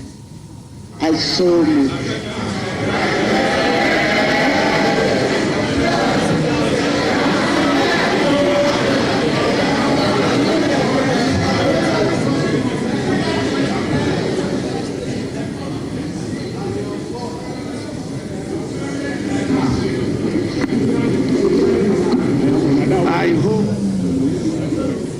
Honorable members, honorable members,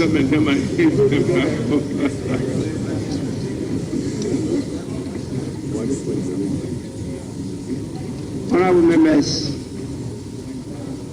I hope this time around there will be no theatrics, and so I'll proceed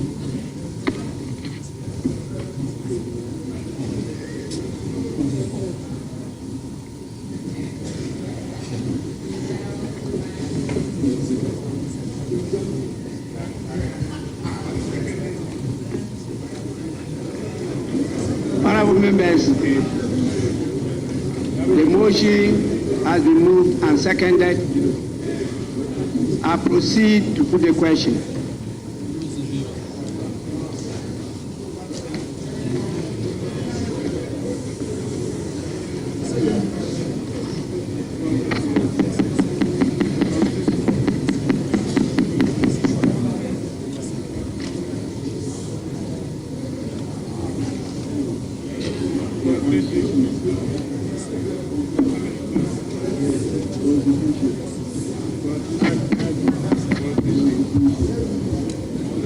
Honorable members, can you hear me? Honorable members, there being no other nomination, I proceed to declare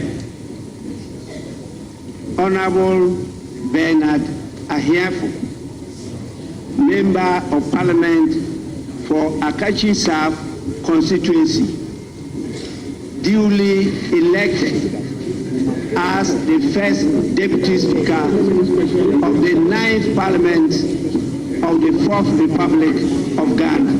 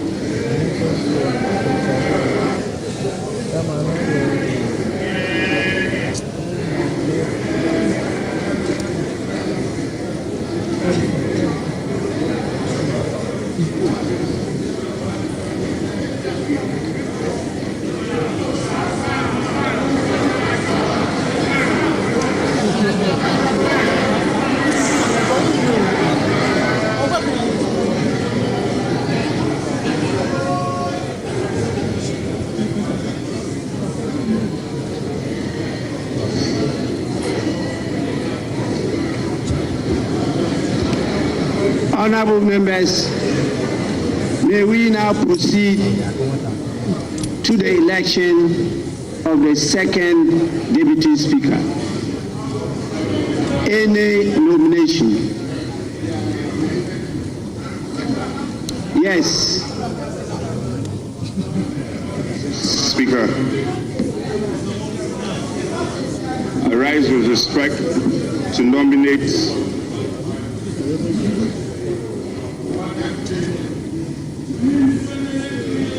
Speaker, I rise to nominate the Honorable Andrew Esiama Amuako for the position of the second Deputy Speaker.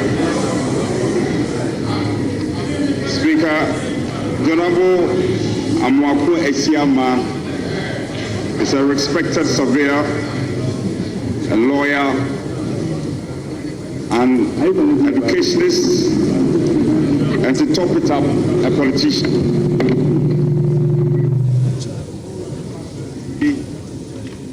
In environmental law, degree in conflict, peace and security. He also holds a bachelor's degree in land economy and law. Speaker, the Honorable Esiama is proudly married with 5 children. All of us, most of us in this chamber can testify that in the 8th Parliament, the Honorable Esiama has played the role of deputizing you on many occasions, especially occasions where the House has come to some form of tension. He has dispensed his job and himself creditably. Speaker, let me also say that I have in my hands a letter of consent of the nominee. And so I shall rely on this, and without adding more, I so move. Speaker, I'm grateful.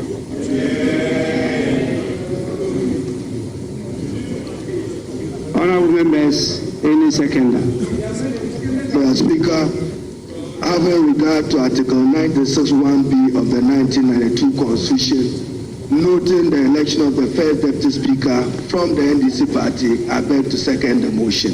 Thank you.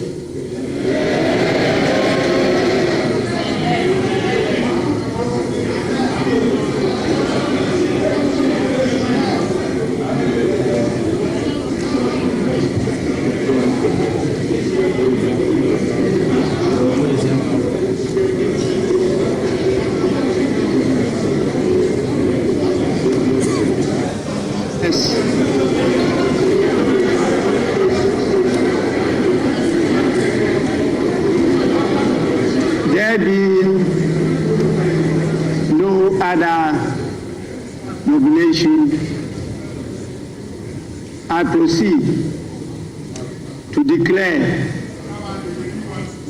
Honorable Asiema Andrew Amwako, Member of Parliament for Formina constituency, duly elected as the second Deputy Speaker of the 9th Parliament of the 4th Republic of Ghana.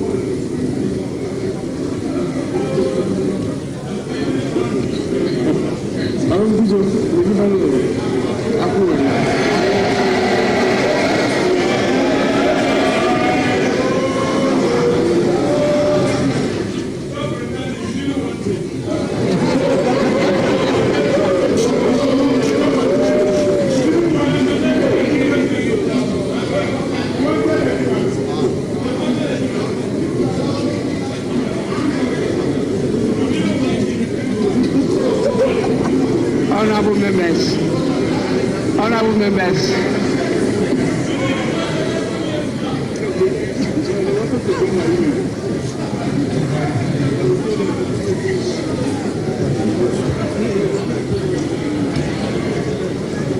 honorable members, this is the first sitting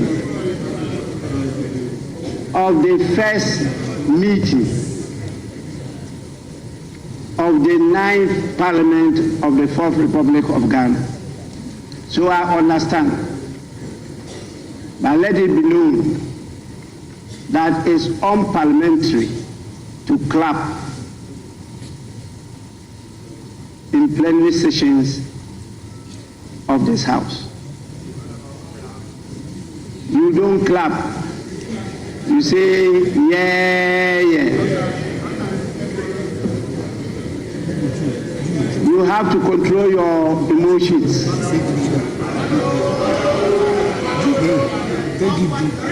It's a learning process, and so it's important I draw your attention.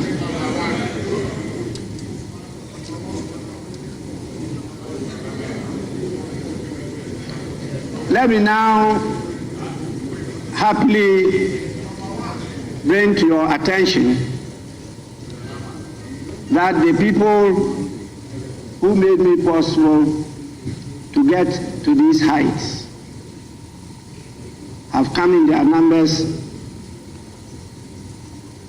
from the beautiful constituency, the Nadolu Kaleo constituency in the Upper West region. And so I have a number of my hard-working constituents at the public gallery.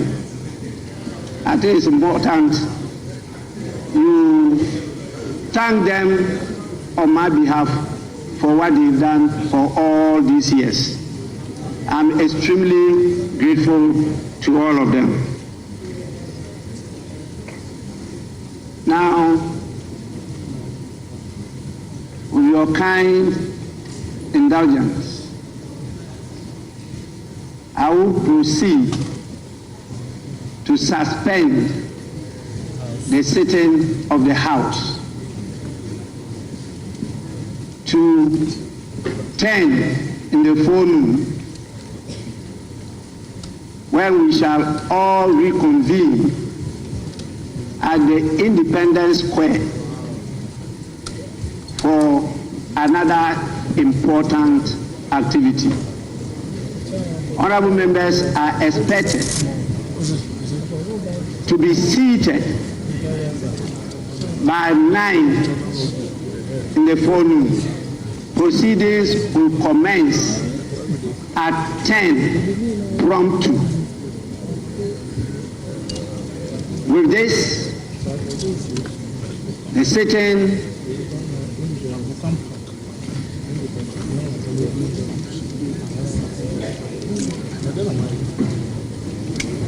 honorable members, I've been given further information that in view of the numbers expected at the Independence Square, you are all urged to convene in the presence of Parliament, where there will be some buses to convey you to the venue, that is the Independence Square. And so you are expected to be here before the 9 in the forenoon. Please, let's be time conscious in this matter. With this, I proceed to suspend the sitting, and that is the first sitting of the first meeting of the first session of the 9th Parliament of the 4th Republic of Ghana. The House and sitting is accordingly suspended.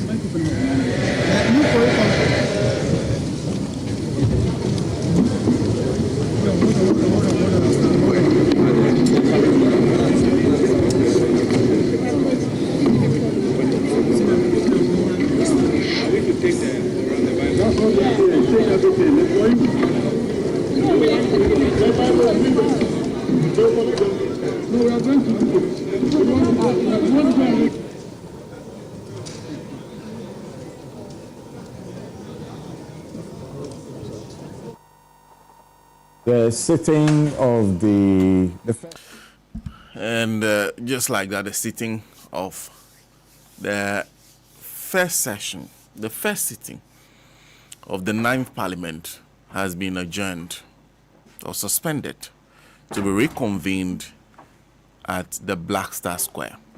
Now, when they reconvene at the Black Star Square, that is when the Speaker would oversee the swearing in of the President-elect of the Republic of Ghana.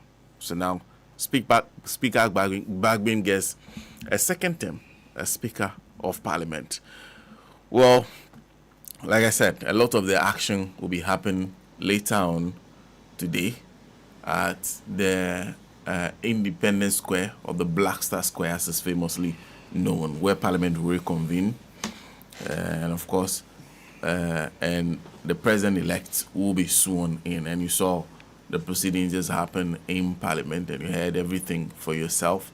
Well, we all knew Bagbin was the one who was nominated by former President-elect John Dramani Mahama, the leadership of the NDC in Parliament, and of course the leadership, the executive, the party executives. And so Bagbin name was put forward. There were no issues raised. It was the same for Ben Anahiafo, and it was the same for, of course, Andrew Sisiama.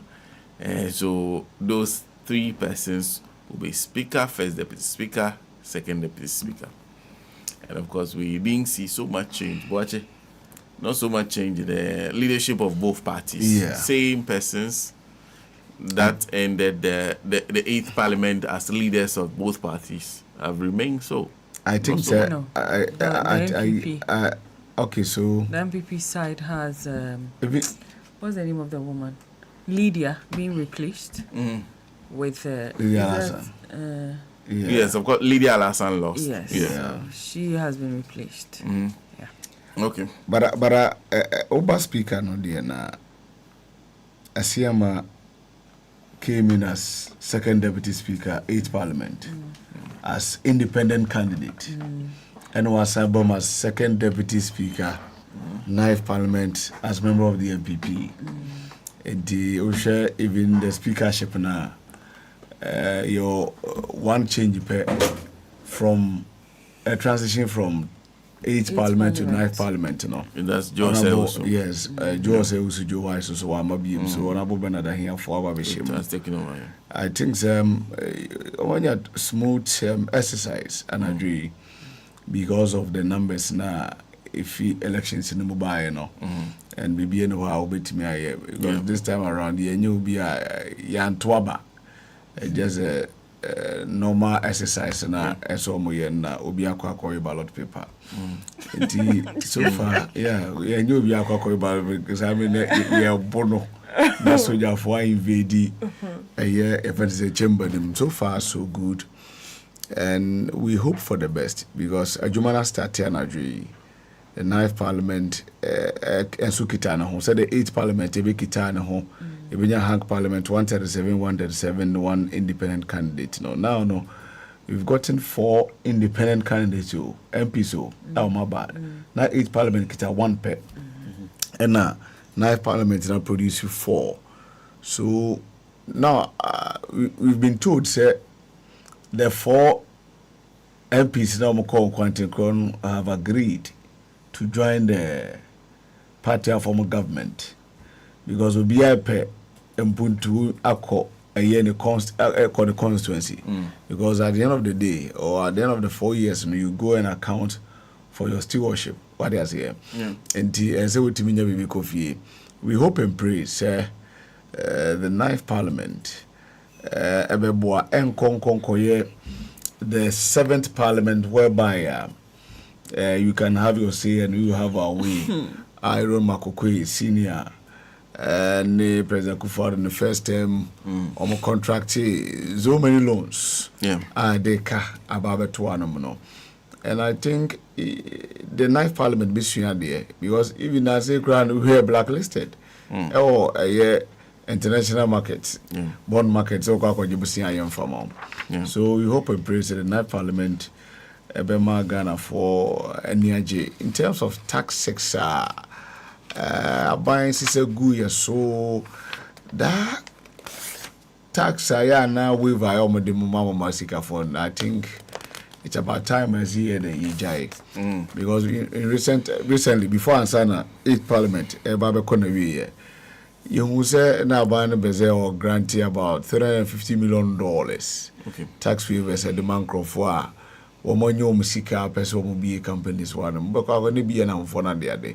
So there are certain things that say jaya yehobetoying and you better train an upper program no na the president mama sisuya then the following day which will be Wednesday right then the counting start to honum then you will bring the 120 year days social contract with Ghanaians no na I remind no. And appointment be so to we are proud to happens after the dissolution of the 8th Parliament, from the president elect and also so I start here or fairly vacancies out where our presidents were them. These are men of substance. Which say or more politically and or more private life so far and Nyante free honum. And the Yabompire. say the 9th Parliament and the second coming of President Mahama will be better than what we have witnessed, and I say you witnessed under President Akufo-Addo. Yeah. Nagana form at home because there are so many tactics. Ababi as well. I'm for sharing them say Ebekobi say the e-levy tuya. Say na e-levy tuya papa. Uzi kanso kakrebi na odi na atia kwa kweshim. So e-levy ni tuya. And other taxes are wamadi aba. Nti the newly the friend say one more about the first time you know your bumpire because say na one of your guests can be say the first parliament na experience has been anyhow almost 30 years but Crawford am bomb for first time no na make one seminar. I hope that one more so men and women of substance are meet me abo argument the various caucuses no na government no etimi nya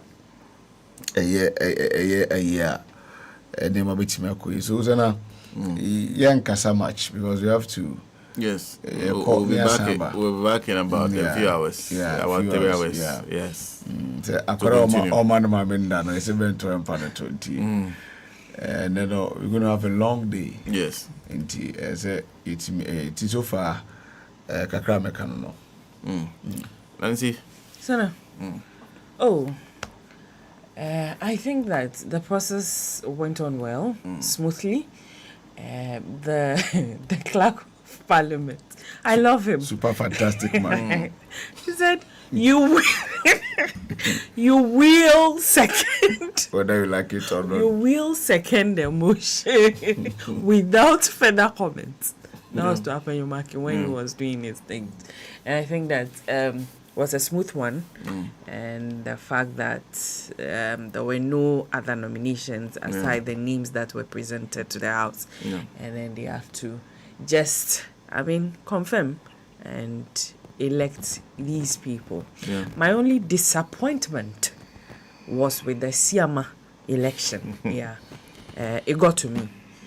Because you know what I said before, the process. It was a view that was also held by, was also shared by two of the panelists. That one, really, really got to me. I was expecting that this was not a time for any consensus building with the MPP. With the numbers the NDC has in Parliament, I wasn't expecting this. But they are in Parliament. They know why they've gone this way. Especially the person in question. The person that is Andrew Esiama. Okay. I don't know the reason behind it. But really, I am not happy with that election. All in all, was okay. We'll see what happens later on in the morning. Well, there's a lot to look forward to. Like I said, there's a lot of action happening. And this is a nominee, you know, for 8th Parliament. And as I switch it, but what's NDC? NDC, Subani MPP, Subani difference. Of course. Yeah, the Fourth Republic, Indian said the NDC gave birth to the Fourth Republic. And the NDC Baba Moa. One person be heavy, send your MPP for a day, be heavy. Until after all, the Munya man and cannot adopt. But I think it's about time they stop that. Yeah, the office when it doesn't help. No, you see, as your money copy be na Akufia Kodikeke. Say we are as a second deputy speaker. Obinya bibi outside bia na yi no kakra or the Bekoman constituent. But send your worker now. Okay, see, this behavior of the NDC, the MPP. Now, sees them as soft. Okay. And so they are able to do anything at all. See, I was sitting there and I was listening to, what's the name? Apenyumake. Make or pointing to precedents. And I was like, wow. So you know there are precedents, really.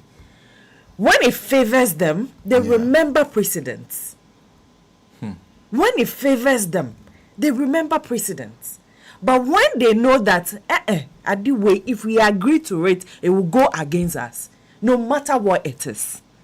They will not remember any precedent. They will not take those into any account. And so I think that with the numbers the NDC has in Parliament, this is the time to show the NPP that we are actually not soft.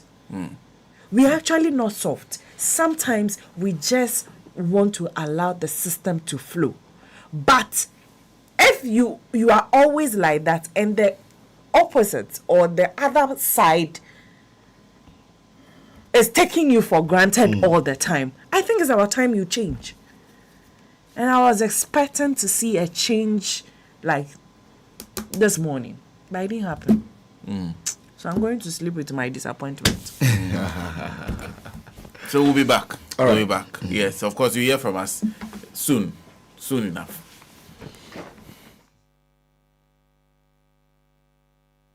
I thought he was just, learning from the precedent that was set in 2020.